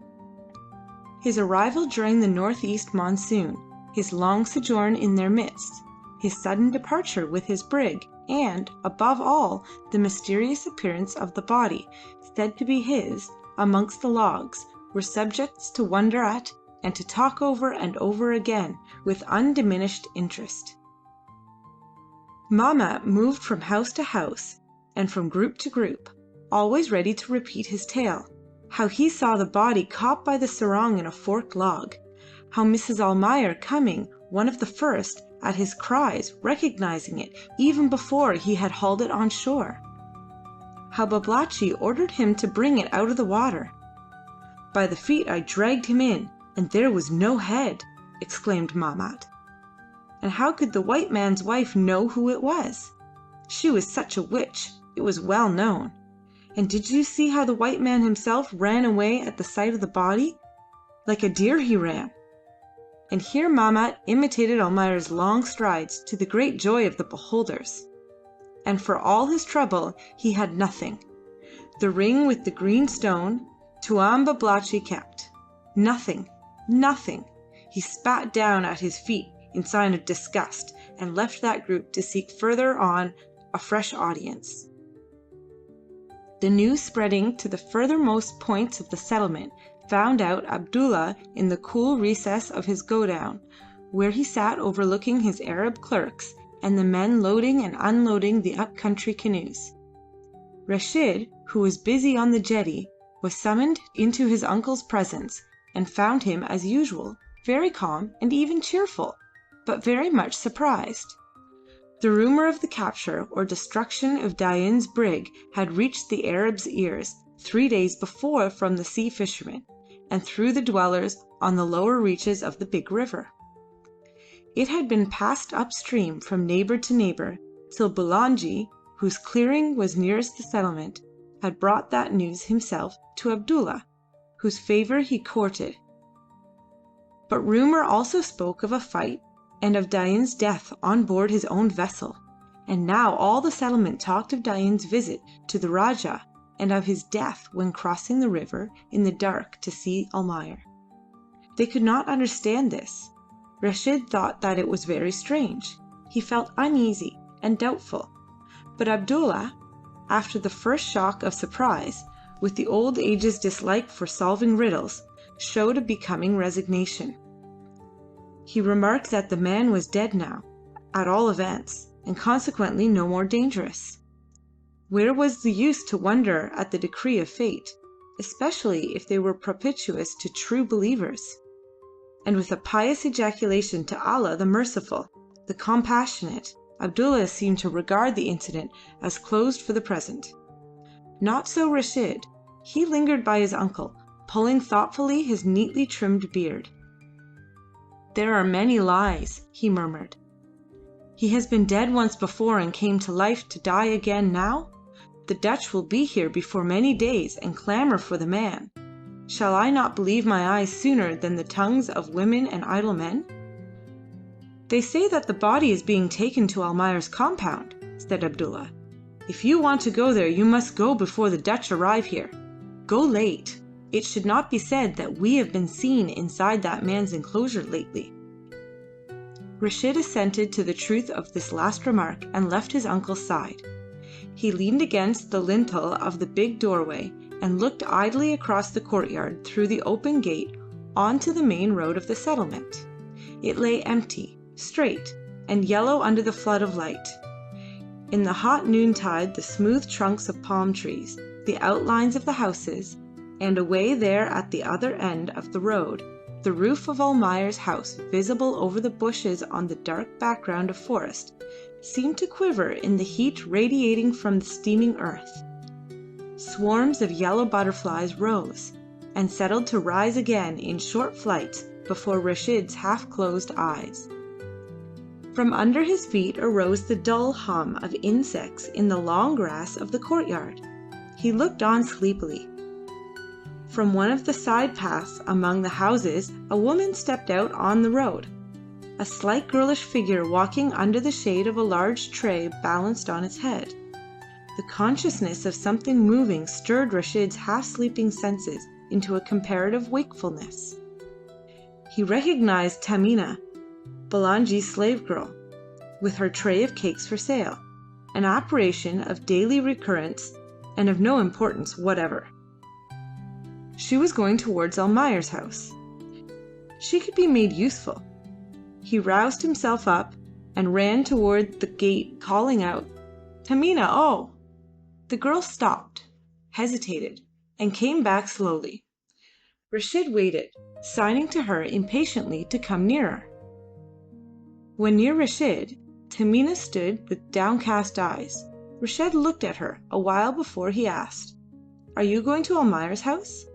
They say in the settlement that Dain the trader, that he was found drowned this morning, is lying in the white man's campong."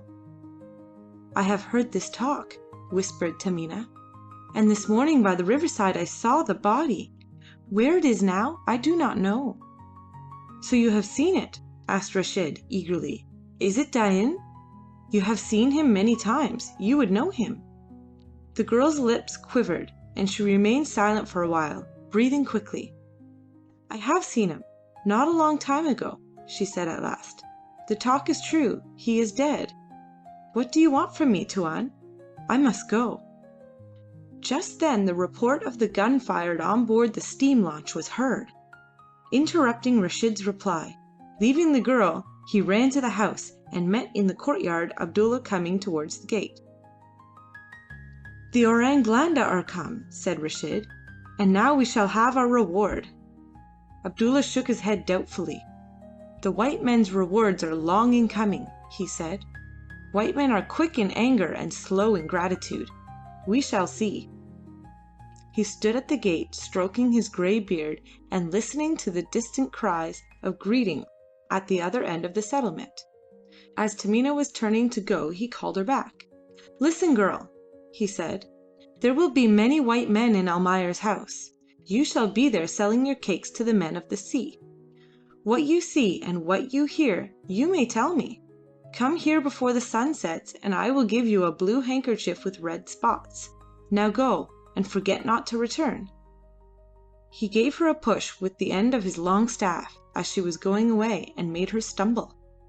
"This slave is very slow," he remarked to his nephew, looking after the girl with great disfavour. Taminah walked on, her tray on her head, her eyes fixed on the ground.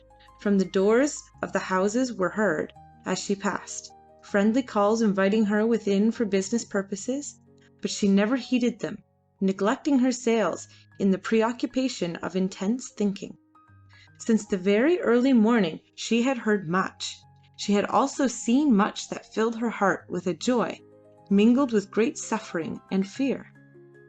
Before the dawn, before she left Bulangi's house to paddle up to Sambir, she heard voices outside the house when all in it but herself were asleep. And now, with her knowledge of the words spoken in the darkness, she held in her hand a life and carried in her breast a great sorrow. Yet from her springy step, erect figure, and face veiled over by the everyday look of apathetic indifference, nobody could have guessed of the double load she carried under the visible burden of the tray piled high with cakes manufactured by the thrifty hands of Bulangi's wife. In that supple figure, straight as an arrow, so graceful and free in its walk, behind those soft eyes that spoke of nothing but unconscious resignation, there slept all feelings and all passions, all hopes and all fears, the curse of life and the consolation of death. And she knew nothing of it all. She lived like the tall palms among whom she was passing now, seeking the light, desiring the sunshine, fearing the storm, unconscious of either. The slave had no hope and knew of no change. She knew of no other sky, no other water, no other forest, no other world, no other life. She had no wish, no hope, no love, no fear except of a blow, and no vivid feeling, that of occasional hunger, which was seldom, for Bulangi was rich and rice was plentiful in the solitary house in his clearing. The absence of pain and hunger was her happiness, and when she felt unhappy she was simply tired, more than usual after the day's labour. Then, in the hot nights of the southwest monsoon, she slept dreamlessly under the bright stars on the platform built outside the house and over the river. Inside they slept too, Bulangi by the door, his wife further in, the children with their mothers. She could hear their breathing, Bulangi's sleepy voice, the sharp cry of a child soon hushed with tender words, and she closed her eyes to the murmur of the water below her, to the whisper of the warm wind above, ignorant of the never-ceasing life of that tropical nature that spoke to her in vain with the thousand faint voices of the near forest, with the breath of tepid wind, in the heavy scents that lingered around her head, in the white wraiths of morning mist that hung over her in the solemn hush of all creation before the dawn. Such had been her existence before the coming of the brig with the strangers.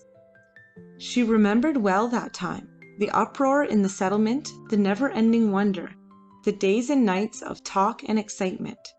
She remembered her own timidity with the strange men, till the brig moored to the bank became in a manner part of the settlement, and the fear wore off in the familiarity of constant intercourse. The call on board then became part of her daily round. She walked hesitatingly up the slanting planks of the gangway amidst the encouraging shouts and more or less decent jokes of the men idling over the bulwarks. There she sold her wares to those men that spoke so loud and carried themselves so free. There was a throng, a constant coming and going, calls interchanged, orders given and executed with shouts, the rattle of blocks, the flinging about of coils of rope.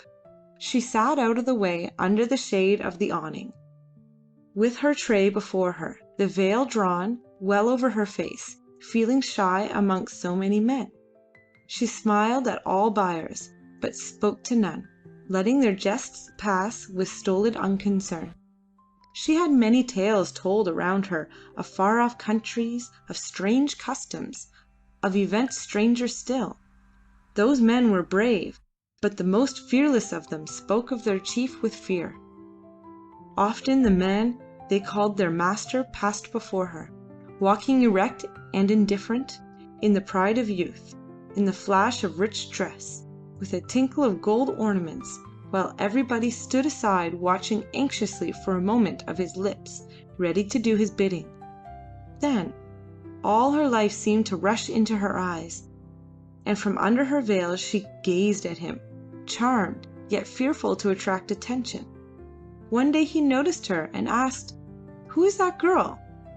"A slave, Tuan. A girl that sells cakes," a dozen voices replied together. She rose in terror to run on shore, when he called her back. As he stood trembling, with the head hung down before him, he spoke kind words, lifting her chin with his hand and looking into her eyes with a smile. "Do not be afraid," he said. He never spoke to her any more. Somebody called out from the river bank. He turned away and forgot her existence. Taminah saw Almayer standing on the shore with Nina on his arm. She heard Nina's voice calling out gaily, and saw Dain's face brighten with joy as he leaped on shore. She hated the sound of that voice ever since. After that day she left off visiting Almayer's compound, and passed the noon hours under the shade of the brig awning. She watched for his coming with heart beating quicker and quicker. As she approached, into the wild tumult of newly aroused feelings of joy and hope and fear that died away with Dain's retreating figure, leaving her tired out, as if after a struggle, sitting still for a long time in dreamy languor. Then she paddled home slowly in the afternoon, often letting her canoe float with the lazy stream in the quiet backwater of the river. The paddle hung idle in the water as she sat in the stern, one hand supporting her chin, her eyes wide open, listening intently to the whispering of her heart that seemed to swell at last into a song of extreme sweetness. Listening to that song, she husked the rice at home. It dulled her ears to the shrill bickerings of Bulangi's wives, to the sound of angry reproaches addressed to herself, and when the sun was near its setting, she walked to the bathing place and heard it as she stood on the tender grass of the low bank, her robe at her feet, and looked at the reflection of her figure on the glass-like surface of the creek. Listening to it, she walked slowly back, her wet hair hanging over her shoulders. Laying down to rest under the bright stars, she closed her eyes to the murmur of the water below, of the warm wind above, to the voice of nature speaking through the faint noises of the great forest, and to the song of her own heart. She heard, but did not understand, and drank in the dreamy joy of her new existence without troubling about its meaning or its end, till the full consciousness of life came to her through pain and anger.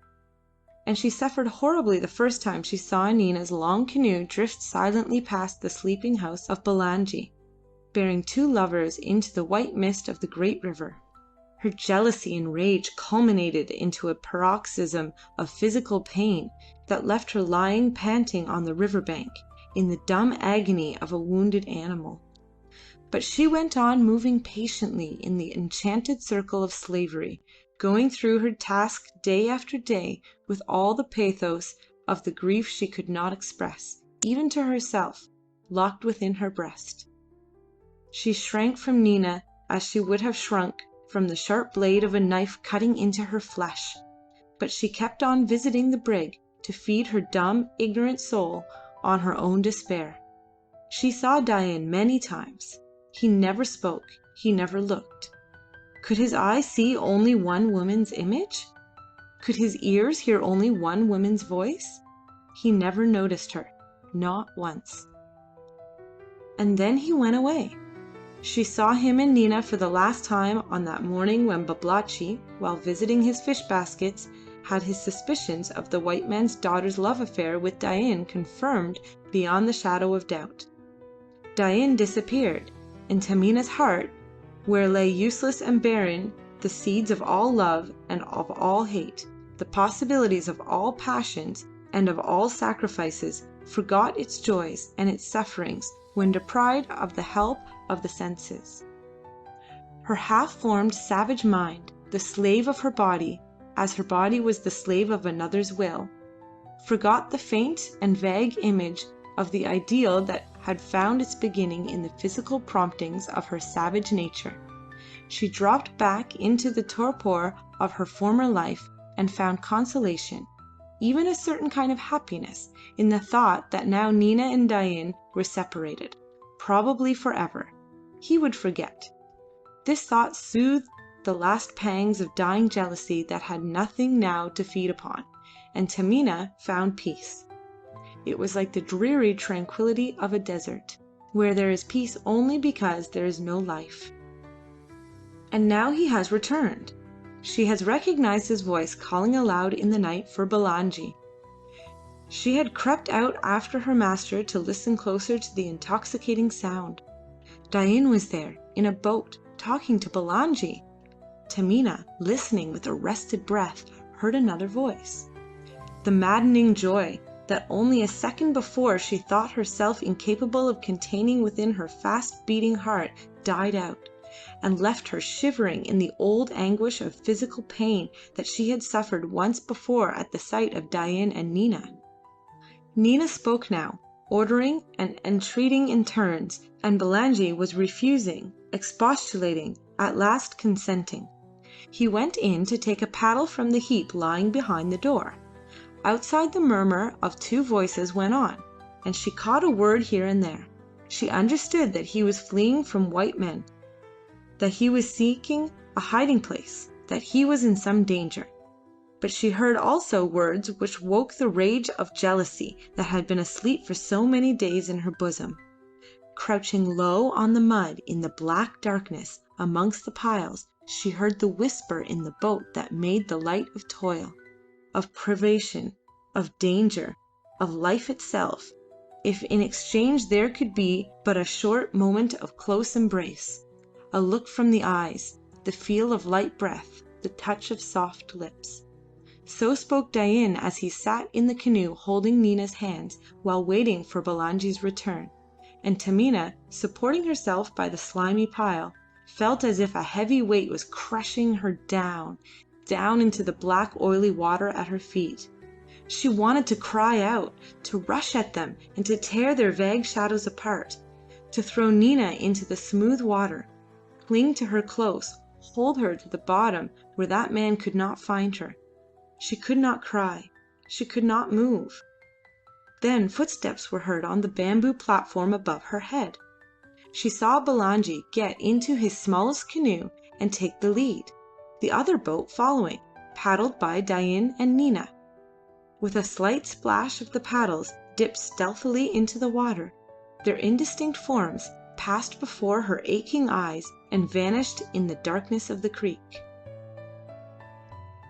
She remained there in the cold and wet, powerless to move, breathing painfully under the crushing weight that the mysterious hand of fate had laid so suddenly upon her slender shoulders, and shivering, she felt within a burning fire that seemed to feed upon her very life.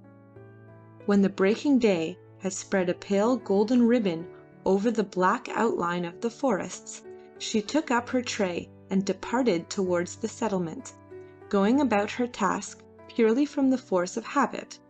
As she approached Sambir, she could see the excitement, and she heard with the momentary surprise of the finding of Dain's body. It was not true, of course. She knew it well. She regretted that he was not dead. She should have liked Dain to be dead, so as to be parted from that woman, from all women. She felt a strong desire to see Nina, but without any clear object.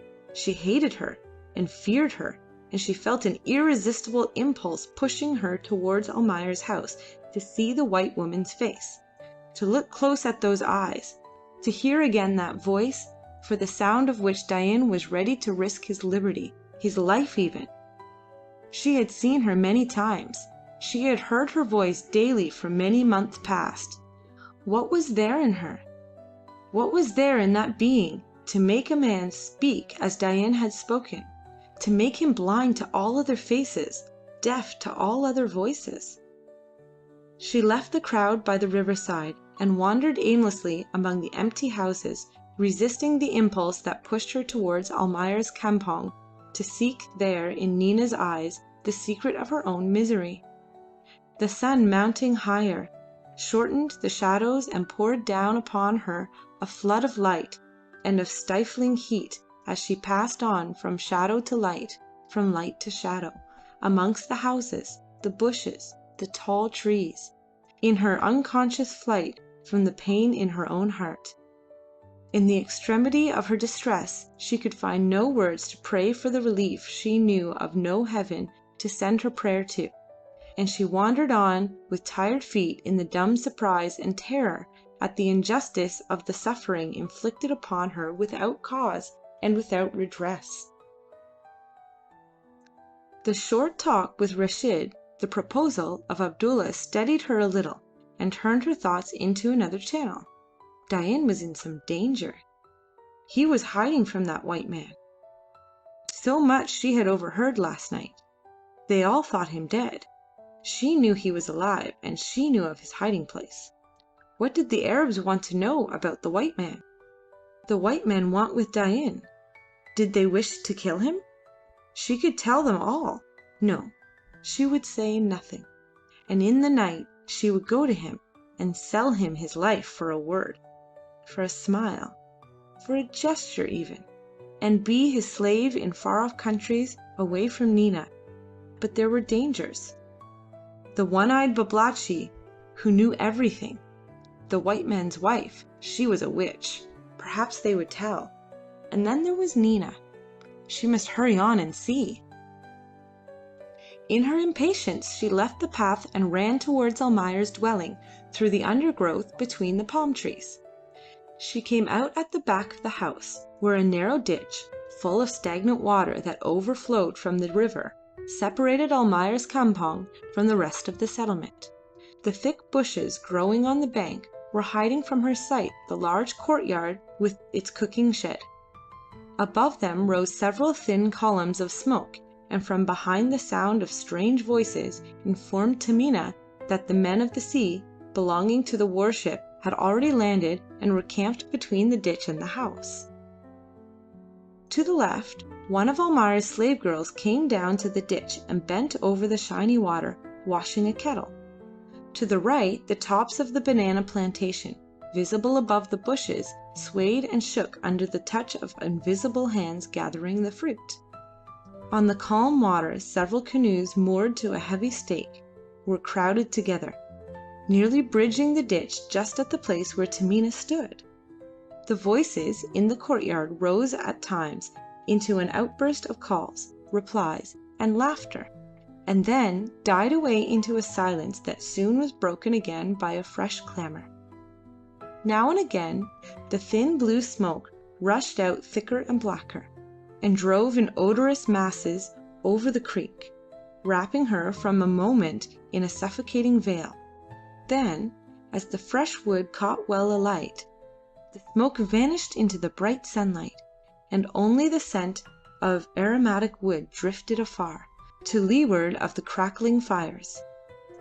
Taminah rested her tray on a stump of a tree, and remained standing with her eyes turned towards Almayer's house, whose roof and part of a whitewashed wall were visible over the bushes. The slave girl finished her work, and after looking for a while curiously at Taminah, pushed her way through the dense thicket back to the courtyard. Round Taminah there was now a complete solitude. She threw herself down on the ground and hid her face in her hands. Now, when so close, she had no courage to see Nina. At every burst of louder voices from the courtyard she shivered in the fear of hearing Nina's voice. She came to the resolution of waiting where she was till dark, and then going straight to Dain's hiding place. From where she was, she could watch the movements of the white men, of Nina, of all Dain's friends, and of all his enemies. Both were hateful alike to her, for both would take him away beyond her reach. She hid herself in the long grass to wait anxiously for the sunset that seemed so slow to come. On the other side of the ditch, behind the bush, by the clear fires, the seamen of the frigate had encamped on the hospitable invitation of Almayer. Almayer, roused out of his apathy by the prayers and importunity of Nina, had managed to get down in time to the jetty so as to receive the officers at their landing. The lieutenant in command accepted his invitation to his house with the remark that in any case their business was with Almayer, and perhaps not very pleasant, he added. Almayer hardly heard him. He shook hands with them absently and led the way towards the house.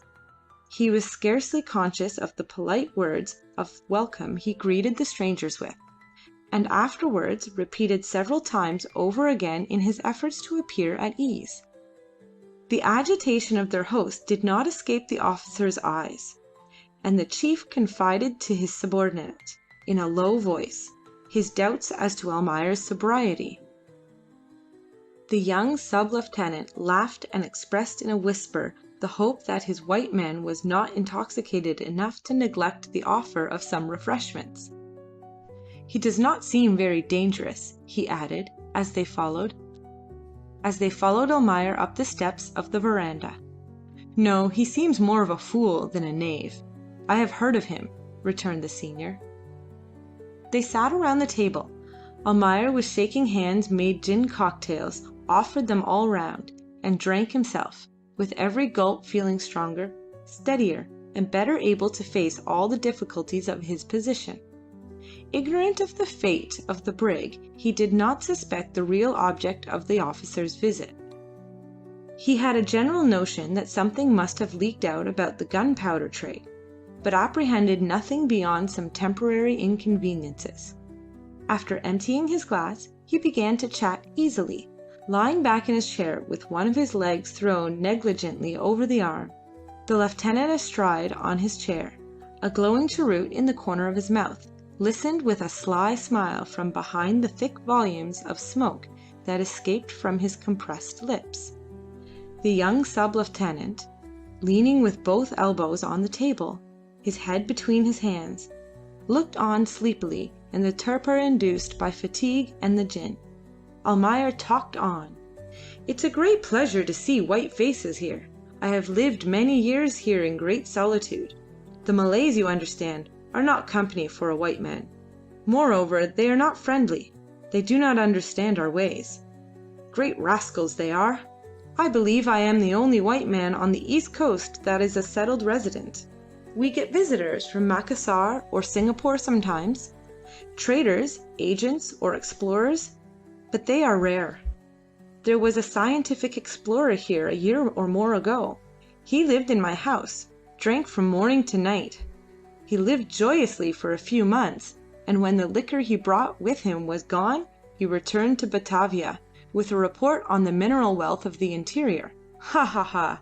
Good, is it not?" He ceased abruptly, and looked at his guests with a meaningless stare. While they laughed he was reciting to himself the old story. "Dain dead, all my plans destroyed. This is the end of all hope and of all things." His heart sank within him. He felt a kind of deadly sickness. "Very good, capital!" exclaimed both officers. Almayer came out of his despondency with another burst of talk. "Hey, what about the dinner? You have got a cook with you. That's all right. There is a cooking shed in the other courtyard. I can give you a goose. Look at my geese, the only geese on the east coast, perhaps the whole island. Is that your cook? Very good. Here, Ali, show this Chinaman the cooking place, and tell Mem Almayer to let him have room there. My wife, gentlemen, does not come out. My daughter may. Meantime, have some more drink. It is a hot day." The lieutenant took the cigar out of his mouth, looked at the ash critically, shook it off, and turned towards Almayer. "We have a rather unpleasant business with you," he said. "I am sorry," returned Almayer. "It can be nothing very serious, surely." "If you think an attempt to blow up 40 men at least not a serious matter, You will not find many people of your opinion, reported the officer sharply. Blow up? What? I know nothing about it, exclaimed Almayer. Who did that, or tried to do it? A man with whom you have had some dealings, answered the lieutenant. He passed here under the name of Dain Maroola. You sold him the gunpowder he had in the brig we captured. How did you hear about the brig? Asked Almayer. I know nothing about the powder he may have had.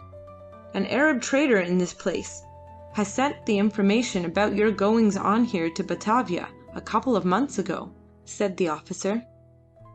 We were waiting for the brig outside, but he slipped past us at the mouth of the river, and we had to chase the fellow to the southward. When he sighted us, he ran inside the reefs and put the brig ashore. The crew escaped in boats before we could take possession. As our boats neared the craft, it blew up with a tremendous explosion. One of the boats, being too near, got swamped. 2 men drowned. That is the result of your speculation, Mr. Almayer. Now, we want this Dain. We have good grounds to suppose he is hiding in Sambir. Do you know where he is? You had better put yourself right with the authorities as much as possible by being perfectly frank with me. Where is this Dain? Almayer got up and walked towards the balustrade of the veranda. He seemed not to be thinking of the officer's question. He looked at the body laying straight and rigid under its white cover, on which the sun, declining amongst the clouds to the westward, threw a pale tinge of red. The lieutenant waited for the answer, taking quick pulls at his half-extinguished cigar. Behind them, Ali moved noiselessly, laying the table, ranging solemnly in the ill-assorted and shabby crockery, the tin spoons, the forks with broken prongs, and the knives with saw-like blades and loose handles. He had almost forgotten how to prepare the table for white men. He felt aggrieved. Mem Nina would not help him. He stepped back to look at his work admiringly, feeling very proud. This must be right. And if the master afterwards is angry and swears, then so much the worse for Mem Nina. Why did she not help? He left the veranda to fetch the dinner. Well, Mr. Almayer, will you answer my question as frankly as it is put to you? Asked the lieutenant after a long silence. Almayer turned round and looked at his interlocutor steadily. If you catch this Dain, what will you do with him? He asked. The officer's face flushed. This is not an answer, he said, annoyed. And what will you do with me? Went on Almayer, not heeding the interruption. Are you inclined to bargain? Growled the other. It would be bad policy, I assure you. At present I have no orders about your person, but we expected your assistance in catching this Malay. Ah, interrupted Almayer, just so. You can do nothing without me, and I, knowing the man well, am to help you in finding him. This is exactly what we expect, assented the officer. You have broken the law, Mr. Almayer, and you ought to make amends. And save myself? Well, in a sense, yes. Your head is not in any danger, said the lieutenant with a short laugh. Very well, said Almayer with decision. I shall deliver the man up to you. Both officers rose to their feet quickly and looked for their sidearms, which they had unbuckled. Almayer laughed harshly. Steady, gentlemen, he exclaimed. In my own time and in my own way. After dinner, gentlemen, you shall have him. This is preposterous, urged the lieutenant. Mr. Almayer, this is no joking matter. The man is a criminal. He deserves to hang. While we dine, he may escape. The rumour of our arrival. Almayer walked towards the table. I give you my word of honour, gentlemen, that he shall not escape. I have him safe enough. The arrest should be effected before dark, remarked the young sub. I shall hold you responsible for any failure. We are ready, but can do nothing, just now, without you, added the senior, with evident annoyance. Almayer made a gesture of assent. On my word of honour, he repeated vaguely. And now let us dine, he added briskly. Nina came through the doorway and stood for a moment holding the curtain aside for Ali and the old Malay woman bearing the dishes. Then she moved towards the 3 men by the table. Allow me, said Almayer pompously. This is my daughter, Nina. These gentlemen officers of the frigate outside have done me the honour to accept my hospitality." Nina answered the low bows of the two officers by a slow inclination of the head, and took her place at the table opposite her father. All sat down. The coxswain of the steam launch came up carrying some bottles of wine. "You will allow me to have this put on the table?" said the lieutenant to Almayer. "What? Wine? You are very kind. Certainly, I have none myself. Times are very hard." The last words of his reply were spoken by Almayer in a faltering voice. The thought that Dain was dead recurred to him vividly again, and he felt as if an invisible hand was gripping his throat. He reached for the gin bottle while they were uncorking the wine, and swallowed a big gulp. The lieutenant, who was speaking to Nina, gave him a quick glance. The young sub began to recover from the astonishment and confusion caused by Nina's unexpected appearance and great beauty. She was very beautiful and imposing, he reflected, but after all a half-caste girl. This thought caused him to pluck up heart and look at Nina sideways. Nina, with composed face, was answering in a low, even voice the elder officer's polite questions as to the country and her mode of life. Almayer pushed his plate away and drank his guest's wine in gloomy silence. End of Chapter 8. Chapter 9. Can I believe what you tell me? It's like a tale for men that listen only half awake by the campfire, and it seems to have run off a woman's tongue. "Who is there here for me to deceive, O Rajah?" answered Babalatchi. "Without you I am nothing. All I have told you I believe to be true. I have been safe for many years in the hollow of your hand. This is no time to harbour suspicions. The danger is very great. We should advise and act at once before the sun sets."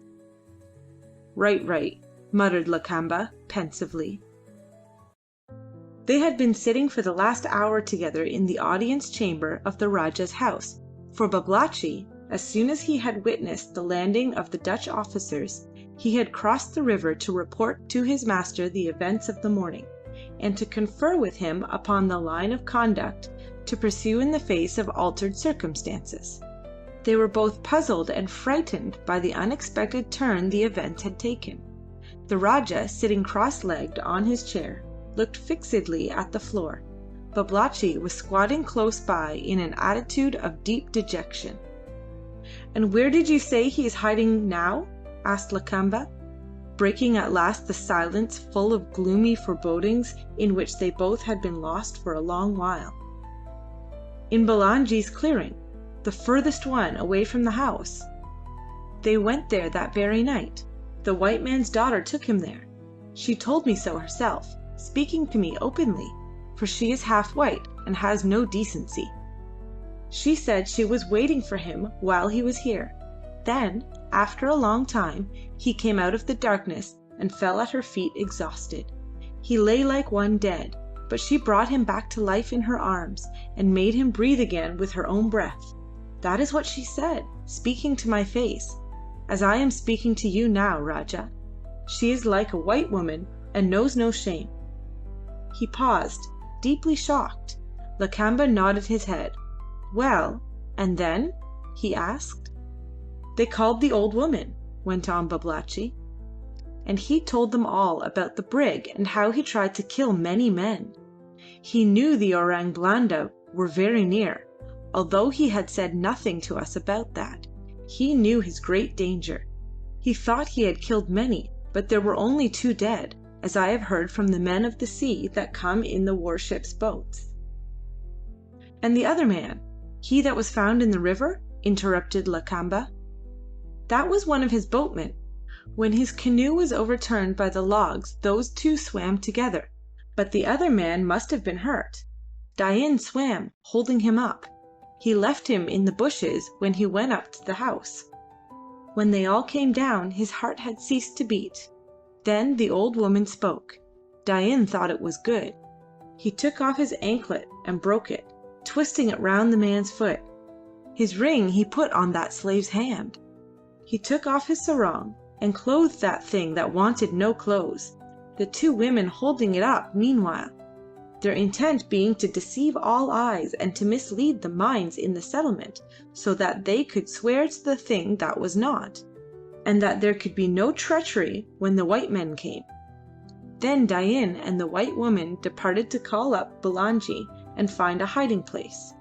The old woman remained by the body. "Hi!" exclaimed Lakamba. "She has wisdom." "Yes, she has a devil of her own to whisper counsel in her ear," assented Babalatchi. "She dragged the body with great toil to the point where many logs were stranded. All these things were done in the darkness after the storm had passed away. Then she waited. At the first sign of daylight she battered the face of the dead with a heavy stone, and she pushed him amongst the logs. She remained near, watching. At sunrise, Mamat Banjir came and found him. They all believed. I myself was deceived, but not for long. The white man believed, and, grieving, fled to his house.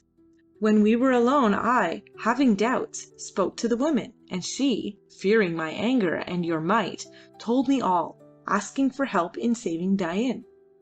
"He must not fall into the hands of the Orang Blanda," said Lakamba, "but let him die, if the thing can be done quietly." "It cannot, Tuan.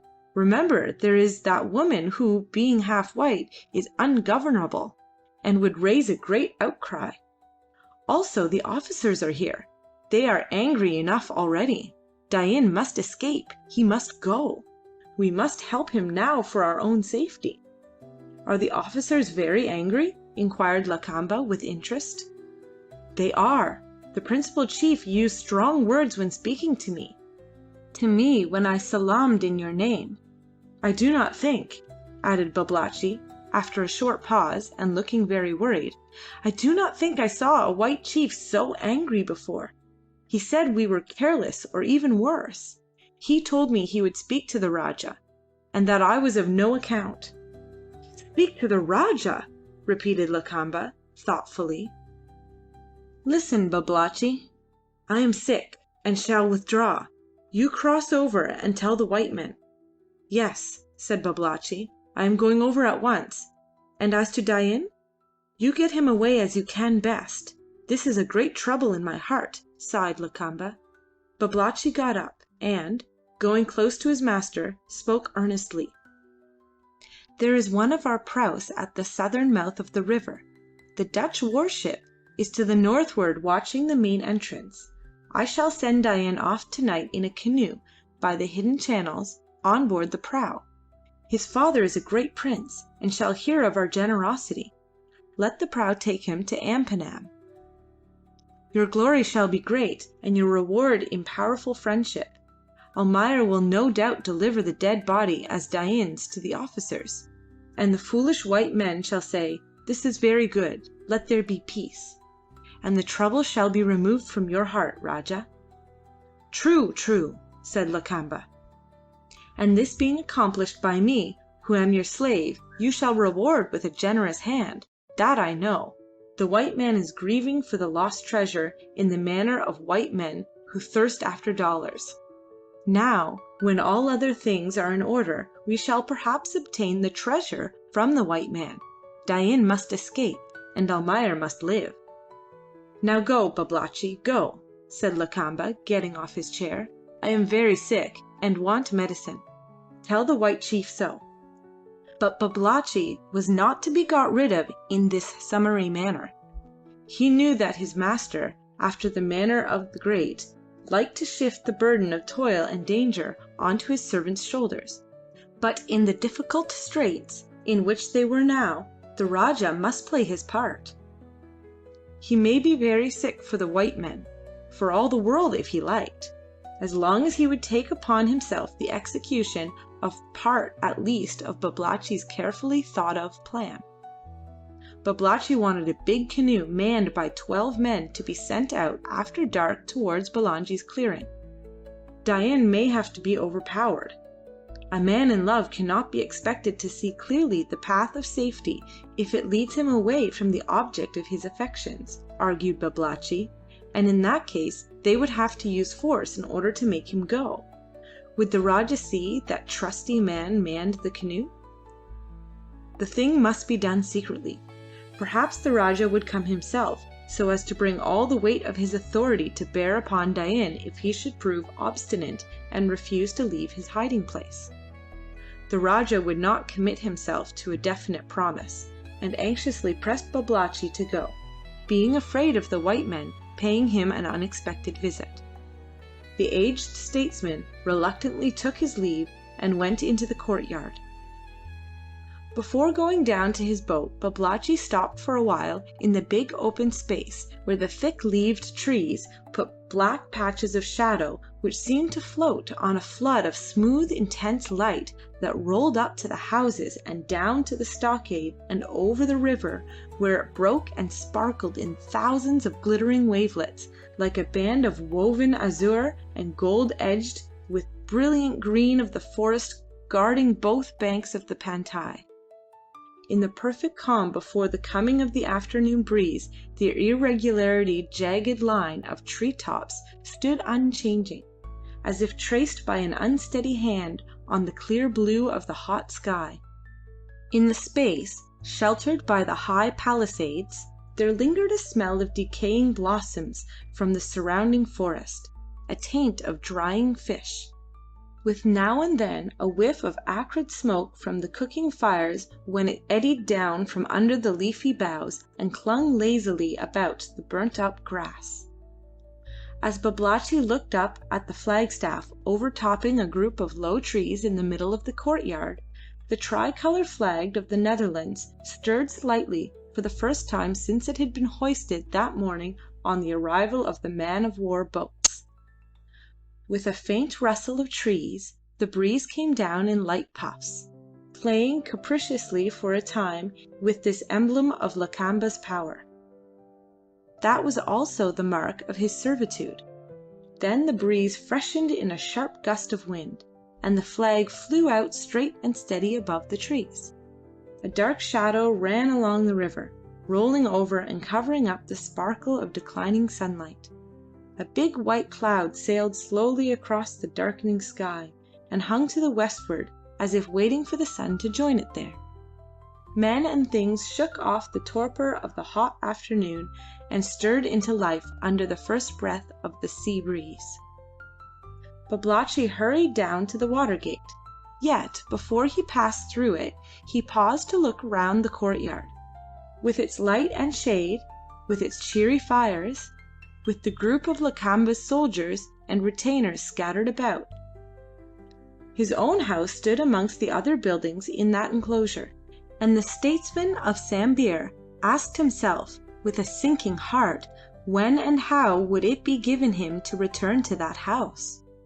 He had to deal with a man more dangerous than any wild beast of his experience, a proud man, a man wilful after the manner of princes, a man in love. And he was going forth to speak to that man words of cold and worldly wisdom.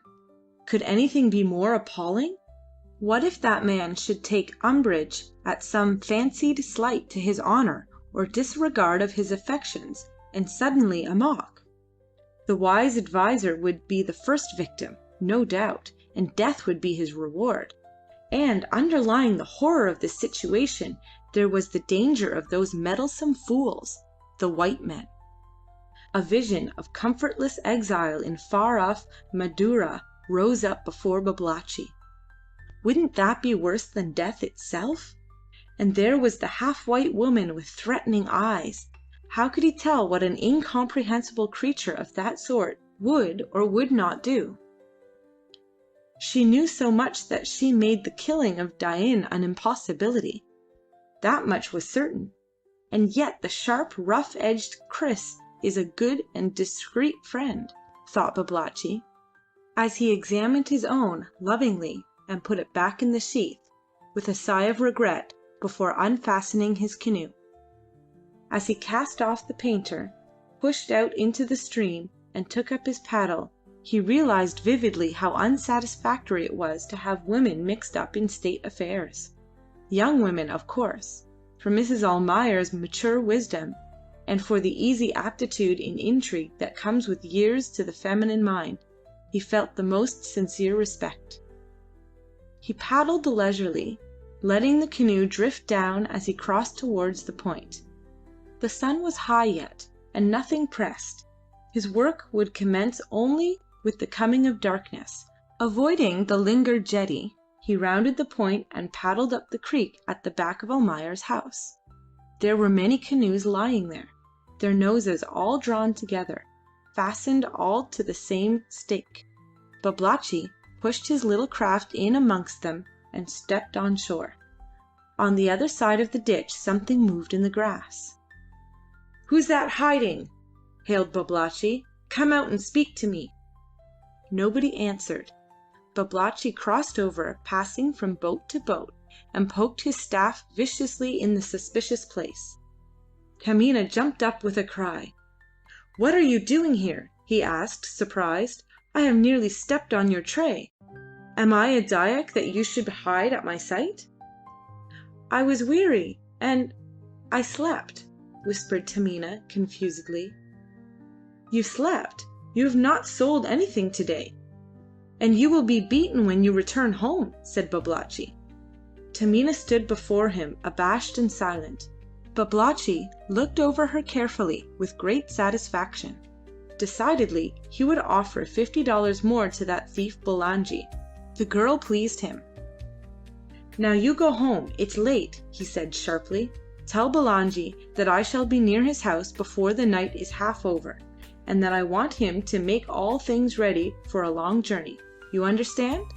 A long journey to the southward.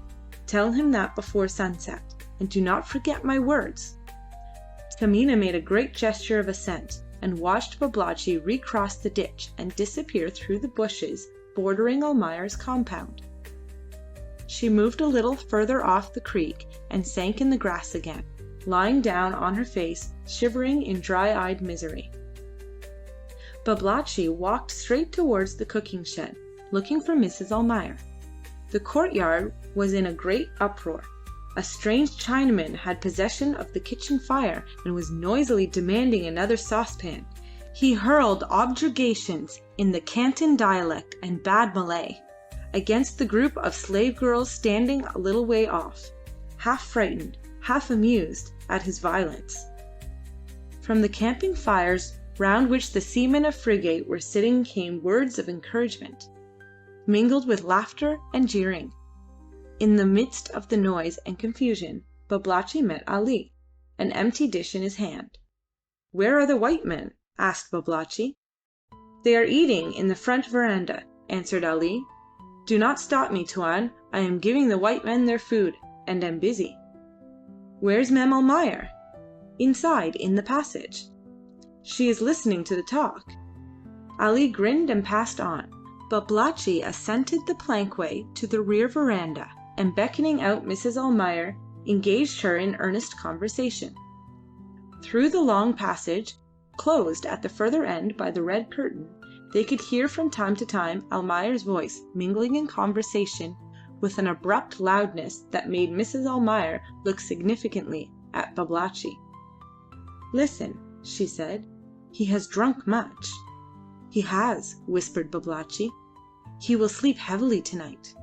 Mrs. Almayer looked doubtful. "Sometimes the devil of strong gin makes him keep awake, and he walks up and down the verandah all night cursing. Then we stand afar off," explained Mrs. Almayer, with the fuller knowledge born of 20-odd years of married life. "But then he does not hear nor understand, and his hand, of course, has no strength. We do not want him to hear tonight." "No," assented Mrs. Almayer, energetically, but in a cautiously subdued voice. "If he hears, he will kill." Babalatchi looked incredulous.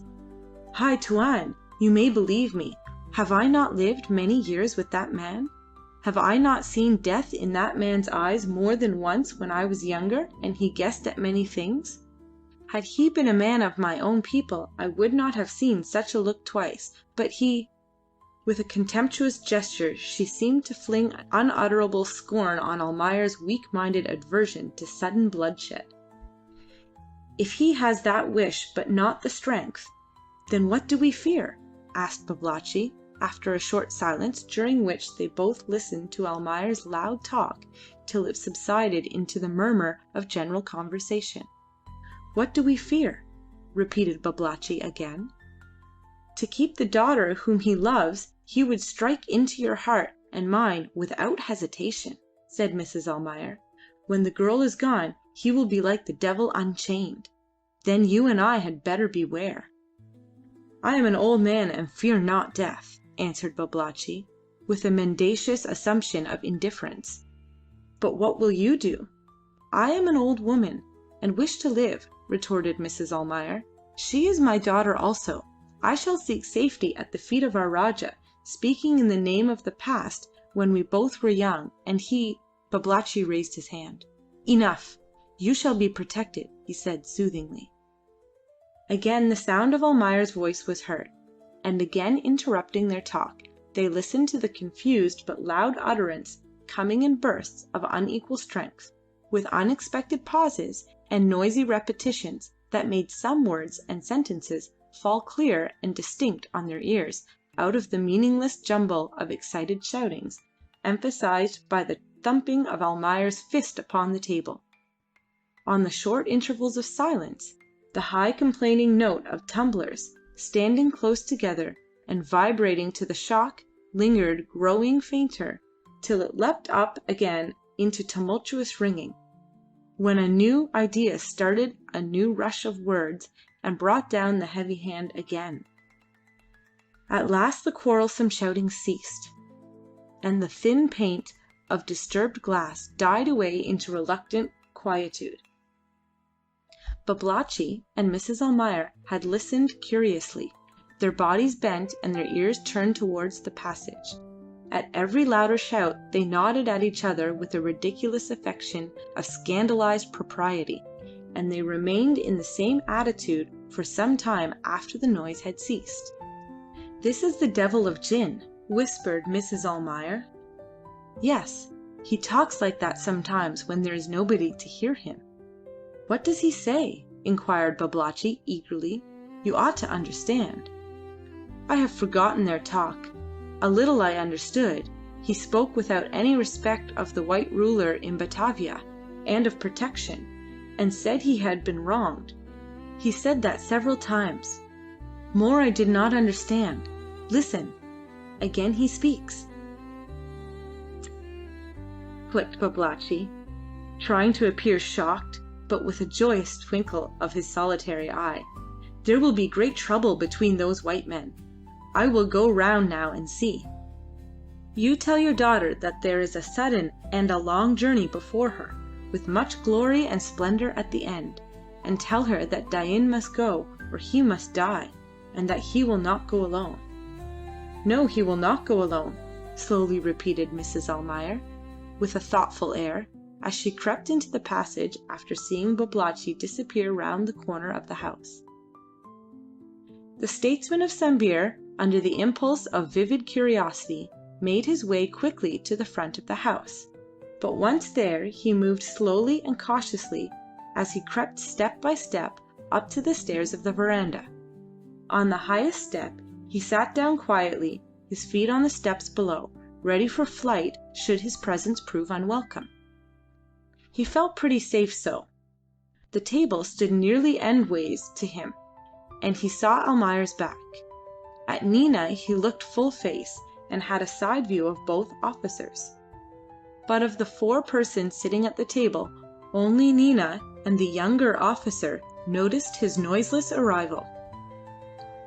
The momentary dropping of Nina's eyelids acknowledged Babalatchi's presence.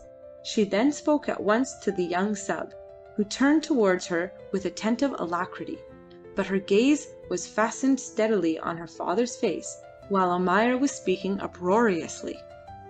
Disloyalty and unscrupulousness! What have you ever done to make me loyal? You have no grip on this country, and I have to take care of myself, and when I asked for protection I was met with threats and contempt, and had Arab slander thrown in my face. I, a white man. Don't be violent, Almayer, remonstrated the lieutenant. "I have heard all this already." "Then why do you talk to me about scruples? I wanted money, and I gave powder in exchange. How could I know that some of your wretched men were going to be blown up? Scruples! Pah!" He groped unsteadily amongst the bottles, trying one after another, grumbling to himself the while. "No more wine," he muttered discontentedly. "You have had enough, Almayer," said the lieutenant, as he lighted a cigar. "Is it not time to deliver us to your prisoner? I take it you have that Dain Maroola stowed away safely somewhere. Still, we had better get that business over, and then we shall have more drink. Come, don't look at me like this." Almayer was staring with stony eyes, his trembling fingers fumbling about his throat. "Gold," he said with difficulty. "Hem! A hand on the windpipe, you know. Sure you will excuse. I want to say, a little gold for a little powder. What's that?" I know," said the lieutenant soothingly. "No, you don't know. Not one of you knows," shouted Almayer. "The government is a fool, I tell you. Heaps of gold. I am the man that knows. I and another one. But he won't speak. He is—" He checked himself with a feeble smile, and, making an unsuccessful attempt to pat the officer on the shoulder, knocked over a couple of empty bottles. "Personally you are a fine fellow," he said very distinctly in a patronizing manner. His head nodded drowsily as he sat muttering to himself. The two officers looked at each other helplessly. "This won't do," said the lieutenant, addressing his junior. "Have the men mustered in the compound here. I must get some sense out of him. Hi, Almayer! Wake up, man! Redeem your word. You gave your word. You gave your word of honor, you know." Almayer shook off the officer's hand with impatience, but his ill humour vanished at once, and he looked up, putting his forefinger to the side of his nose. "You are very young. There is time for all things," he said, with an air of great sagacity. The lieutenant turned towards Nina, who, leaning back in her chair, watched her father steadily. "Really, I am very much distressed by all this for your sake," he exclaimed. "I do not know," he went on, speaking with some embarrassment, "whether I have any right to ask you anything, unless, perhaps, to withdraw from this painful scene. But I feel that I must, for your father's good, suggest that you should, if you have any influence over him, you ought to exert it now to make him keep the promise he gave me before he got into this state." He observed with discouragement that she seemed not to take any notice of what he said, sitting still with half-closed eyes. "I trust," he began again. "What is the promise you speak of?" abruptly asked Nina, leaving her seat and moving towards her father. "Nothing that is not just and proper. He promised to deliver to us a man who in time of profound peace took the lives of innocent men to escape the punishment he deserved for breaking the law. He planned his mischief on a large scale. It is not his fault if it failed, partially. Of course you have heard of Dain Maroola. Your father secured him, I understand. We know he escaped up this river. Perhaps you—" "And he killed white men?" interrupted Nina. "I regret to say they were white. Yes, 2 white men lost their lives through that scoundrel's freak." "2 only!" exclaimed Nina. The officer looked at her in amazement. Why, you—" he stammered, confused. "There might have been more," interrupted Nina. "And when you get this scoundrel, will you go?" The lieutenant, still speechless, bowed his assent. "Then I would get him for you if I had to seek him in a burning fire," she burst out with intense energy. "I hate the sight of your white faces. I hate the sound of your gentle voices. That is the way you speak to women, dropping sweet words before any pretty face. I have heard your voices before. I hope to live here without seeing any other white face but this," she added in a gentler tone, touching lightly her father's cheek. Almayer ceased his mumbling and opened his eyes. He caught hold of his daughter's hand and pressed it to his face. while Nina, with the other hand, smoothed his rumpled grey hair, looking defiantly over her father's head at the officer, who had now regained his composure and returned her look with a cool, steady stare. Below, in front of the veranda, they could hear the tramp of seamen mustering there according to orders. The sub-lieutenant came up the steps, while Babalatchi stood up uneasily and, with finger on lip, tried to catch Nina's eye. "You are a good girl," whispered Almayer, absently, dropping his daughter's hand. "Father, father!" she cried, bending over him with passionate entreaty. "See those two men looking at us? Send them away. I cannot bear it any more. Send them away. Do what they want and let them go." She caught sight of Babalatchi and ceased speaking suddenly. The two officers stood close together, looking on curiously. "What has happened? What is the matter?" whispered the younger man. "Don't know," answered the other under his breath. "One is furious and the other is drunk. Not so drunk either. Queer, this. Look." Almayer had risen, holding on to his daughter's arm. He hesitated a moment, then he let go his hold and lurched halfway across the veranda. There he pulled himself together and stood very straight, breathing hard and glaring round angrily. "Are the men ready?" asked the lieutenant. "All ready, sir." "Now, Mr. Almayer, lead the way," said the lieutenant. Almayer rested his eyes on him as if he saw him for the first time. "Two men," he said thickly. The effort of speaking seemed to interfere with his equilibrium. He took a quick step to save himself from a fall, and remained swaying backwards and forwards. "Two men," he began again, speaking with difficulty. "Two white men, men in uniform, honourable men. I want to say, men of honour. Are you?" "Come, none of that," said the officer impatiently. "Let us have that friend of yours." "What do you think I am?" asked Almayer, fiercely. "You are drunk, but not so drunk as not to know what you are doing." "Enough of this tomfoolery," said the officer sternly, "or I will have you put under arrest in your own house." "Arrest!" laughed Almayer, discordantly. "Ha ha ha! Arrest! Why, I have been trying to get out of this infernal place for 20 years, and I can't. You hear, man?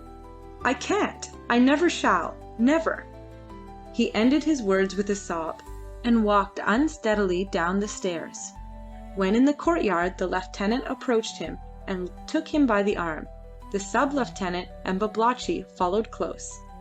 "That's better, Almayer," said the officer encouragingly. "Where are you going to?" "There are only planks there. Here," he went on, shaking him slightly. "Do we want the boats?" "No," answered Almayer, viciously. "You want a grave." "What?" "Wild again. Try to talk sense." "Grave!" roared Almayer, struggling to get himself free. "A hole in the ground. Don't you understand? You must be drunk. Let me go. Let go, I tell you." He tore away from the officer's grasp, and reeled towards the planks where the body lay under its white cover. Then he turned round quickly, and faced the semicircle of interested faces. The sun was sinking rapidly, throwing long shadows of house and trees over the courtyard, but the light lingered yet on the river, where the logs went drifting past in mid-stream, looking very distinct and black in the pale red glow. The trunks of the trees in the forest on the east bank were lost in gloom, while their highest branches swayed gently in the departing sunlight. The air felt heavy and cold in the breeze, expiring in slight puffs that came over the water. Almayer shivered as he made an effort to speak, and again with an uncertain gesture he seemed to free his throat from the grip of an invisible hand. His bloodshot eyes wandered aimlessly from face to face. "There," he said at last. "Are you all there? He is a dangerous man." He dragged at the cover with hasty violence, and the body rolled stiffly off the planks and fell at his feet in rigid helplessness. "Cold, perfectly cold," said Almayer, looking round with a mirthless smile. "Sorry can do no better, and you can't hang him either. As you observe, gentlemen," he added gravely. There is no head, and hardly any neck." The last ray of light was snatched away from the tree tops, the river grew suddenly dark, and in the great stillness the murmur of flowing water seemed to fill the vast expanse of grey shadow that descended upon the land.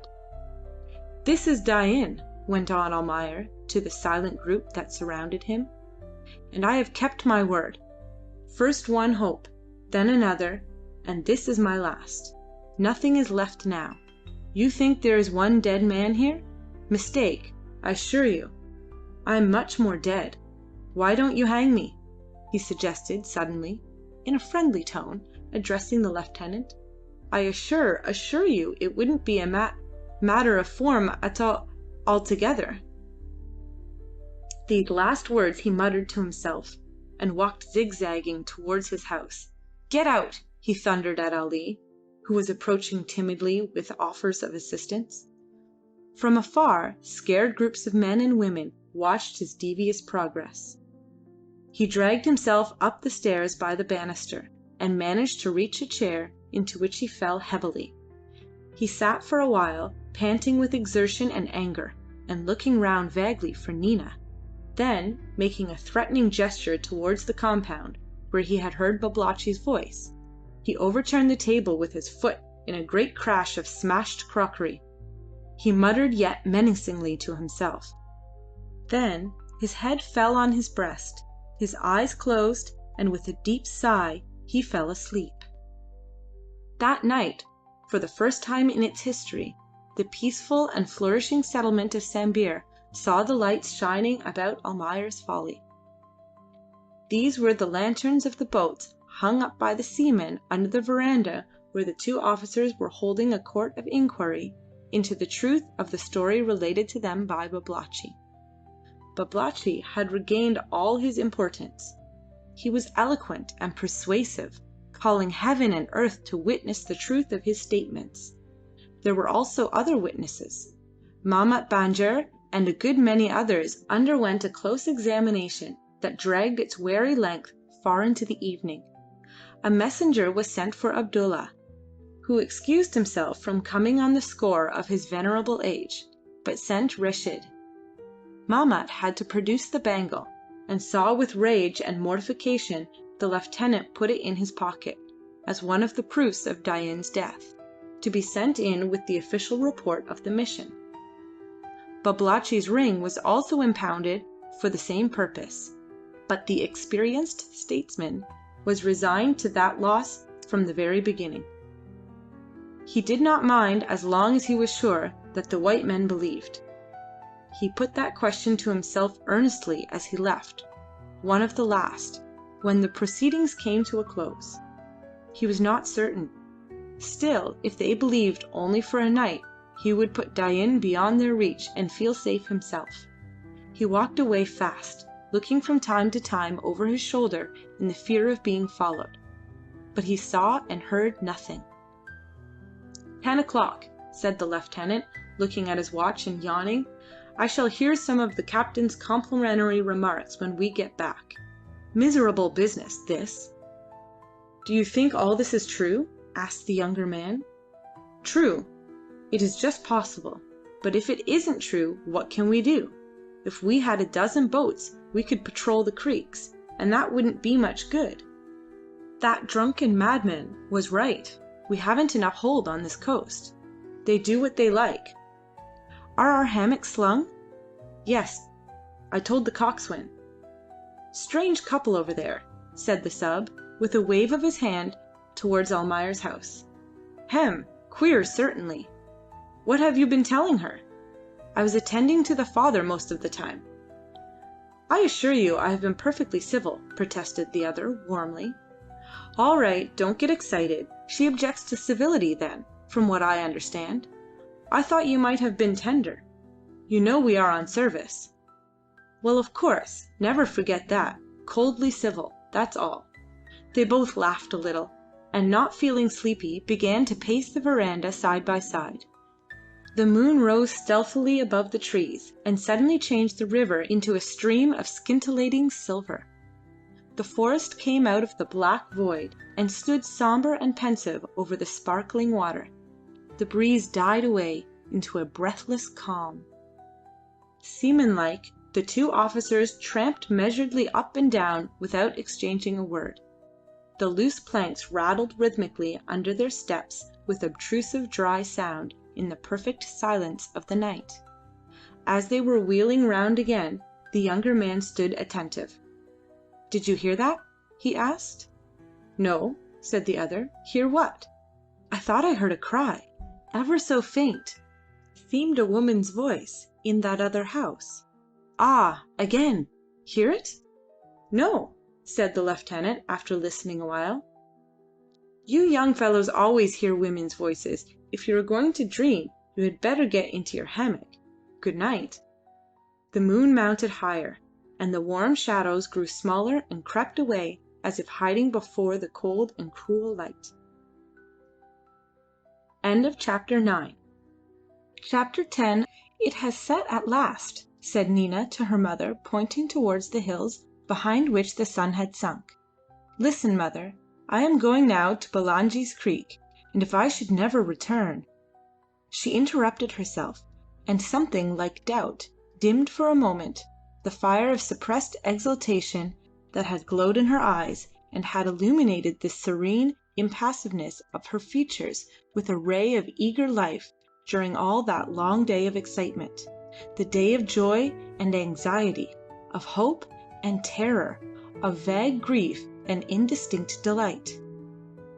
While the sun shone with that dazzling light in which her love was born and grew till it possessed her whole being, she was kept firm in her unwavering resolve by the mysterious whisperings of desire which filled her heart with impatient longing for the darkness that would mean the end of danger and strife, the beginning of happiness, the fulfilling of love, the completeness of life.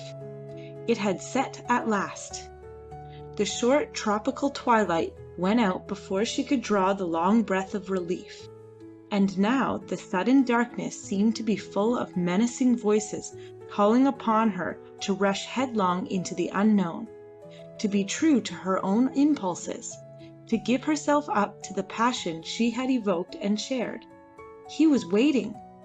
In the solitude of the secluded clearing, in the vast silence of the forest, he was waiting alone, a fugitive in fear of his life. Indifferent to his danger, he was waiting for her. It was for her only that he had come, and now, as the time approached when he should have his reward, she asked herself with dismay what meant that chilling doubt of her own will and of her own desire. With an effort she shook off the fear of the passing weakness. He should have his reward. Her woman's love and her woman's honor overcame the faltering distrust of that unknown future waiting for her in the darkness of the river. "No, you will not return," muttered Mrs. Almayer, prophetically.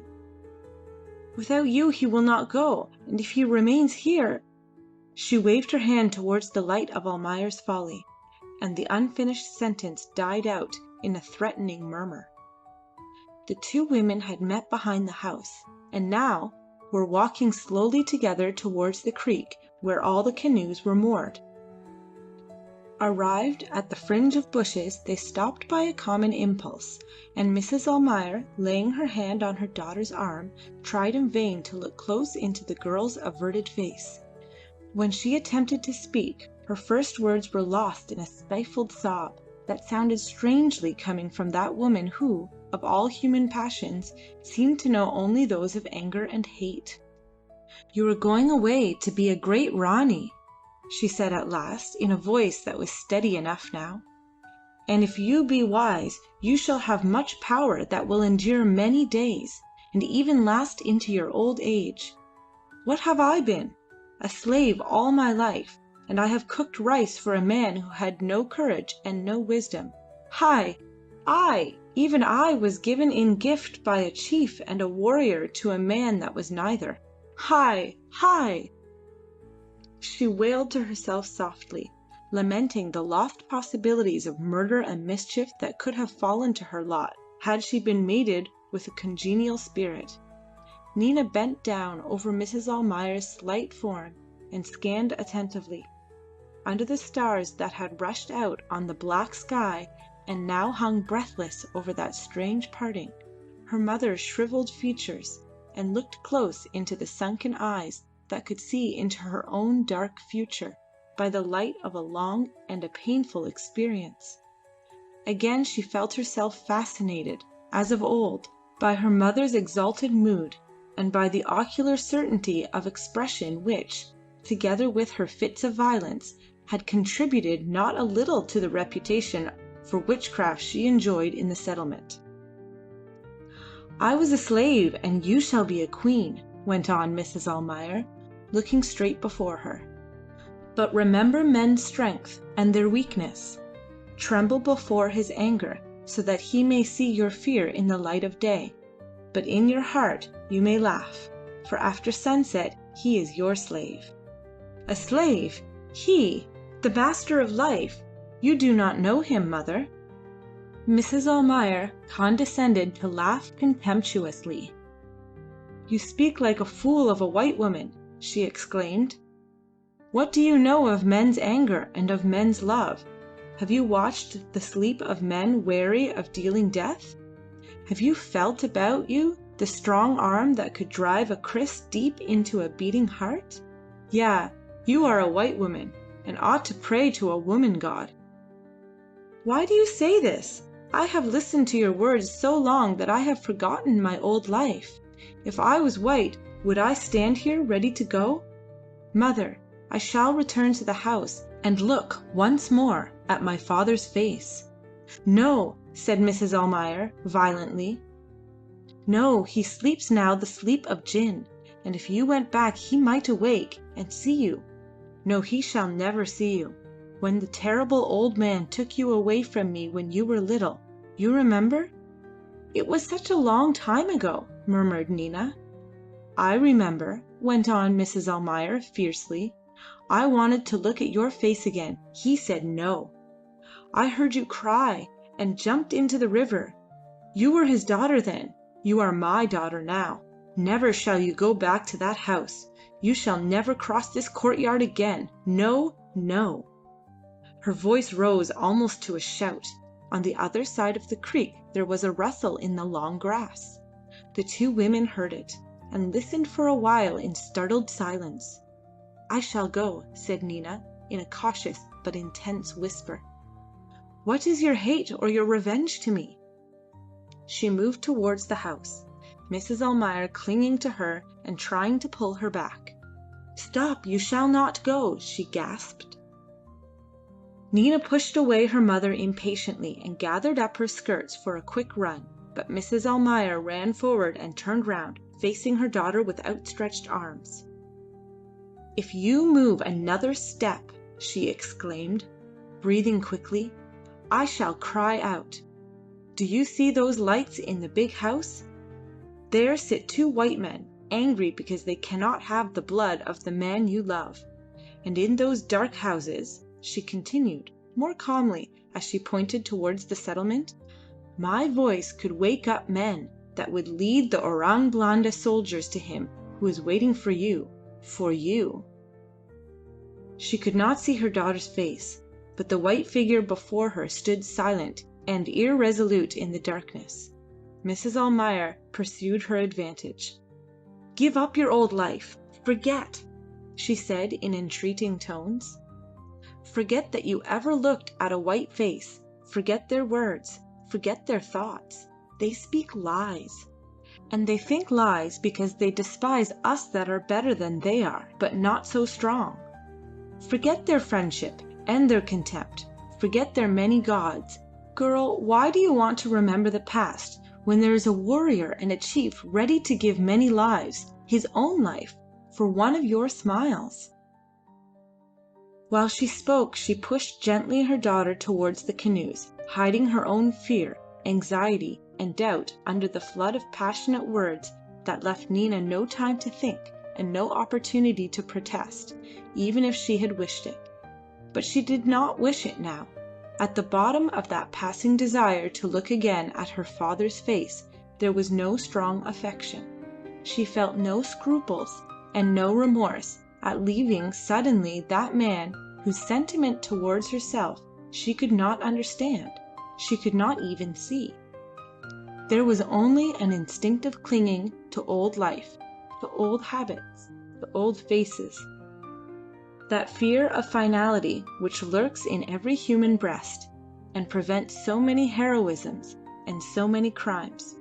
For years she has stood between her mother and her father, the one so strong in her weakness, the other so weak where he could have been strong. Between those two beings so dissimilar, so antagonistic, she stood with mute heart, wondering and angry at the fact of her own existence.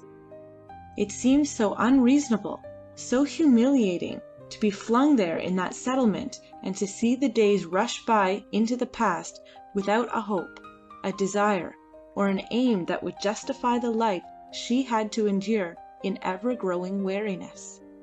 She had little belief and no sympathy for her father's dreams, but the savage ravings of her mother chanced to strike a responsive chord deep down somewhere in her despairing heart, and she dreamed dreams of her own, with the persistent absorption of a captive thinking of liberty within the walls of his prison cell.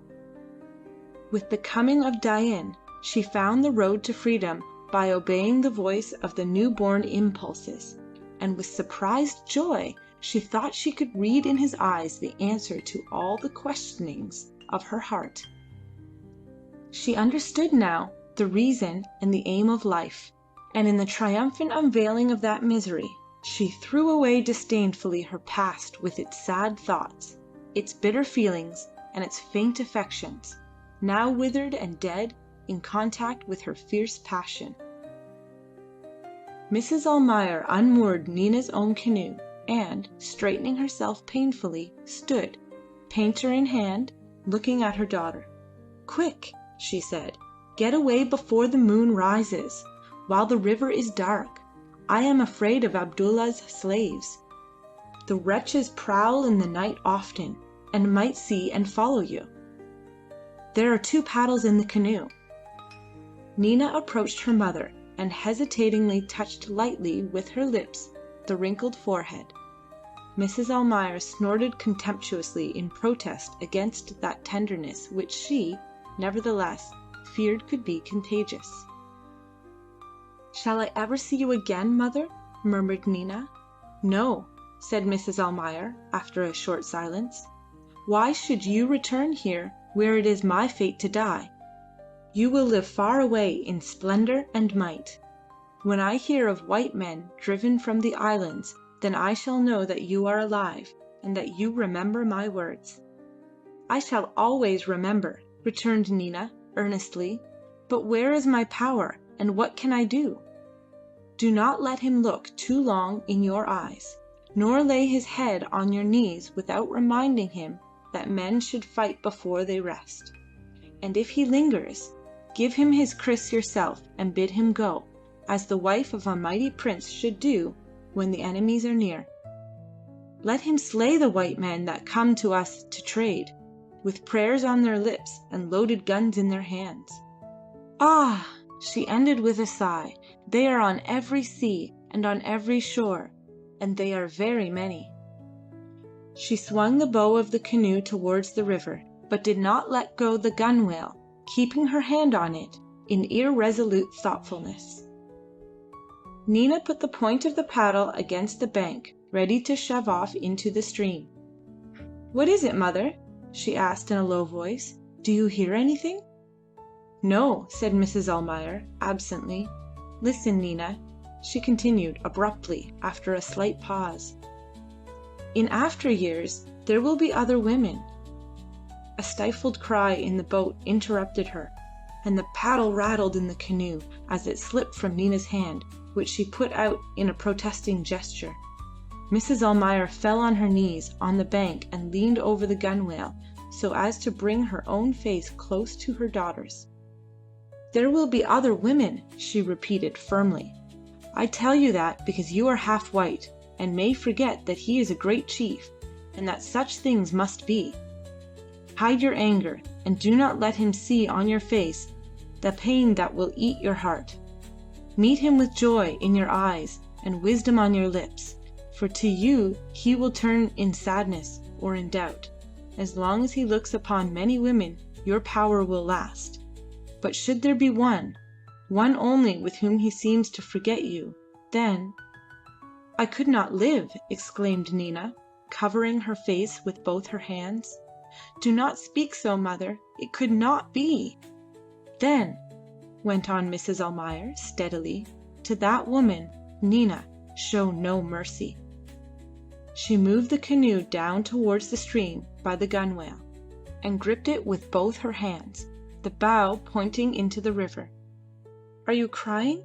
she asked sternly of her daughter, who sat still with covered face. "Arise, take your paddle, for it has waited long enough. And remember, Nina, no mercy. And if you must strike, strike with a steady hand." She put out all her strength, and swinging her body over the water, shot the light craft far into the stream. When she recovered herself from the effort, she tried vainly to catch a glimpse of the canoe that seemed to have dissolved suddenly into the white mist, trailing over the heated waters of the Pantai. After listening for a while intently on her knees, Mrs. Almayer rose with a deep sigh, while 2 tears wandered slowly down her withered cheeks. She wiped them off quickly with a wisp of her grey hair, as if ashamed of herself, but could not stifle another loud sigh, for her heart was heavy and she suffered much, being unused to tender emotions. This time she fancied she had heard a faint noise, like the echo of her own sigh, and she stopped, straining her ears to catch the slightest sound, and peering apprehensively towards the bushes near her. "Who is there?" she asked, in an unsteady voice, while her imagination peopled the solitude of the riverside with ghost-like forms. "Who is there?" she repeated faintly.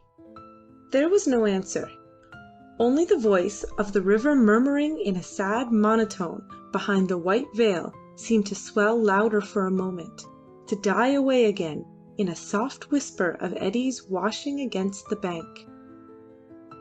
Mrs. Almayer shook her head as if in answer to her own thoughts, and walked quickly away from the bushes, looking to the right and left watchfully.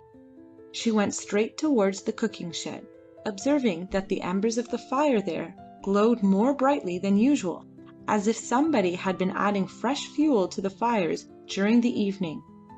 As she approached, Babalatchi, who had been squatting in the warm glow, rose and met her in the shadow outside. "Is she gone?" asked the anxious statesman hastily. "Yes," answered Mrs. Almayer. "What are the white men doing? When did you leave them?" "They are sleeping now, I think. May they never wake!" exclaimed Babalatchi fervently. "Oh, but they are devils, and made much talk and trouble over that carcass. The chief threatened me twice with his hand, and said he would have me tied up to a tree. Tie me up to a tree! Me!" he repeated, striking his breast violently. Mrs. Almayer laughed tauntingly. "And you salaamed and asked for mercy. Men with arms by their side acted otherwise when I was young." "And where are they, the men of your youth, you mad woman?" retorted Babalatchi angrily. "Killed by the Dutch. Aha! But I shall live to deceive them. A man knows when to fight and when to tell peaceful lies. You would know that if you were not a woman." But Mrs. Almayer did not seem to hear him.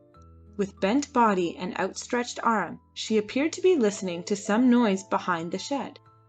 "There are strange sounds," she whispered with evident alarm. "I have heard in the air the sounds of grief, as of a sigh and weeping. That was by the riverside. And now again I heard—" "Where?" asked Babalatchi in an altered voice. "What did you hear?" "Close here. It was like a breath long drawn. I wish I had burnt the paper over the body before it was buried." "Yes," assented Babalatchi, "but the white men had him thrown into a hole at once. You know he found his death on the river. he added cheerfully, and his ghost may hail the canoes, but would leave the land alone.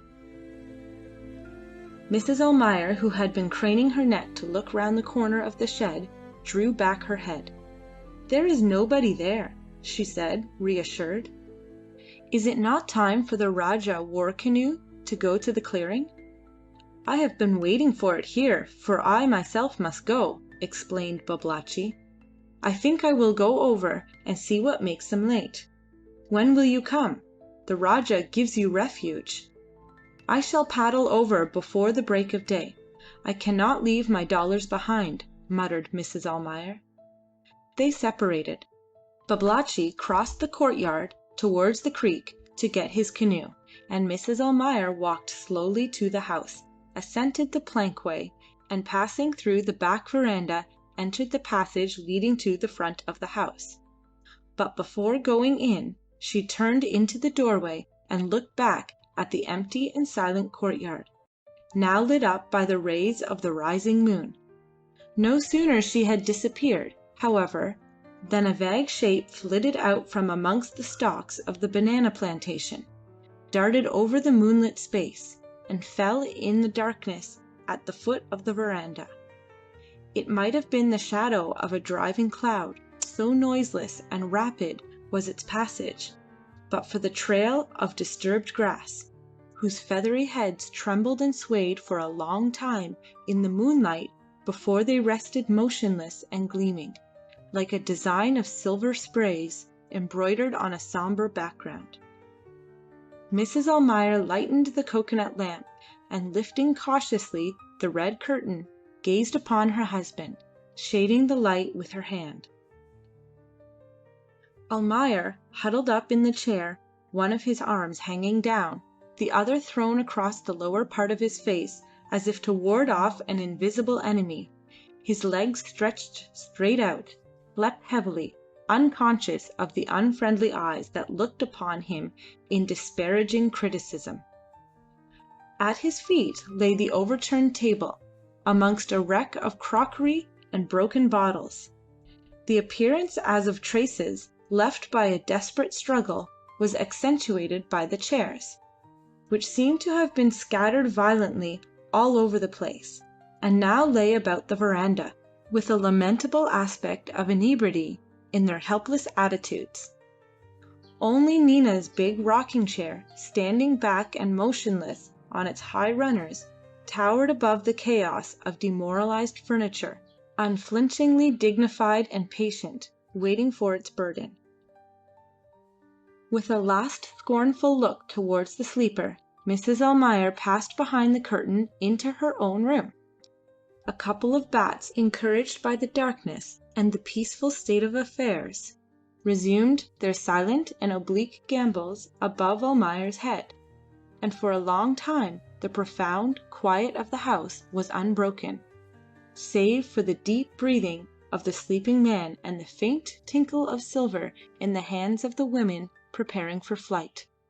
In the increasing light of the moon that had risen now above the night mist, the objects on the verandah came out strongly outlined in black splashes of shadow, with all the uncompromising ugliness of their disorder, and a caricature of the sleeping Almayer appeared on the dirty whitewash of the wall behind him in a grotesquely exaggerated detail of attitude and feature enlarged to a heroic size.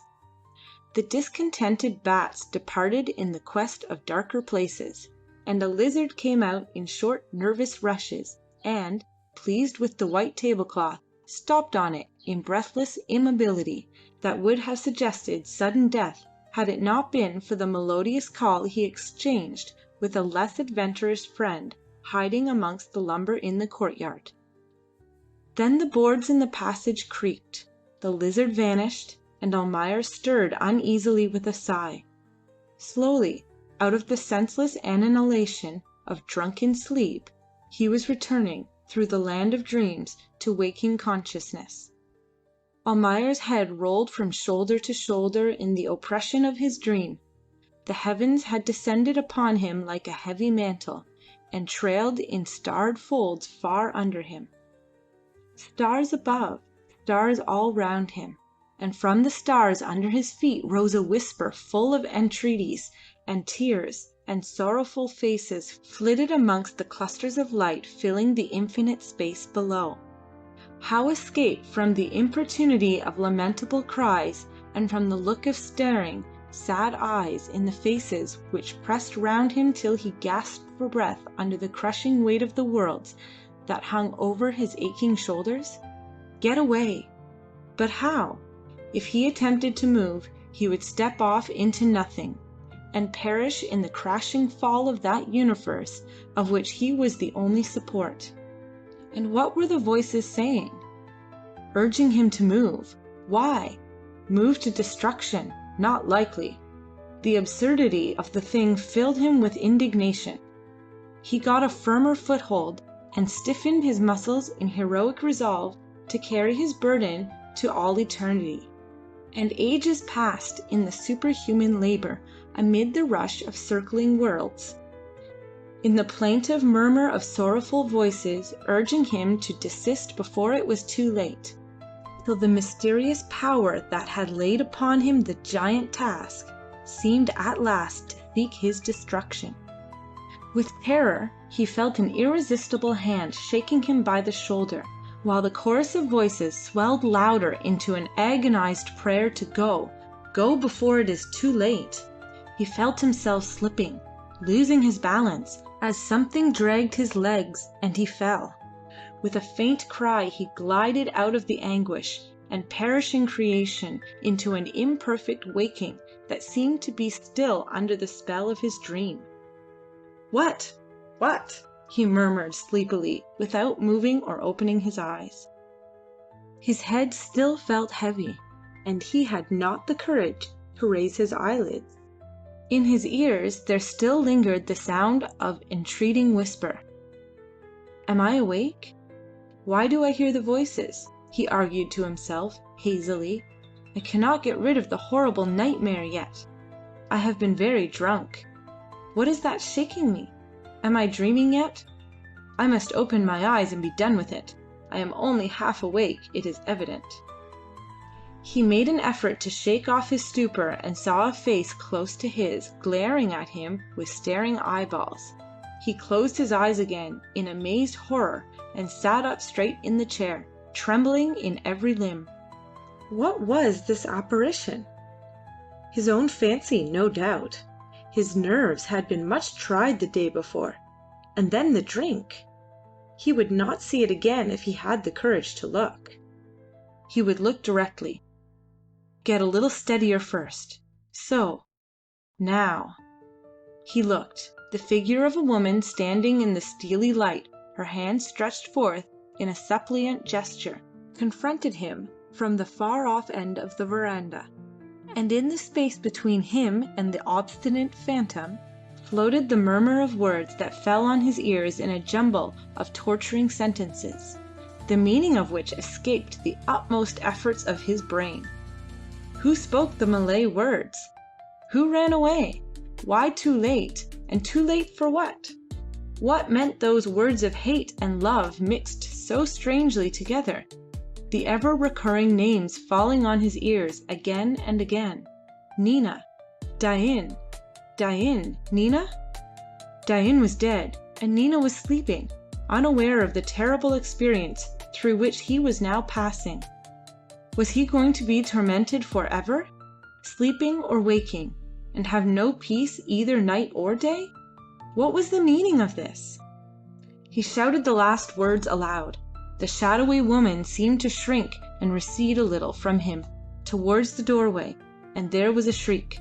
Exasperated by the incomprehensible nature of his torment, Almayer made a rush upon the apparition, which eluded his grasp, and he brought up heavily against the wall. Quick as lightning, he turned round and pursued fiercely the mysterious figure fleeing from him with piercing shrieks that were like fuel to the flames of his anger. Over the furniture, round the overturned table, and now he had it cornered behind Nina's chair. To the left, to the right they dodged, the chair rocking madly between them, she sending out shriek after shriek at every feint, and he growling meaningless curses through his hard-set teeth. Oh, the fiendish noise that split his head and seemed to choke his breath! It would kill him. It must be stopped. An immense desire to crush that yelling thing induced him to cast himself recklessly over the chair with a desperate grab, and they came down together in a cloud of dust amongst the splintered wood. The last shriek died out under him in a faint gurgle, and he had secured the relief of absolute silence. He looked at the woman's face under him. A real woman. He knew her. By all that is wonderful, Taminah! He jumped up, ashamed of his fury, and stood perplexed, wiping his forehead. The girl struggled to a kneeling posture and embraced his legs in a frenzied prayer for mercy. "Don't be afraid," he said, raising her. "I shall not hurt you. Why do you come to my house in the night? And if you had come, why not go behind the curtain where the women sleep?" "The place behind the curtain is empty," gasped Taminah, catching her breath between the words. "There are no women in your house any more, Tuan. I saw the old mem go away before I tried to wake you. I did not want your women. I wanted you." "Old mem," repeated Almayer. "Do you mean my wife?" She nodded her head. "But of my daughter you are not afraid?" said Almayer. "Have you not heard me?" she exclaimed. "Have I not spoken for a long time when you lay there with your eyes half open? She is gone too." "I was asleep. Can you not tell when a man is sleeping and when awake?" "Sometimes," answered Taminah in a low voice. "Sometimes the spirit lingers close to a sleeping body, and may hear. I spoke a long time before I touched you, and I spoke softly for fear it would depart a sudden noise and leave you sleeping forever. I took you by the shoulder, and only when you began to mutter words I could not understand. Have you not heard then, and do you know nothing?" "Nothing of what you said. What is it? Tell again if you want me to know." He took her by the shoulder and led her unresting to the front of the veranda into a stronger light. She wrung her hands with such appearance of grief that he began to be alarmed. "Speak," he said. "You made noise enough to wake even dead men. And yet nobody living came," he added to himself in an uneasy whisper. "Are you mute? Speak," he repeated. In a rush of words which broke out after a short struggle from her trembling lips, she told him the tale of Nina's love and her own jealousy. Several times he looked angrily into her face and told her to be silent, but he could not stop the sounds that seemed to him to run out in a hot stream, swirl about his feet, and rise in scalding waves about him, higher, higher, drowning his heart, touching his lips with a feel of molten lead, bolting out his sight in scorching vapour, closing over his head, merciless and deadly.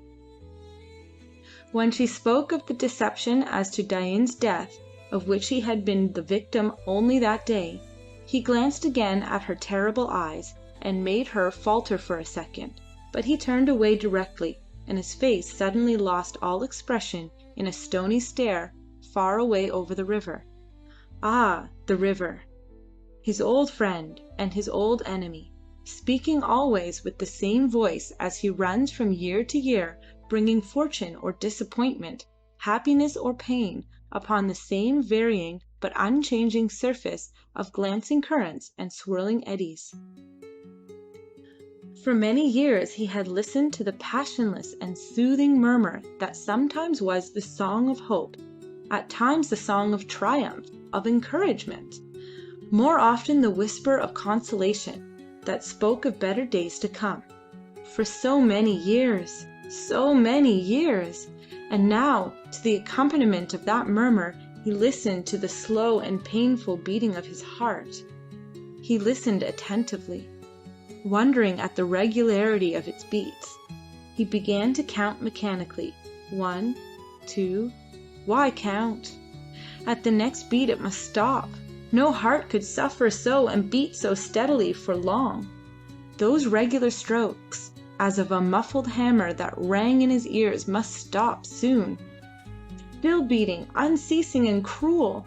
No man can bear this, and is this the last? Or will the next one be the last? How much longer? Oh God, how much longer? His hand weighted heavier unconsciously on the girl's shoulder, and she spoke the last words of her story, crouching at his feet with tears of pain and shame and anger. Was her revenge to fail her? This white man was like a senseless stone. Too late, too late. And you saw her go? Almayer's voice sounded harshly above her head. Did I not tell you? She sobbed, trying to wriggle gently out from under his grip. Did I not tell you that I saw the witch woman push the canoe? I lay hidden in the grass and heard all the words. She that we used to call the white mem wanted to return to look at your face, but the witch woman forbade her, and... She sank lower yet on her elbow, turning half round under the downward push of the heavy hand, her face lifted up to him with spiteful eyes. And she obeyed! She shouted out in a half laugh, half cry of pain. Let me go, Tuan. Why are you angry with me? Hasten, or you shall be too late to show your anger to the deceitful woman. Almayer dragged her up to her feet and looked close into her face while she struggled, turning her head away from his wild stare. Who sent you here to torment me? He asked violently. I do not believe you. You lie. He straightened his arm suddenly and flung her across the veranda towards the doorway, where she lay immobile and silent, as if she had left her life in his grasp, a dark heap, without a sound or a stir. Oh, Nina, whispered Almayer in a voice in which reproach and love spoke together in pained tenderness. Oh, Nina, I do not believe. A light draught from the river ran over the courtyard in a wave of bowing grass, and entering the veranda, touched Almayer's forehead with its cool breath, in a caress of infinite pity. The curtain in the women's doorway blew out and instantly collapsed with startling helplessness. He stared at the fluttering stuff. Nina! cried Almayer. Where are you, Nina? The wind passed out of the empty house in a tremulous sigh, and all was still. Almayer hid his face in his hands as if to shut out a loathsome sight. When hearing a slight rustle, he uncovered his eyes. The dark heap by the door was gone. End of chapter 10. Chapter 11. In the middle of a shadowless square of moonlight, shining on a smooth and level expanse of young rice shoots, a little shelter hut perched on high posts, the pile of brushwood nearby and the glowing embers of a fire with a man stretched before it, seemed very small, and as if lost in the pale green iridescence reflected from the ground. On three sides of the clearing, appearing very far away in the deceptive light, the big trees of the forest, lashed together with manifold bonds by a mass of tangled creepers, looked down at the growing young life at their feet with the sombre resignation of giants that had lost faith in their strength. And in the midst of them the merciless creepers clung to the big trunks in cable-like coils, leaped from tree to tree, hung in thorny festoons from the lower boughs, and sending slender tendrils on high to seek out the smallest branches, carried death to their victims in an exulting riot of silent destruction. On the fourth side, following the curve of the bank of the branch of the Pantai that formed the only access to the clearing, ran a black line of young trees, bushes, and thick second growth, unbroken save for a small gap chopped out in one place.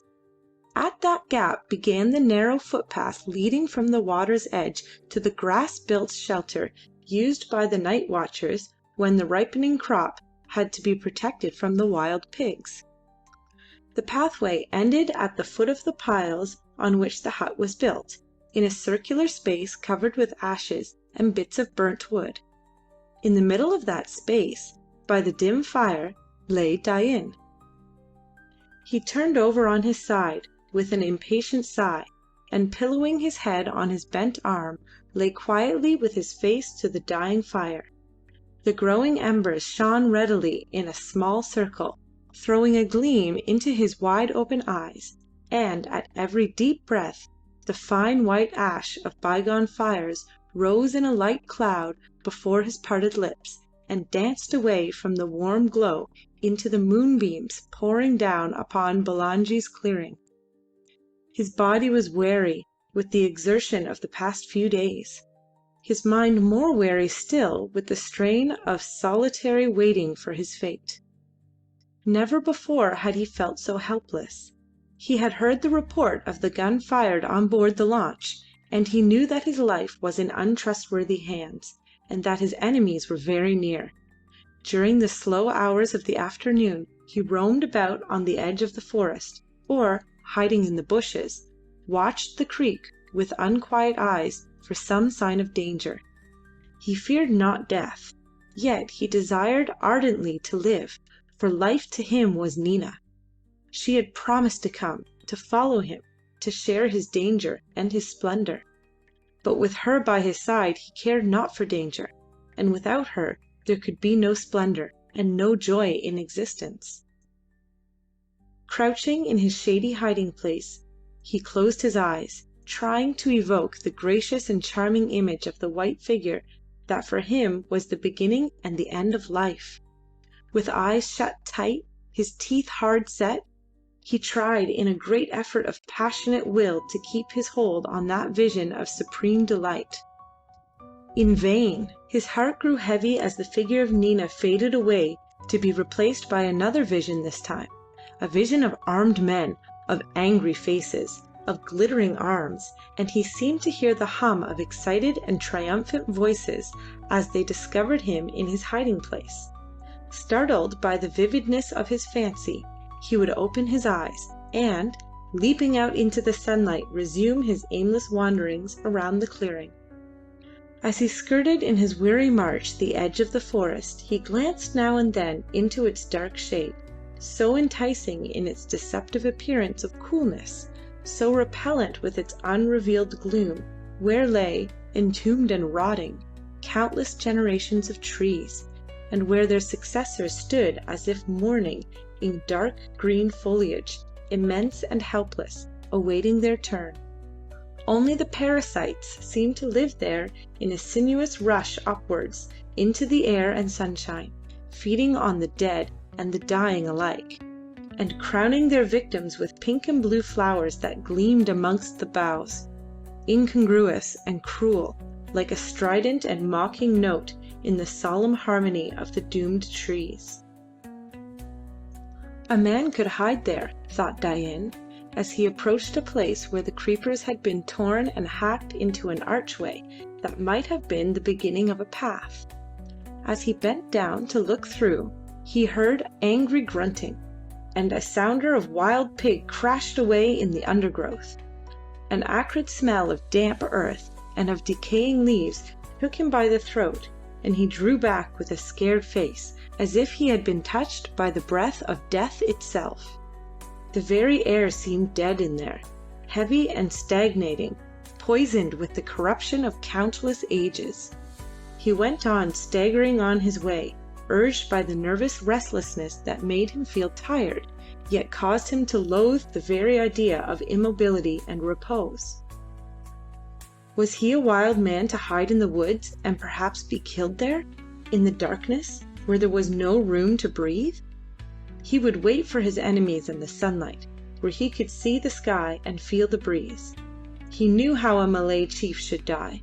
The somber and desperate fury, that peculiar inheritance of his race, took possession of him, and he glared savagely across the clearing towards the gap in the bushes by the riverside.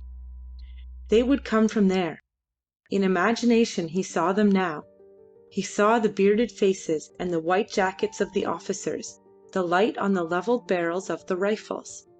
What is the bravery of the greatest warrior before the firearms in the hand of a slave? He would walk toward them with a smiling face, with his hands held out in a sign of submission, till he was very near them. He would speak friendly words, come nearer yet nearer, so near they could touch him with their hands and stretch them out to make him a captive.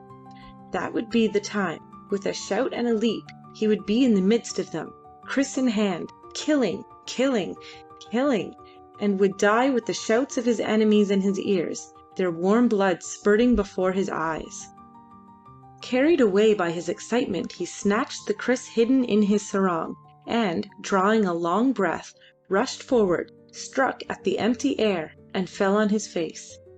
He lay as if stunned in the sudden reaction from his exultation, thinking that, even if he died thus gloriously, it would have to be before he saw Nina. Better so. If he saw her again, he felt that death would be too terrible. With horror he, the descendant of the Rajas and of the conquerors, had to face the doubt of his own bravery. His desire of life tormented him in a paroxysm of agonizing remorse.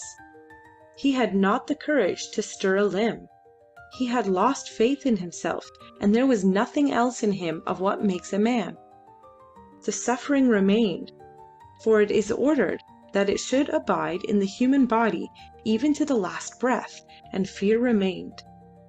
Dimly he could look into the depths of his passionate love, see its strength and its weakness, and felt afraid. The sun went down slowly. The shadow of the western forest marched over the clearing, covered the man's scorched shoulders with its cool mantle, and went on hurriedly to mingle with the shadows of other forests on the eastern side. The sun lingered for a while amongst the light tracery of the higher branches, as if in a friendly reluctance to abandon the body stretched in the green paddy field. Then Dain, revived by the cool of the evening breeze, sat up, stared round him. As he did so, the sun dipped sharply, as if ashamed of being detected in a sympathizing attitude, and the clearing, which during the day was all light, became suddenly all darkness, where the fire gleamed like an eye. Dain walked slowly towards the creek, and, divesting himself of his torn sarong, his only garment, entered the water cautiously. He had had nothing to eat that day. He had not dared show himself in daylight by the waterside to drink. Now, as he swam silently, he swallowed a few mouthfuls of water that lapped about his lips. This did him good, and he walked with greater confidence in himself and others as he returned towards the fire. Had he been betrayed by Lakamba, all would have been over by this. He made up a big blaze, and while it lasted dried himself, and then lay down by the embers. He could not sleep, but he felt a great numbness in all his limbs. His restlessness was gone, and he was content to lay still, measuring the time by watching the stars that rose in endless succession above the forests, while the slight puffs of wind under the cloudless sky seemed to fan their twinkle into a greater brightness. Dreamily he assured himself over and over again that she would come, till the certitude crept into his heart and filled him with a great peace. Yes, when the next day broke, they would be together on the great blue sea that was like life, away from the forests that were like death. He murmured the name of Nina into the silent space with a tender smile. He seemed to break the spell of stillness, and far away by the creek a frog croaked loudly as if in answer. A chorus of loud roars and plaintive calls rose from the mud along the line of bushes. He laughed heartily. Doubtless it was their love song. He felt affectionate towards the frogs and listened, pleased with the noisy life near him. When the moon peeped above the trees, he felt the old impatience and the old restlessness steal over him. Why was she so late? True, it was a long way to come with a single paddle. With what skill and what endurance could those small hands manage a heavy paddle? It was very wonderful, such small hands, such soft little palms that knew how to touch his cheek with a feel lighter than the fanning of a butterfly's wing. Wonderful! He lost himself lovingly in the contemplation of this tremendous mystery, and when he looked at the moon again, it had risen a hand's breadth above the trees. Would she come? He forced himself to lay still, overcoming the impulse to rise and rush round the clearing again. He turned this way and that. At last, quivering with the effort, he lay on his back and saw her face among the stars looking down on him. The croaking of frogs suddenly ceased. With the watchfulness of a hunted man, Dain sat up, listening anxiously, and heard several splashes in the water as the frogs took rapid headers into the creek. He knew that they had been alarmed by something, and stood up suspicious and attentive. A slight grating noise, then the dry sound as if two pieces of wood struck together against each other. Somebody was about to land. He took up an armful of brushwood and, without taking his eyes from the path, held it over the embers of his fire. He waited, undecided, and saw something gleam amongst the bushes. Then a white figure came out of the shadows and seemed to float towards him in the pale light. He gave his heart a great leap and stood still, then went on shaking his frame in furious beats. He dropped the brushwood upon the glowing coals, and had an impression of shouting her name, of rushing to meet her, yet he emitted no sound. He stirred not an inch, but he stood silent and motionless, like chiseled bronze under the moonlight that seemed over his naked shoulders. As he stood still, fighting with his breath, as if bereft of his senses by the intensity of his delight, she walked up to him with quick, resolute steps, and, with the appearance of one about to leap from a dangerous height, threw both arms around his neck with a sudden gesture. A small blue gleam crept amongst the dry branches, and the crackling of reviving fire was the only sound as they faced each other in the speechless emotion of that meeting. Then the dry fuel caught at once, and the bright hot flame shot upwards in a blaze as high as their heads, and in its light they saw each other's eyes. Neither of them spoke. He was regaining his senses in a slight tremor that ran upwards along his rigid body and hung about his trembling lips. She drew back her head and fastened her eyes on his in one of those long looks that are a woman's most terrible weapon, a look that is more stirring than the closest touch, and more dangerous than the thrust of a dagger, because it also whips the soul out of the body, but leaves the body alive and helpless, to be swayed here and there by the capricious tempests of passion and desire, a look that enwraps the whole body and that penetrates into the innermost recesses of the being, bringing terrible defeat in the delirious uplifting of accomplished conquest. It has the same meaning for the man of the forests and the sea as for the man threading the paths of the more dangerous wilderness of houses and streets. Men that had felt in their breasts the awful exultation such a look awakens become mere things of today, which is paradise. Forget yesterday, which was suffering. Care not for tomorrow, which may be perdition. They wish to live under that look forever. It is the look of a woman's surrender. He understood, and, as if suddenly released from his invisible bonds, fell at her feet with a shout of joy, and embracing her knees, hid his head in the folds of her dress, murmuring disjointed words of gratitude and love. Never before had he felt so proud as now, when at the feet of that woman that half belonged to his enemies. Her fingers played with his hair in an absent-minded caress as she stood absorbed in thought. The thing was done. Her mother was right. The man was her slave. As she glanced down at his kneeling form, she felt a great pitying tenderness for that man she was used to call, even in her thoughts, the master of life. She lifted her eyes and looked sadly at the southern heavens under which lay the path of their lives, her own, and that man's at her feet. Did he not say himself that she was the light of his life? She would be his light and his wisdom. She would be his greatness and his strength. Yet, hidden from the eyes of all men, she would be, above all, his only and lasting weakness. A very woman.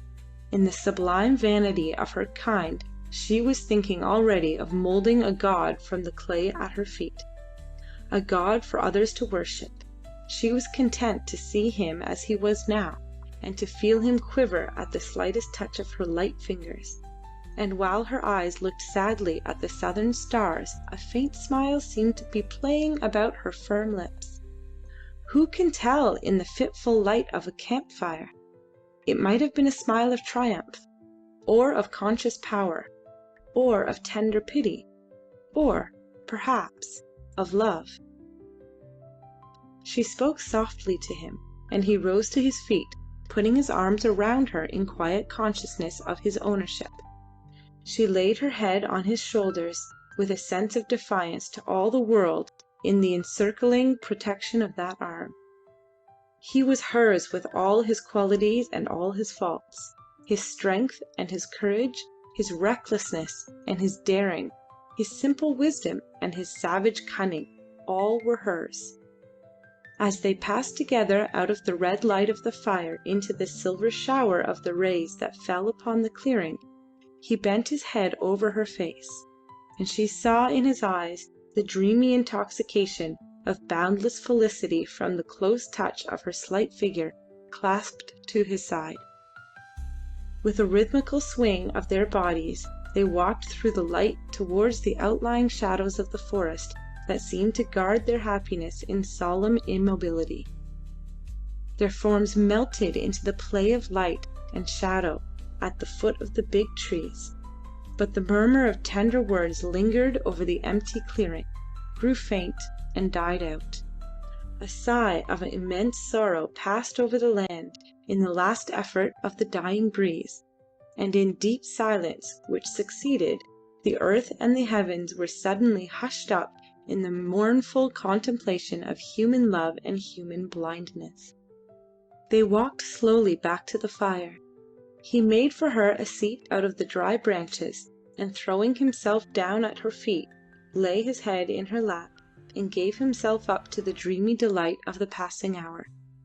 Their voices rose and fell, tender or animated, as they spoke of their love and of their future. She, with a few skilful words spoken from time to time, guided his thoughts, and he let his happiness flow in a stream of talk passionate and tender, grave or menacing, according to the mood which she evoked. He spoke to her of his own island, where the gloomy forests and the muddy rivers were unknown. He spoke of its terraced fields, of the murmuring clear rills of sparkling water that flowed down the sides of great mountains, bringing life to the land and joy to its tillers. As he spoke also of the mountain peak that, rising lonely above the belt of trees, knew the secrets of the passing clouds, and was the dwelling place of the mysterious spirit of his race, of the guardian genius of his house. He spoke of vast horizons swept by fierce winds that whistled high above the summits of burning mountains. He spoke of his forefathers that conquered ages ago the island of which he was to be the future ruler.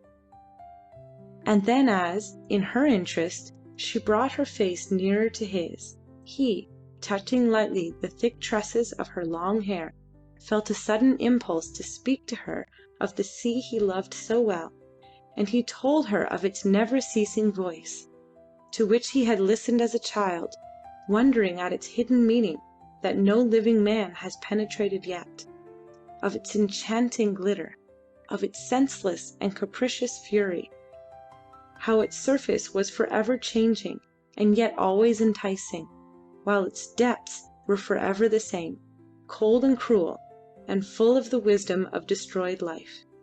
He told her how it held men slaves of its charm for a lifetime, and then, regardless of the devotion, swallowed them up, angry at their fear of its mystery, which it would never disclose, not even to those that loved it most.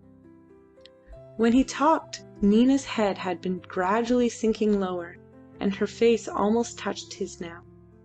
Her hair was over her eyes, her breath was on his forehead, her arms were about his body. No two beings could be closer to each other, yet she guessed rather than understood the meaning of his last words that came out after a slight hesitation in a faint murmur, dying out imperceptibly into a profound and significant silence. The sea, O Nina, is like a woman's heart. She closed his lips with a sudden kiss, and answered in a steady voice, "But to the men that have no fear, O master of my life, the sea is ever true." Over their heads a film of dark, thread-like clouds, looking like immense cobwebs drifting under the stars, darkened the sky with the presage of the coming thunderstorm. From the invisible hills the first distant rumble of thunder came in a prolonged roll which, after tossing about from hill to hill, lost itself in the forest of the Pantai.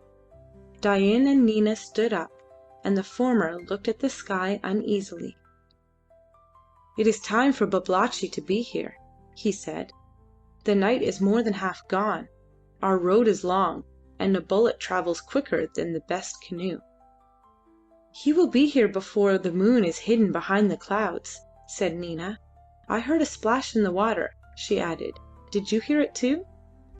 "Alligator," answered Dain shortly, with a careless glance towards the creek. "The darker the night," he continued, "the shorter will be our road, for then we could keep in the current of the main stream, but if it is light, even no more than now, we must follow the small channels of sleeping water, with nothing to help our paddles." "Dain," interposed Nina earnestly, "it was no alligator. I heard the bushes rustling near the landing place." "Yes," said Dain, after listening a while. "It cannot be Babalatchi, who would come in a big war canoe and openly. Those that are coming, whoever they are, do not wish to make much noise. But you have heard, and now I can see," he went on quickly. "It is but one man. Stand behind me, Nina. If he is a friend he is welcome. If he is an enemy, you shall see him die."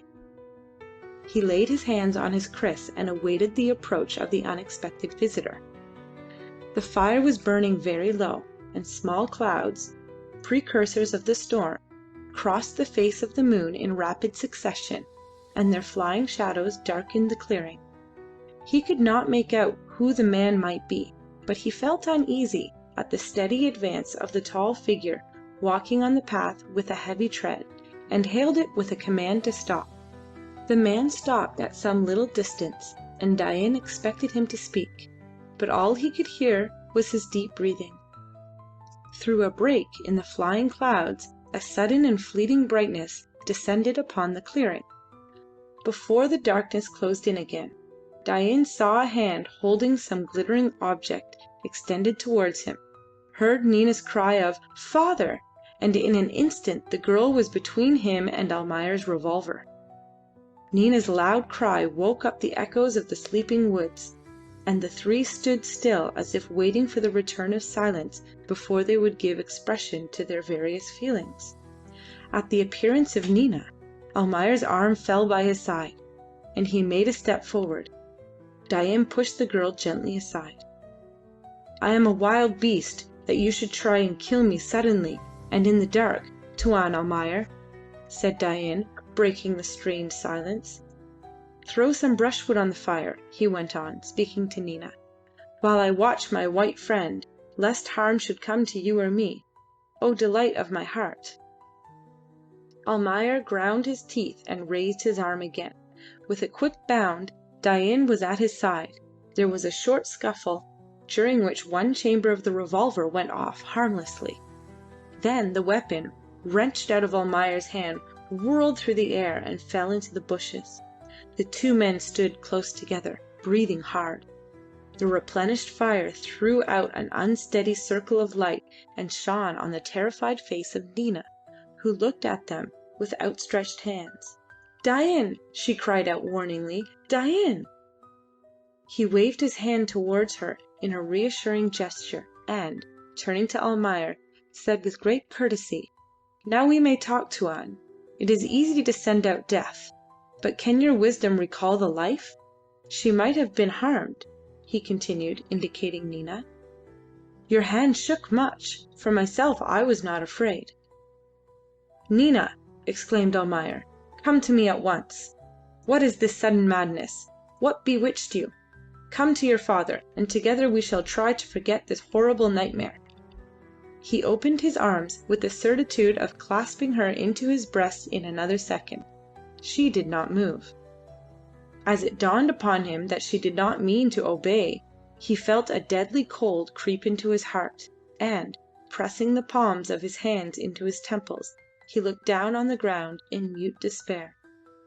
Dain took Nina by the arm and led her towards her father. "Speak to him in the language of his people," he said. "He is grieving, as who would not grieve at losing thee, my pearl? Speak to him the last words he shall hear spoken by that voice, which must be very sweet to him, but is all my life to me." He released her, and, stepping back a few paces out of the circle of light, stood in the darkness looking at them with calm interest. The reflection of a distant flash of lightning lit up the clouds over their heads, and was followed after a short interval by the faint rumble of thunder, which mingled with Almayer's voice as he began to speak. "Do you know what you are doing?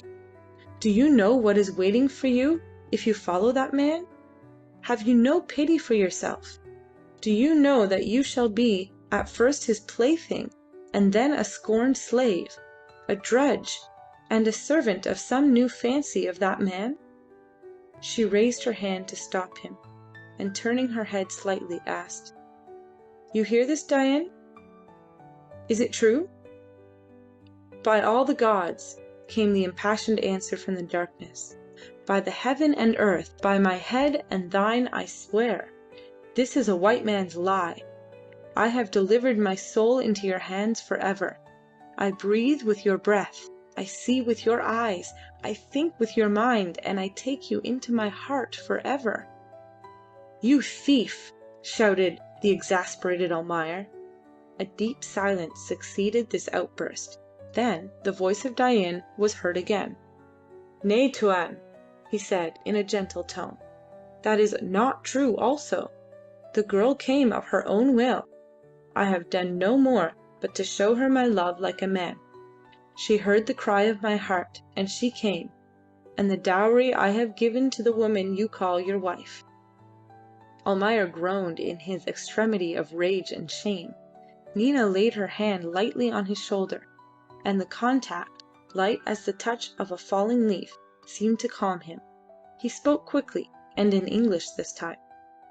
"Tell me," he said, "tell me what they have done to you, your mother, and that man. What made you give yourself up to that savage, for he is a savage? Between him and you there is a barrier that nothing can remove. I can see in your eyes the look of those who commit suicide when they are mad. You are mad. Don't smile. It breaks my heart. If I were to see you drowning before my eyes, and I without the power to help you, I could not suffer a greater torment. Have you forgotten the teaching of so many years?" "No," she interrupted. "I remember it well. I remember how it ended also. Scorn for scorn, contempt for contempt, hate for hate. I am not of your race. Between your people and me there is also a barrier that nothing can remove. You ask why I want to go, and I ask you why I should stay."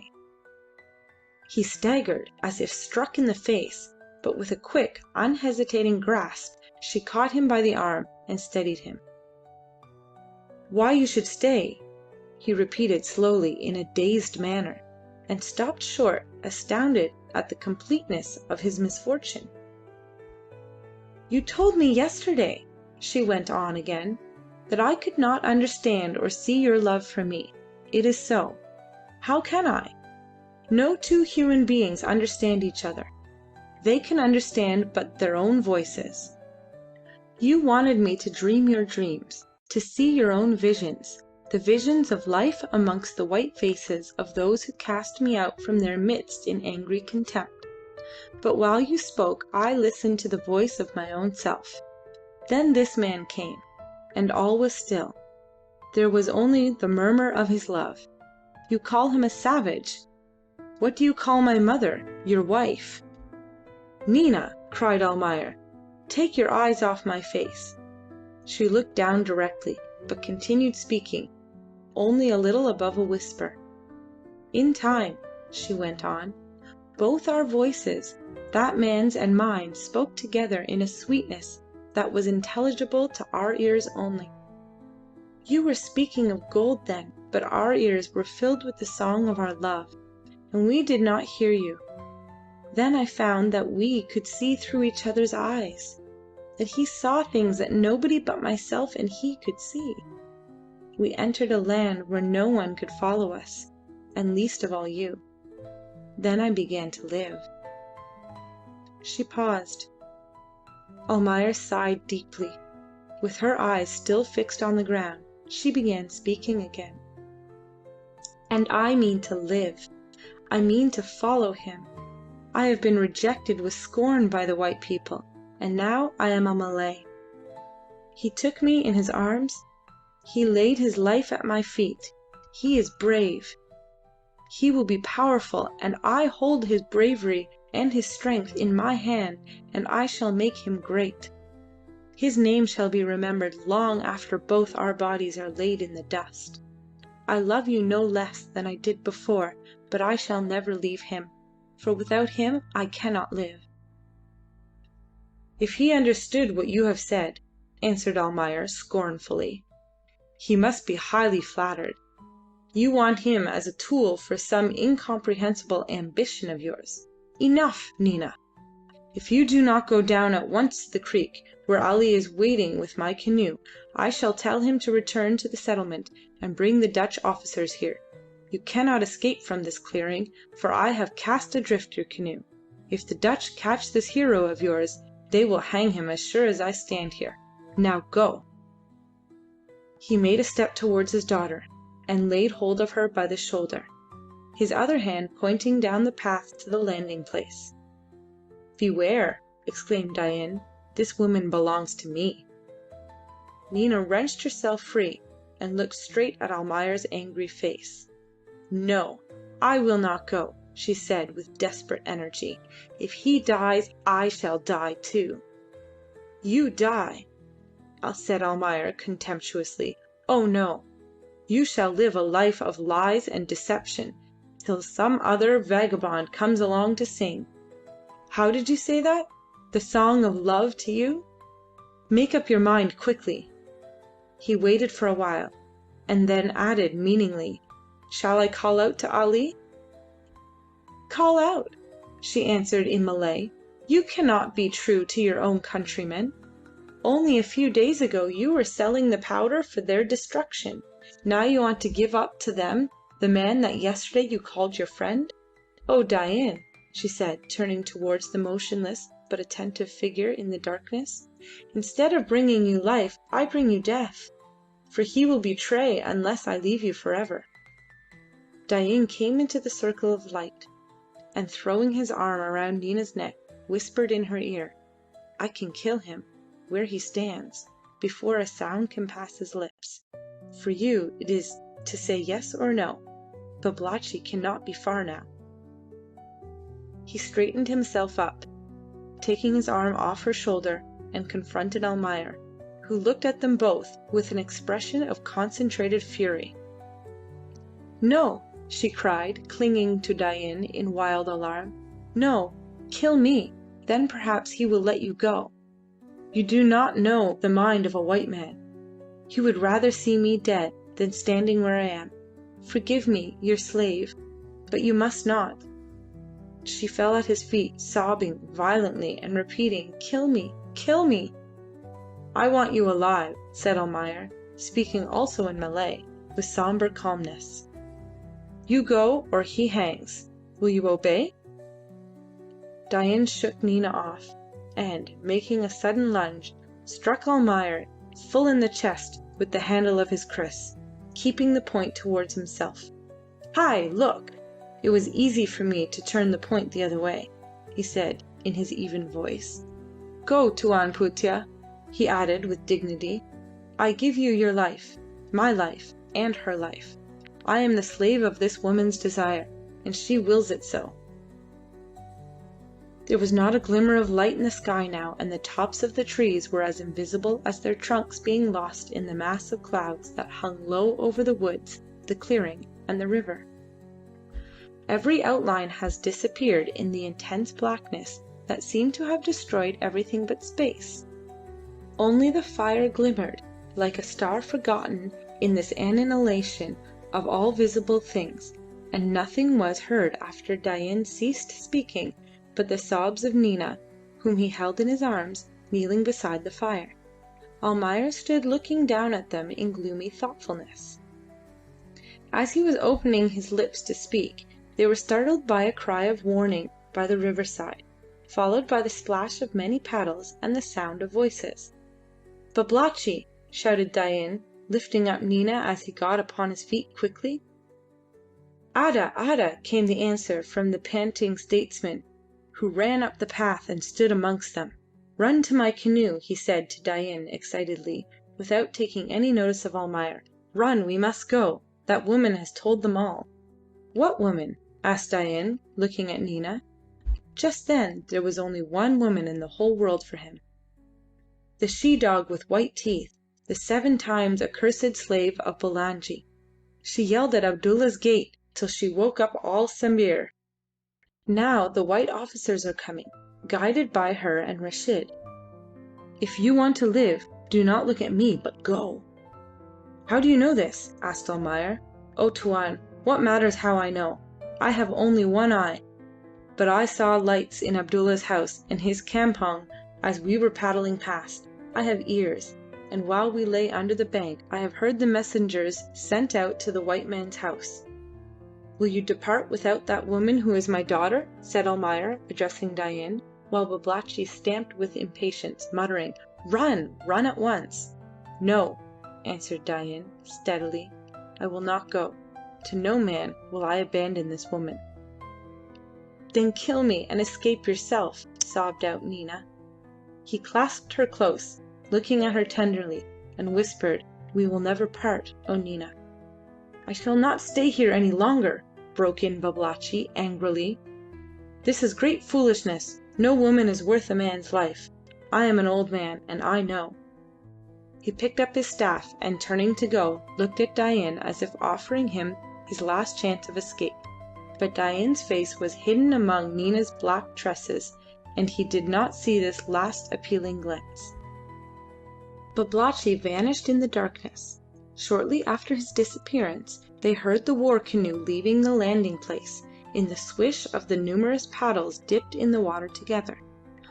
Almost at the same time Ali came up from the riverside, 2 paddles on his shoulder. "Our canoe is hidden up the creek, Tuan Almayer," he said, "in the dense bush where the forest comes down to the water. I took it there because I heard from Babalatchi's paddlers that the white men are coming here." "Wait for me there," said Almayer, "but keep the canoe hidden." He remained silent, listening to Ali's footsteps, then turned to Nina. "Nina," he said sadly, "will you have no pity for me?"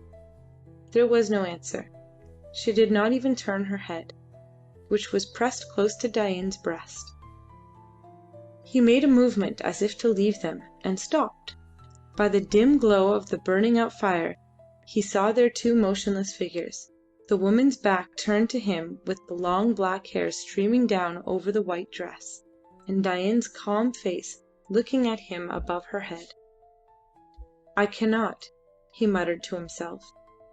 After a long pause he spoke again, a little lower, but in an unsteady voice.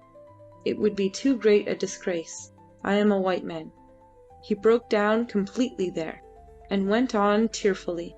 "I am a white man and of good family, very good family," he repeated, weeping bitterly. "It would be a disgrace all over the islands. The only white man on the east coast. No, it cannot be. White man finding my daughter with this Malay. My daughter!" he cried aloud, with a ring of despair in his voice. He recovered his composure after a while, and said distinctly, "I will never forgive you, Nina. Never. If you were to come back to me now, the memory of this night would poison all my life. I shall try to forget. I have no daughter. There used to be a half-caste woman in my house, but she is going even now. You, Dain, or whatever your name may be, I shall take you and that woman to the island at the mouth of the river myself. Come with me." He led the way, following the bank as far as the forest. Ali answered to his call, and pushing their way through the dense bush, they stepped into the canoe, hidden under the overhanging branches. Dain laid Nina in the bottom, and sat holding her head on his knees.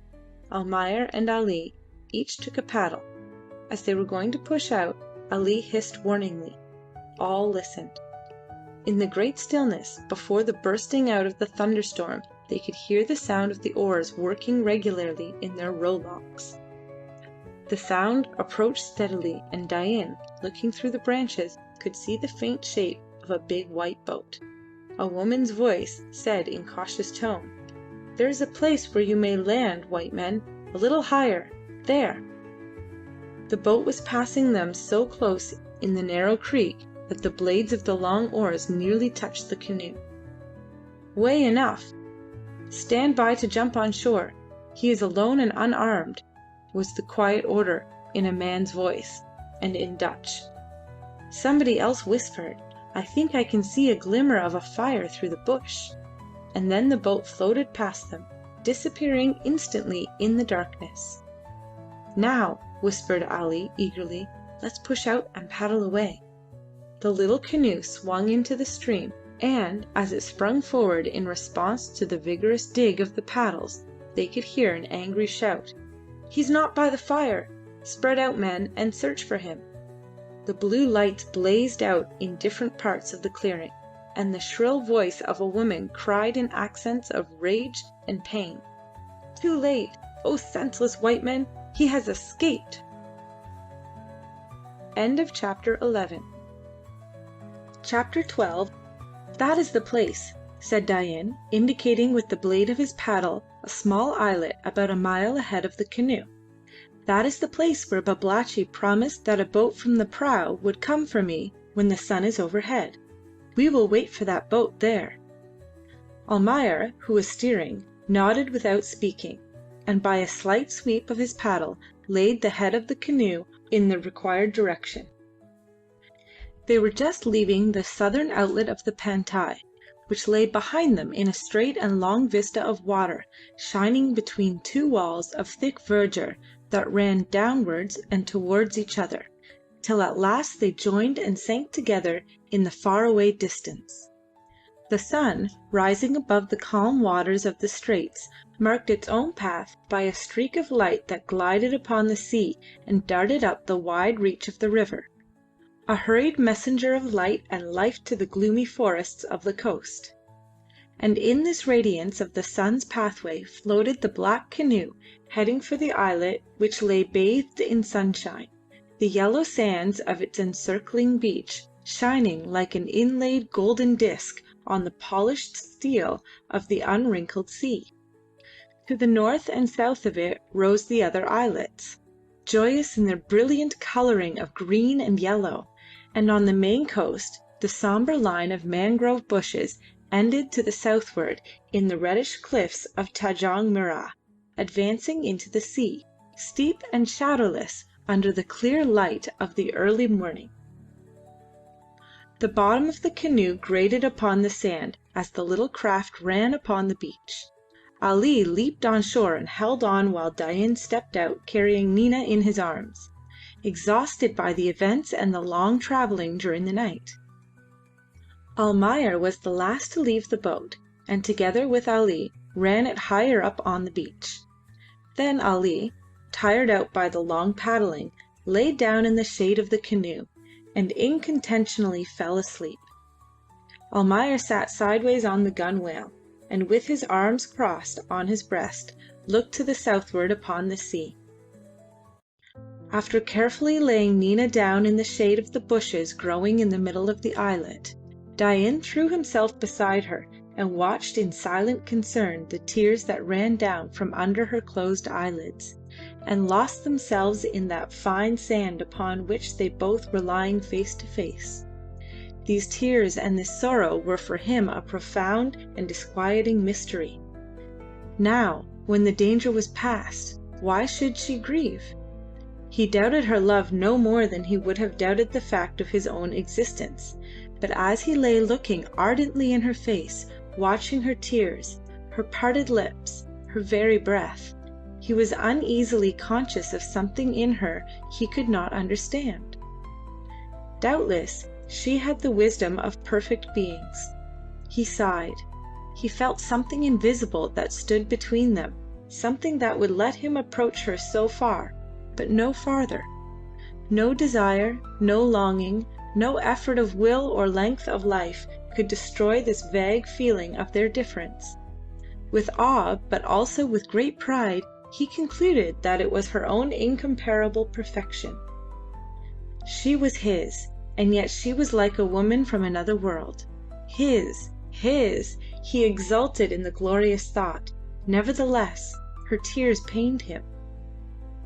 With a wisp of her own hair, which he took in his hand with timid reverence, he tried in an access of clumsy tenderness to dry the tears that trembled on her eyelashes. He had his reward in a fleeting smile that brightened her face for the short fraction of a second.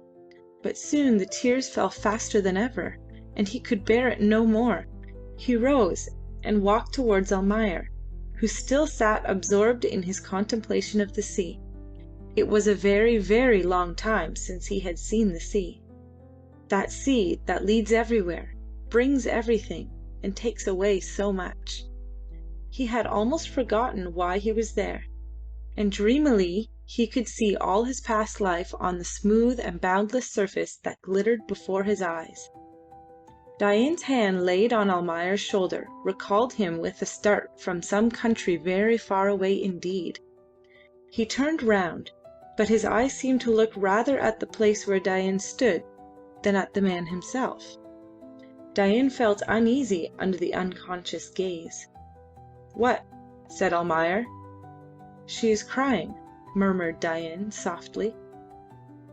"She is crying. Why?" said Almayer indifferently. "I came to ask you.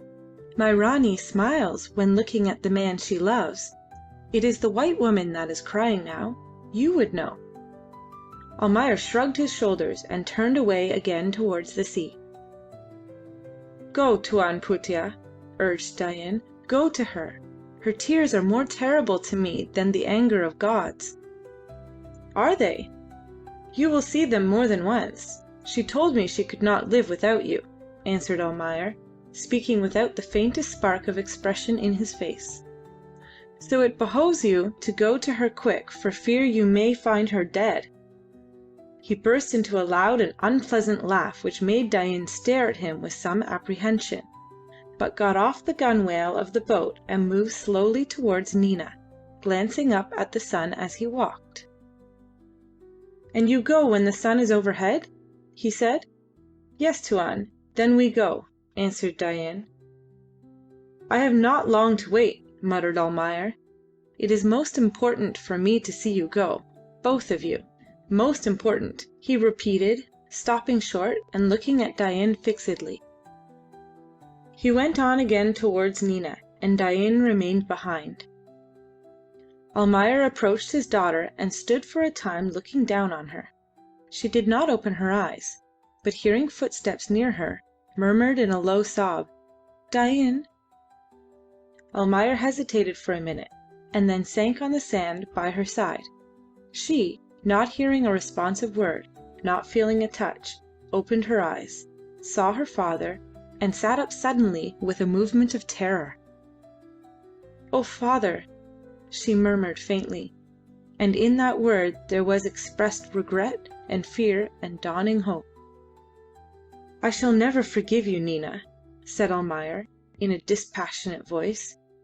"You have torn my heart from me while I dreamt of your happiness.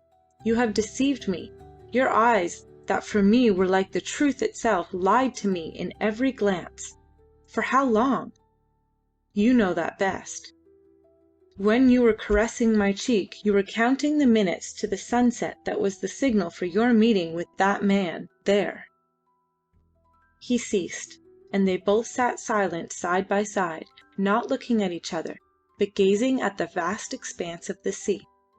Almayer's words had dried Nina's tears, and her look grew hard as she stared before her into the limitless sheet of blue that shone limpid unwavering, and steady like heaven itself. He looked at it also, but his features had lost all expression, and life in his eyes seemed to have gone out. The face was a blank, without a sign of emotion, feeling, reason, or even knowledge of itself. All passion, regret, grief, hope, or anger, all were gone, erased by the hand of fate, as if after this last stroke everything was over and there was no need for any record. Those few who saw Almayer during the short period of his remaining days were always impressed by the sight of that face that seemed to know nothing of what went on within. Like the blank wall of a prison enclosing sin, regrets, and pain, and wasted life, in the cold indifference of mortar and stones. "What is there to forgive?" asked Nina, not addressing Almayer directly, but more as if arguing with herself. "Can I not live my own life as you have lived yours? The path you would have wished for me to follow has been closed to me by no fault of mine." "You never told me," muttered Almayer. "You never asked me," she answered. "And I thought you were like the others and did not care. I bore the memory of my humiliation alone, and why should I tell you that it came to me because I am your daughter? I knew you could not avenge me." "And yet I was thinking of that only," interrupted Almayer, "and I wanted to give you years of happiness for the short day of your suffering. I only knew of one way." "Ah, but it was not my way," she replied. "Could you give me happiness without life? Life!" she repeated with sudden energy that sent the word ringing over the sea. "Life that means power and love," she added in a low voice. "That," Almayer, pointing his fingers at Dain standing close by and looking at them in curious wonder. "Yes, that," she replied, looking at her father full in the face and noticing for the first time with a slight gasp of fear the unnatural rigidity of his features. "I would have rather strangled you with my own hands," said Almayer in an expressionless voice which was such a contrast to the desperate bitterness of his feelings that it surprised even himself. He asked himself who spoke, and after looking slowly round as if expecting to see somebody, turned again his eyes towards the sea. "You say that because you do not understand the meaning of my words," she said sadly. "Between you and my mother there never was any love. When I returned to Sambir I found the place which I thought would be a peaceful refuge for my heart, filled with weariness and hatred and mutual contempt. I have listened to your voice and to her voice. Then I saw that you could not understand me, for was I not part of that woman? Of her who was the regret and shame of your life? I had to choose. I hesitated. Why were you so blind? Did you not see me struggling before your eyes? But when he came, all doubt disappeared, and I saw only the light of the blue and cloudless heaven." "I will tell you the rest," interrupted Almayer. "When that man came, I also saw the blue and the sunshine of the sky. A thunderbolt has fallen from the sky, and suddenly all is still and dark around me forever. I will never forgive you, Nina, and tomorrow I shall forget you. I shall never forgive you," he repeated with mechanical obstinacy while she sat, her head bowed down, as if afraid to look at her father. To him it seemed of the utmost importance that he should assure her of his intention of never forgiving.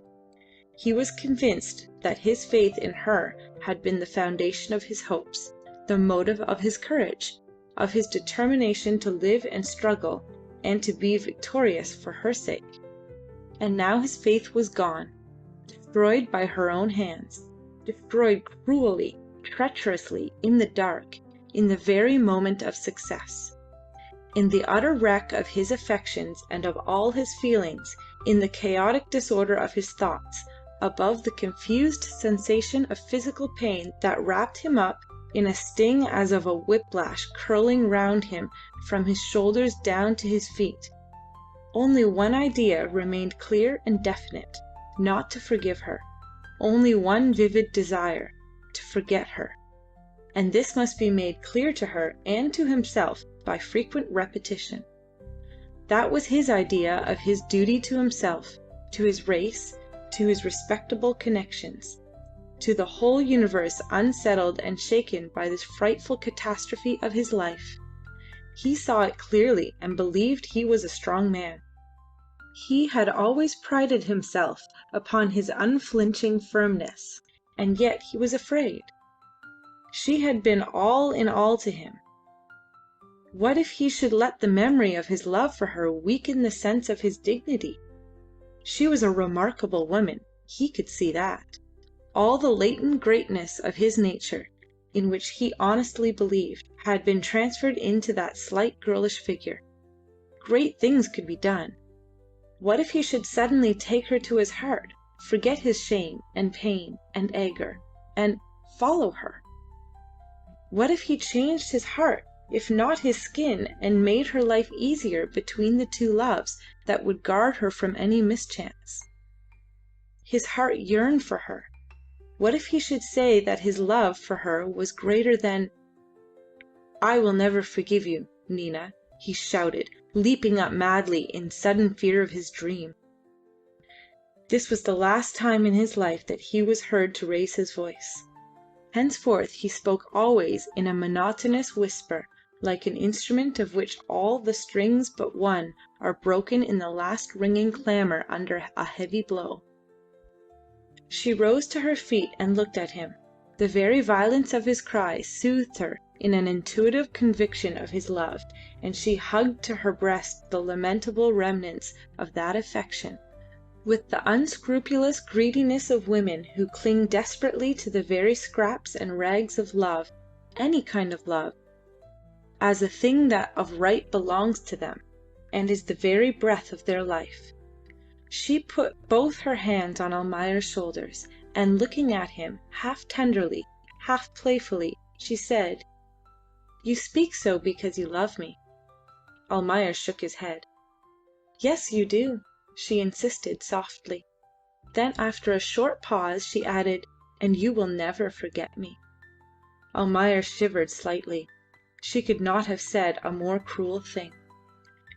"Here is the boat coming now," said Dain, his arm outstretched towards a black speck on the water between the coast and the islet. They all looked at it, and remained standing in silence till the little canoe came gently on the beach, and a man landed and walked towards him. He stopped some distance off and hesitated. "What news?" asked Dain. "We have orders secretly and in the night to take off from this islet a man and a woman. I see the woman. Which of you is the man?" "Come, delight of my eyes," said Dain to Nina. "Now we go, and your voice shall be for my ears only. You have spoken your last words to the Tuan Putih, your father. Come." She hesitated for a while, looking at Almayer, who kept his eyes steadily on the sea. Then she touched his forehead in a lingering kiss, and a tear, one of her tears, fell on his cheek and ran down his immovable face. "Goodbye," she whispered, and remained irresolute till he pushed her suddenly into Dain's arms.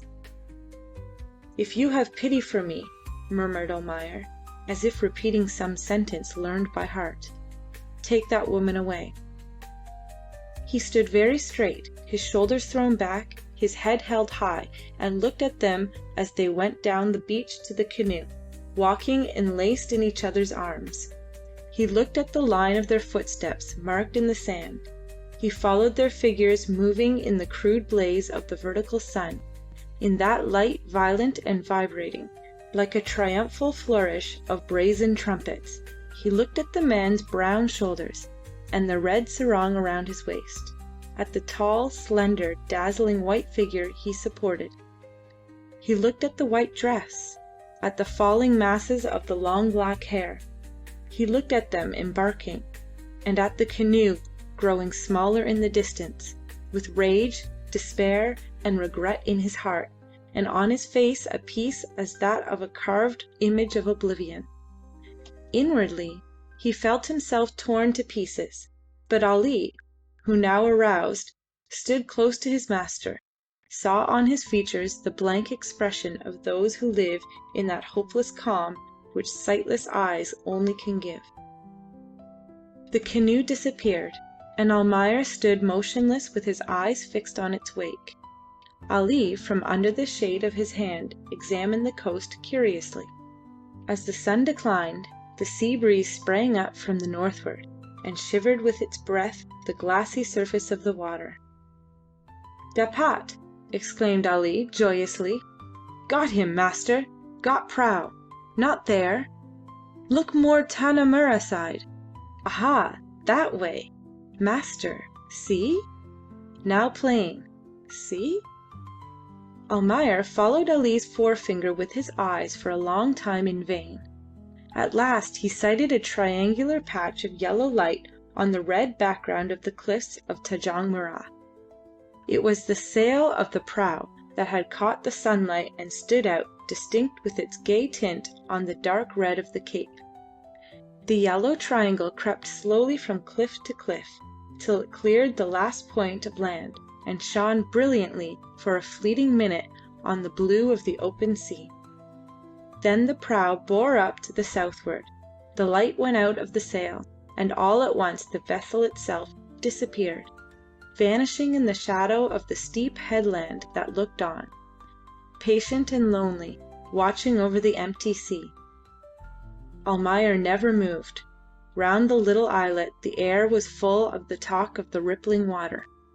The crested wavelets ran up the beach audaciously, joyously, with the lightness of young life, and died quickly, unresistingly, and graciously in the wide curves of the transparent foam on the yellow sea. Above, the white clouds sailed rapidly southwards, as if intent upon overtaking something. Ali seemed anxious. "Master," he said timidly, "time to get house now. Long way off to pull. All ready, sir." "Wait," whispered Almayer. Now she was gone his business was to forget, and he had a strange notion that it should be done systematically and in order. To Ali's great dismay, he fell on his hands and knees, and, creeping along the sand, erased carefully with his hand all traces of Nina's footsteps. He piled up small heaps of sand, leaving behind him a line of miniature graves right down to the water. After burying the last slight imprint of Nina's slipper, he stood up, and, turning his face toward the headland where he had last seen the prow, he made an effort to shout out loud again his firm resolve to never forgive. Ali, watching him uneasily, saw only his lips move, but heard no sound.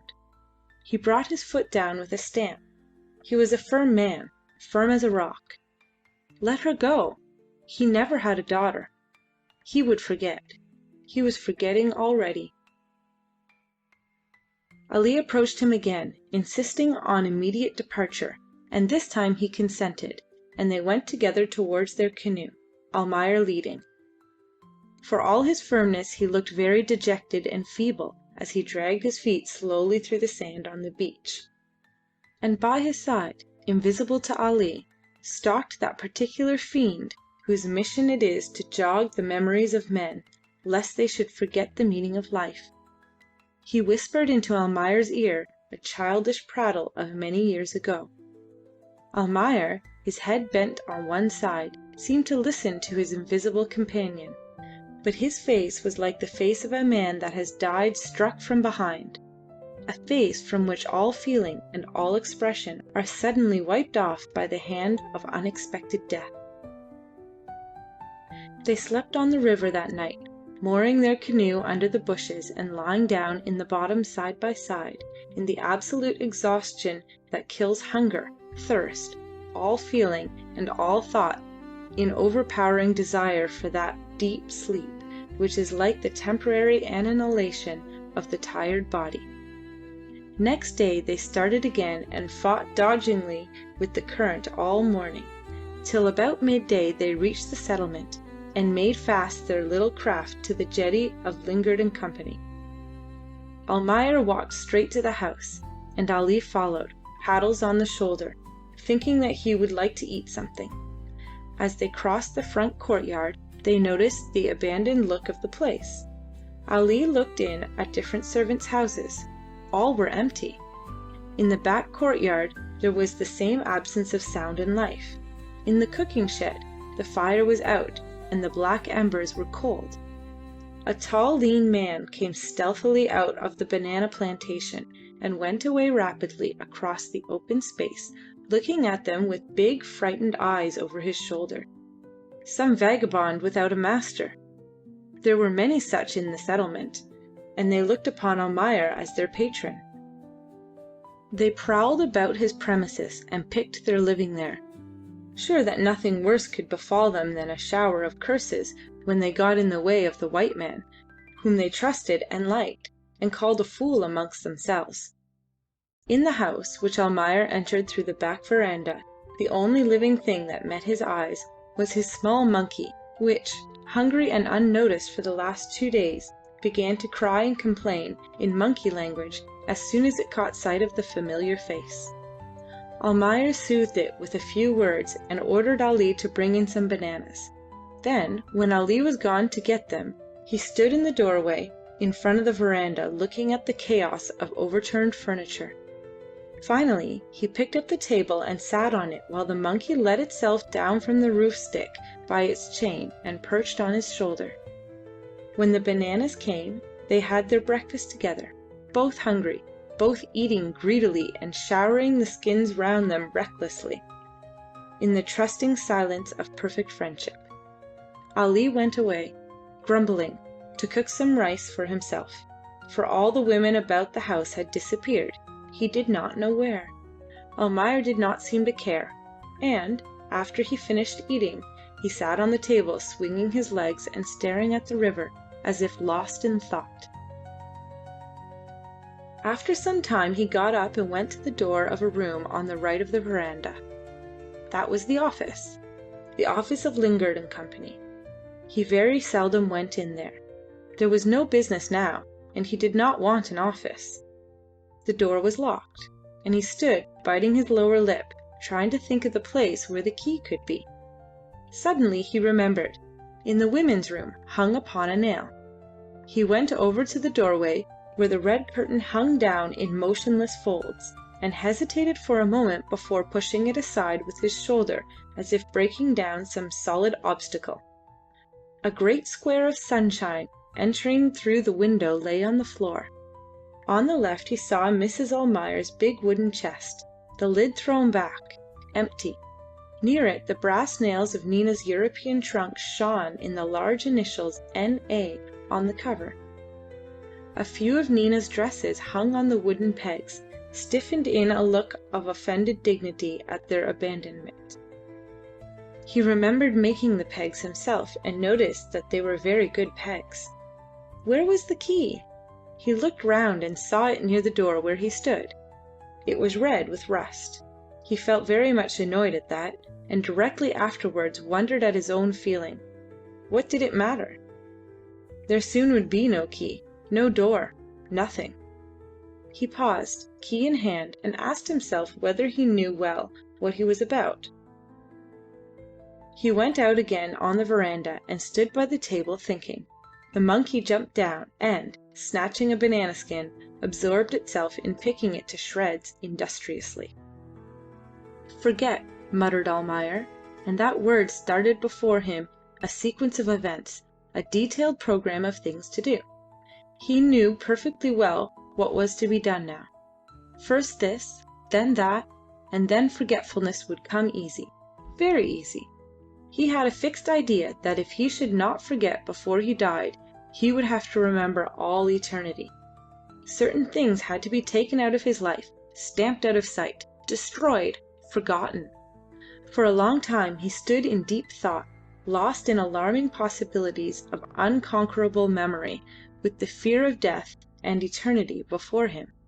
Eternity, he said aloud, and the sound of that word recalled him out of his reverie. The monkey started, dropped the skin, and grinned up at him amicably.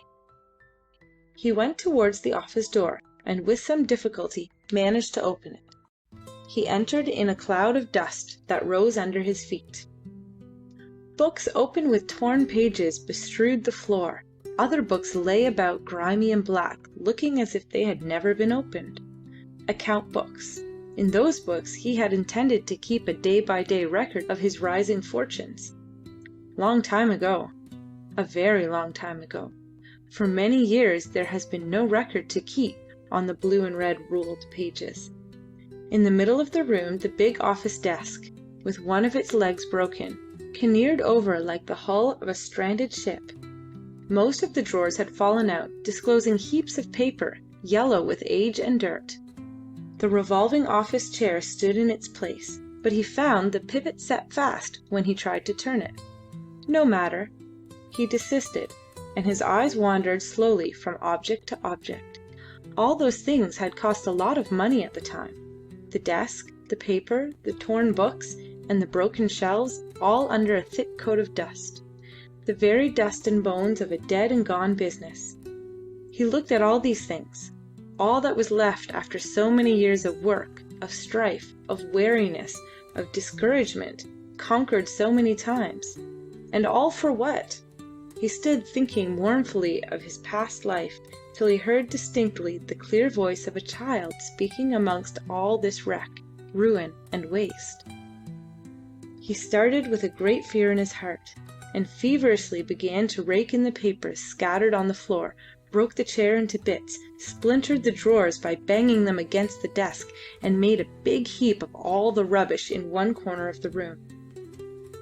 He came out quickly, slammed the door after him, turned the key, and, taking it out, ran to the front of the rail of the veranda, and with a great swing of his arm, sent the key whizzing into the river. This done, he went back slowly to the table, called the monkey down, unhooked its chain, and induced it to remain quiet in the breast of his jacket. Then he sat again on the table and looked fixedly at the door of the room he had just left. He listened also intently. He heard a dry sound of rustling, sharp cracks as the dry wood snapping, a whir like a bird's wings when it rises suddenly, and then he saw a thin stream of smoke come out through the keyhole. The monkey struggled under his coat. Ali appeared with his eyes staring out of his head. "Master! House burn!" he shouted.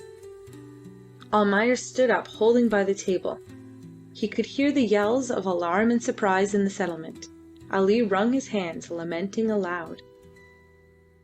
"Stop this noise, fool," Almayer said quietly.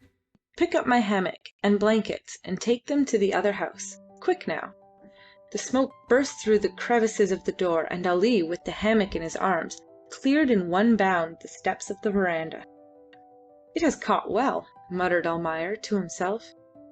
"Be quiet, Jack," he added, as the monkey made a frantic effort to escape from its confinement. The door split from top to bottom, and a rush of flame and smoke drove Almayer away from the table to the front rail of the veranda. He held on there till a great roar overhead assured him that the roof was ablaze.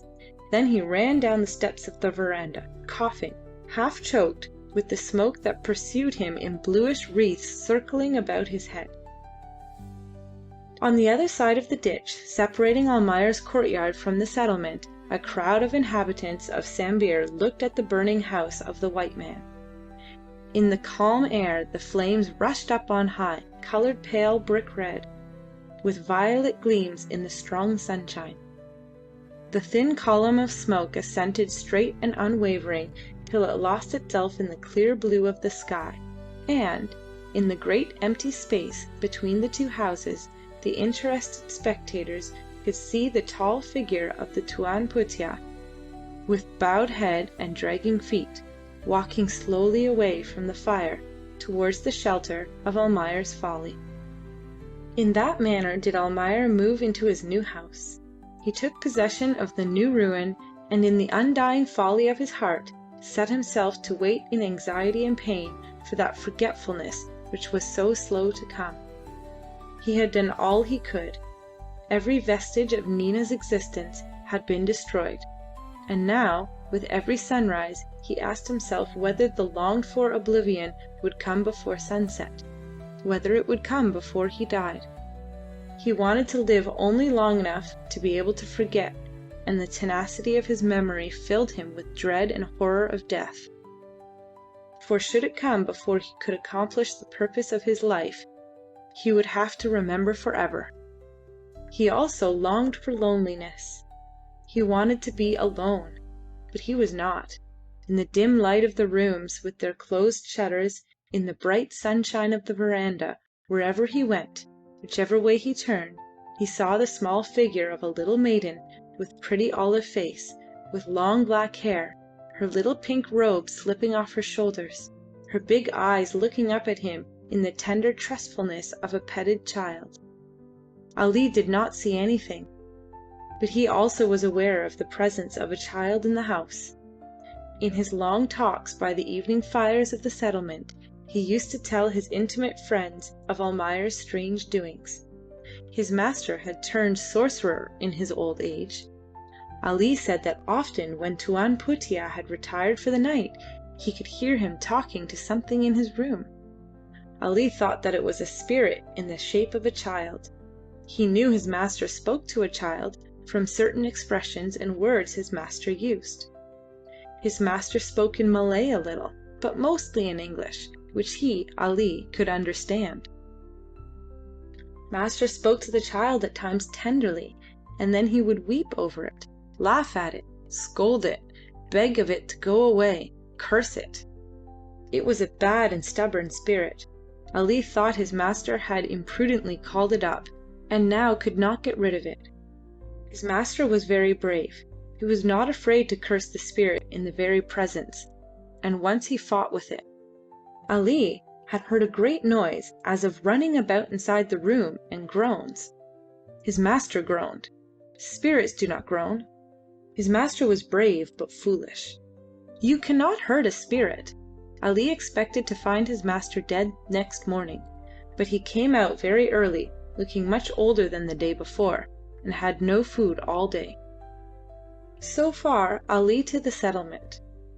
To Captain Ford he was much more communicative, for the good reason that Captain Ford had the purse and gave orders. On each of Ford's monthly visits to Sambir, Ali had to go on board with a report about an inhabitant of Almayer's Folly. On his first visit to Sambir, after Nina's departure, Ford had taken charge of Almayer's affairs. They were not cumbersome. The shed for the storage of goods was empty. The boats had disappeared, appropriated, generally in night time, by various citizens of Sambir in need of means of transport. During a great flood, the jetty of Linger and Company left the bank and floated down the river, probably in search of more cheerful surroundings. Even the flock of geese, the only geese on the east coast, departed somewhere, preferring the unknown dangers of the bush to the desolation of their old home. As time went on, the grass grew over the black patch of ground where the old house used to stand, and nothing remained to mark the place of the dwelling that had sheltered Almayer's young hopes, his foolish dream of splendid future, his awakening, and his despair. Ford did not often visit Almayer, for visiting Almayer was not a pleasant task. At first he used to respond listlessly to the old seaman's boisterous inquiries about his health. He even made efforts to talk, asking for news in a voice that made it perfectly clear that no news from this world had any interest for him. Then, gradually, he became more silent, not sulky, but as if he was forgetting how to speak. He used also to hide in the darkest rooms of the house, where Ford had to seek him out, guided by the patter of the monkey galloping before him. The monkey was always there to receive and introduce Ford. The little animal seemed to have taken complete charge of its master, and whenever it wished for his presence on the veranda, it would tug perseveringly at his jacket, till Almayer obediently came out into the sunshine, which he seemed to dislike so much. One morning Ford found him sitting on the floor of the veranda, his back against the wall, his legs stretched stiffly out, his arms hanging by his side. His expressionless face, his eyes open wide with immobile pupils, and the rigidity of his pose made him look like an immense man-doll, broken and flung there out of the way. As Ford came up the steps he turned his head slowly. "Ford," he murmured from the floor, "I cannot forget." "Can't you?" said Ford, innocently, with an attempt at joviality. "I wish I was like you. I am losing my memory. Age, I suppose. Only the other day my mate—" He stopped, for Almayer had got up, stumbled, and steadied himself on his friend's arm. "Hello. You are better today. Soon be all right," said Ford cheerfully, but feeling rather scared. Almayer let go his arm and stood very straight with his head up and shoulders thrown back, looking stonily at the multitude of suns shining in ripples of the river. His jacket and his loose trousers flapped in the breeze on his thin limbs. "Let her go," he whispered in a grating voice. "Let her go. Tomorrow I shall forget. I am a firm man, firm as a rock, firm." Ford looked at his face and fled. The skipper was a tolerably firm man himself, as those who had sailed with him could testify, but Almayer's firmness was altogether too much for his fortitude. Next time the steamer called in Sambir, Ali came on board early with a grievance. He complained to Ford that Jim Eng the Chinaman had invaded Almayer's house and had actually lived there for the last month. "And they both smoke," added Ali. "Phew! Opium, you mean?" Ali nodded, and Ford remained thoughtful. Then he muttered to himself, "Poor devil! The sooner the better now." In the afternoon he walked up to the house. "What are you doing here?" asked of Jim Eng, whom he found strolling about on the veranda. Jim Eng explained in bad Malay, and speaking in the monotonous, uninterested voice of an opium smoker pretty far gone, that his house was old, the roof leaked, and the floor was rotten. So, being an old friend for many, many years, he took his money, his opium, and his 2 pipes, and came to live in this big house. "There's plenty of room. He smokes, and I live here. He will not smoke long," he concluded. "Where is he now?" asked Ford. "Inside. He sleeps," answered Jim Eng warily. Ford glanced in through the doorway.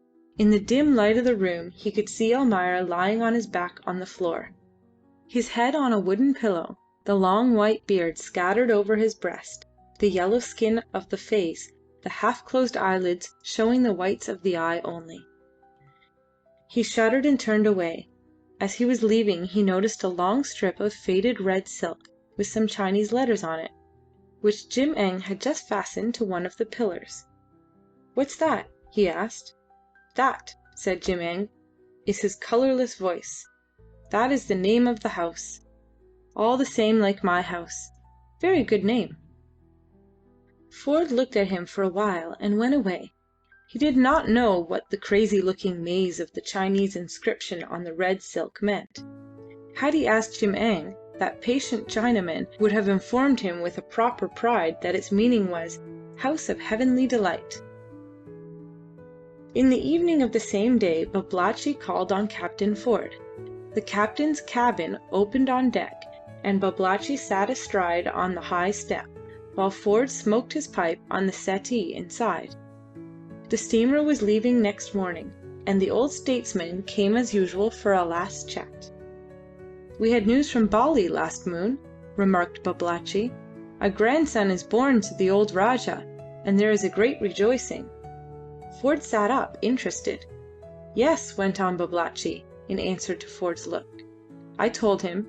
That was before he began to smoke." "Well, and what?"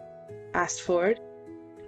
"I escaped with my life," said Babalatchi, with perfect gravity, "because the white man is very weak and fell as he rushed upon me." Then, after a pause, he added, "She is mad with joy." "Mrs. Almayer, you mean?"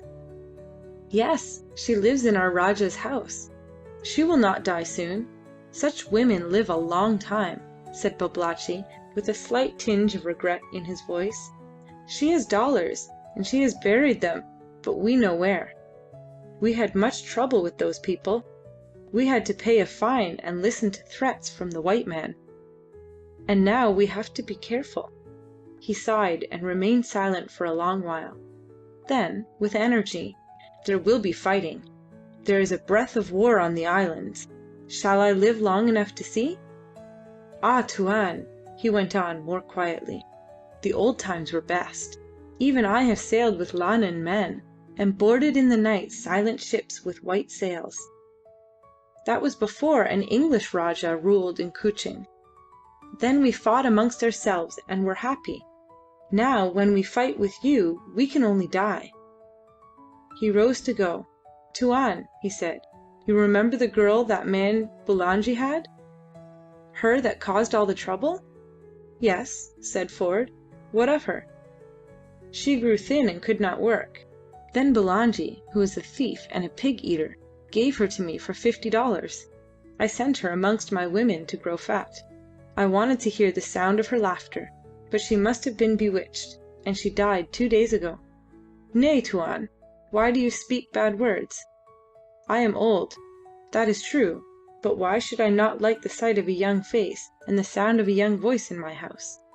He paused, and then added with a little mournful laugh, "I am like a white man, talking too much of what is not men's talk when they speak to one another."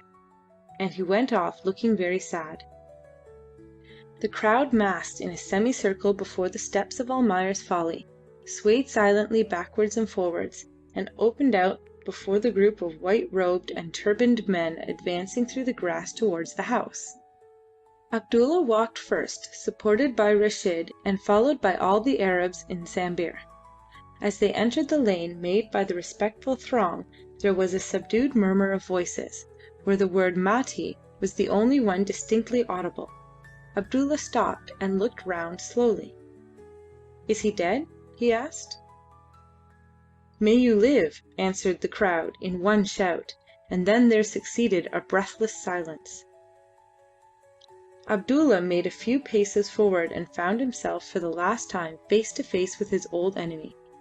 Whatever he might have been once, he was not dangerous now, lying stiff and lifeless in the tender light of the early day. The only white man on the east coast was dead, and his soul, delivered from the trammels of his earthly folly, stood now in the presence of infinite wisdom. On the upturned face there was that serene look which follows the sudden relief from anguish and pain, and it testified silently before the cloudless heaven that the man lying there under the gaze of indifferent eyes had been permitted to forget before he died. Abdullah looked down sadly at this infidel he had fought so long and had bested so many times. Such was the reward of the faithful. Yet in the Arab's old heart there was a feeling of regret for that thing gone out of his life. He was leaving fast behind him friendships and enemies, successes and disappointments, all that makes up a life, and before him was only the end. Prayer would fill up the remainder of the days allotted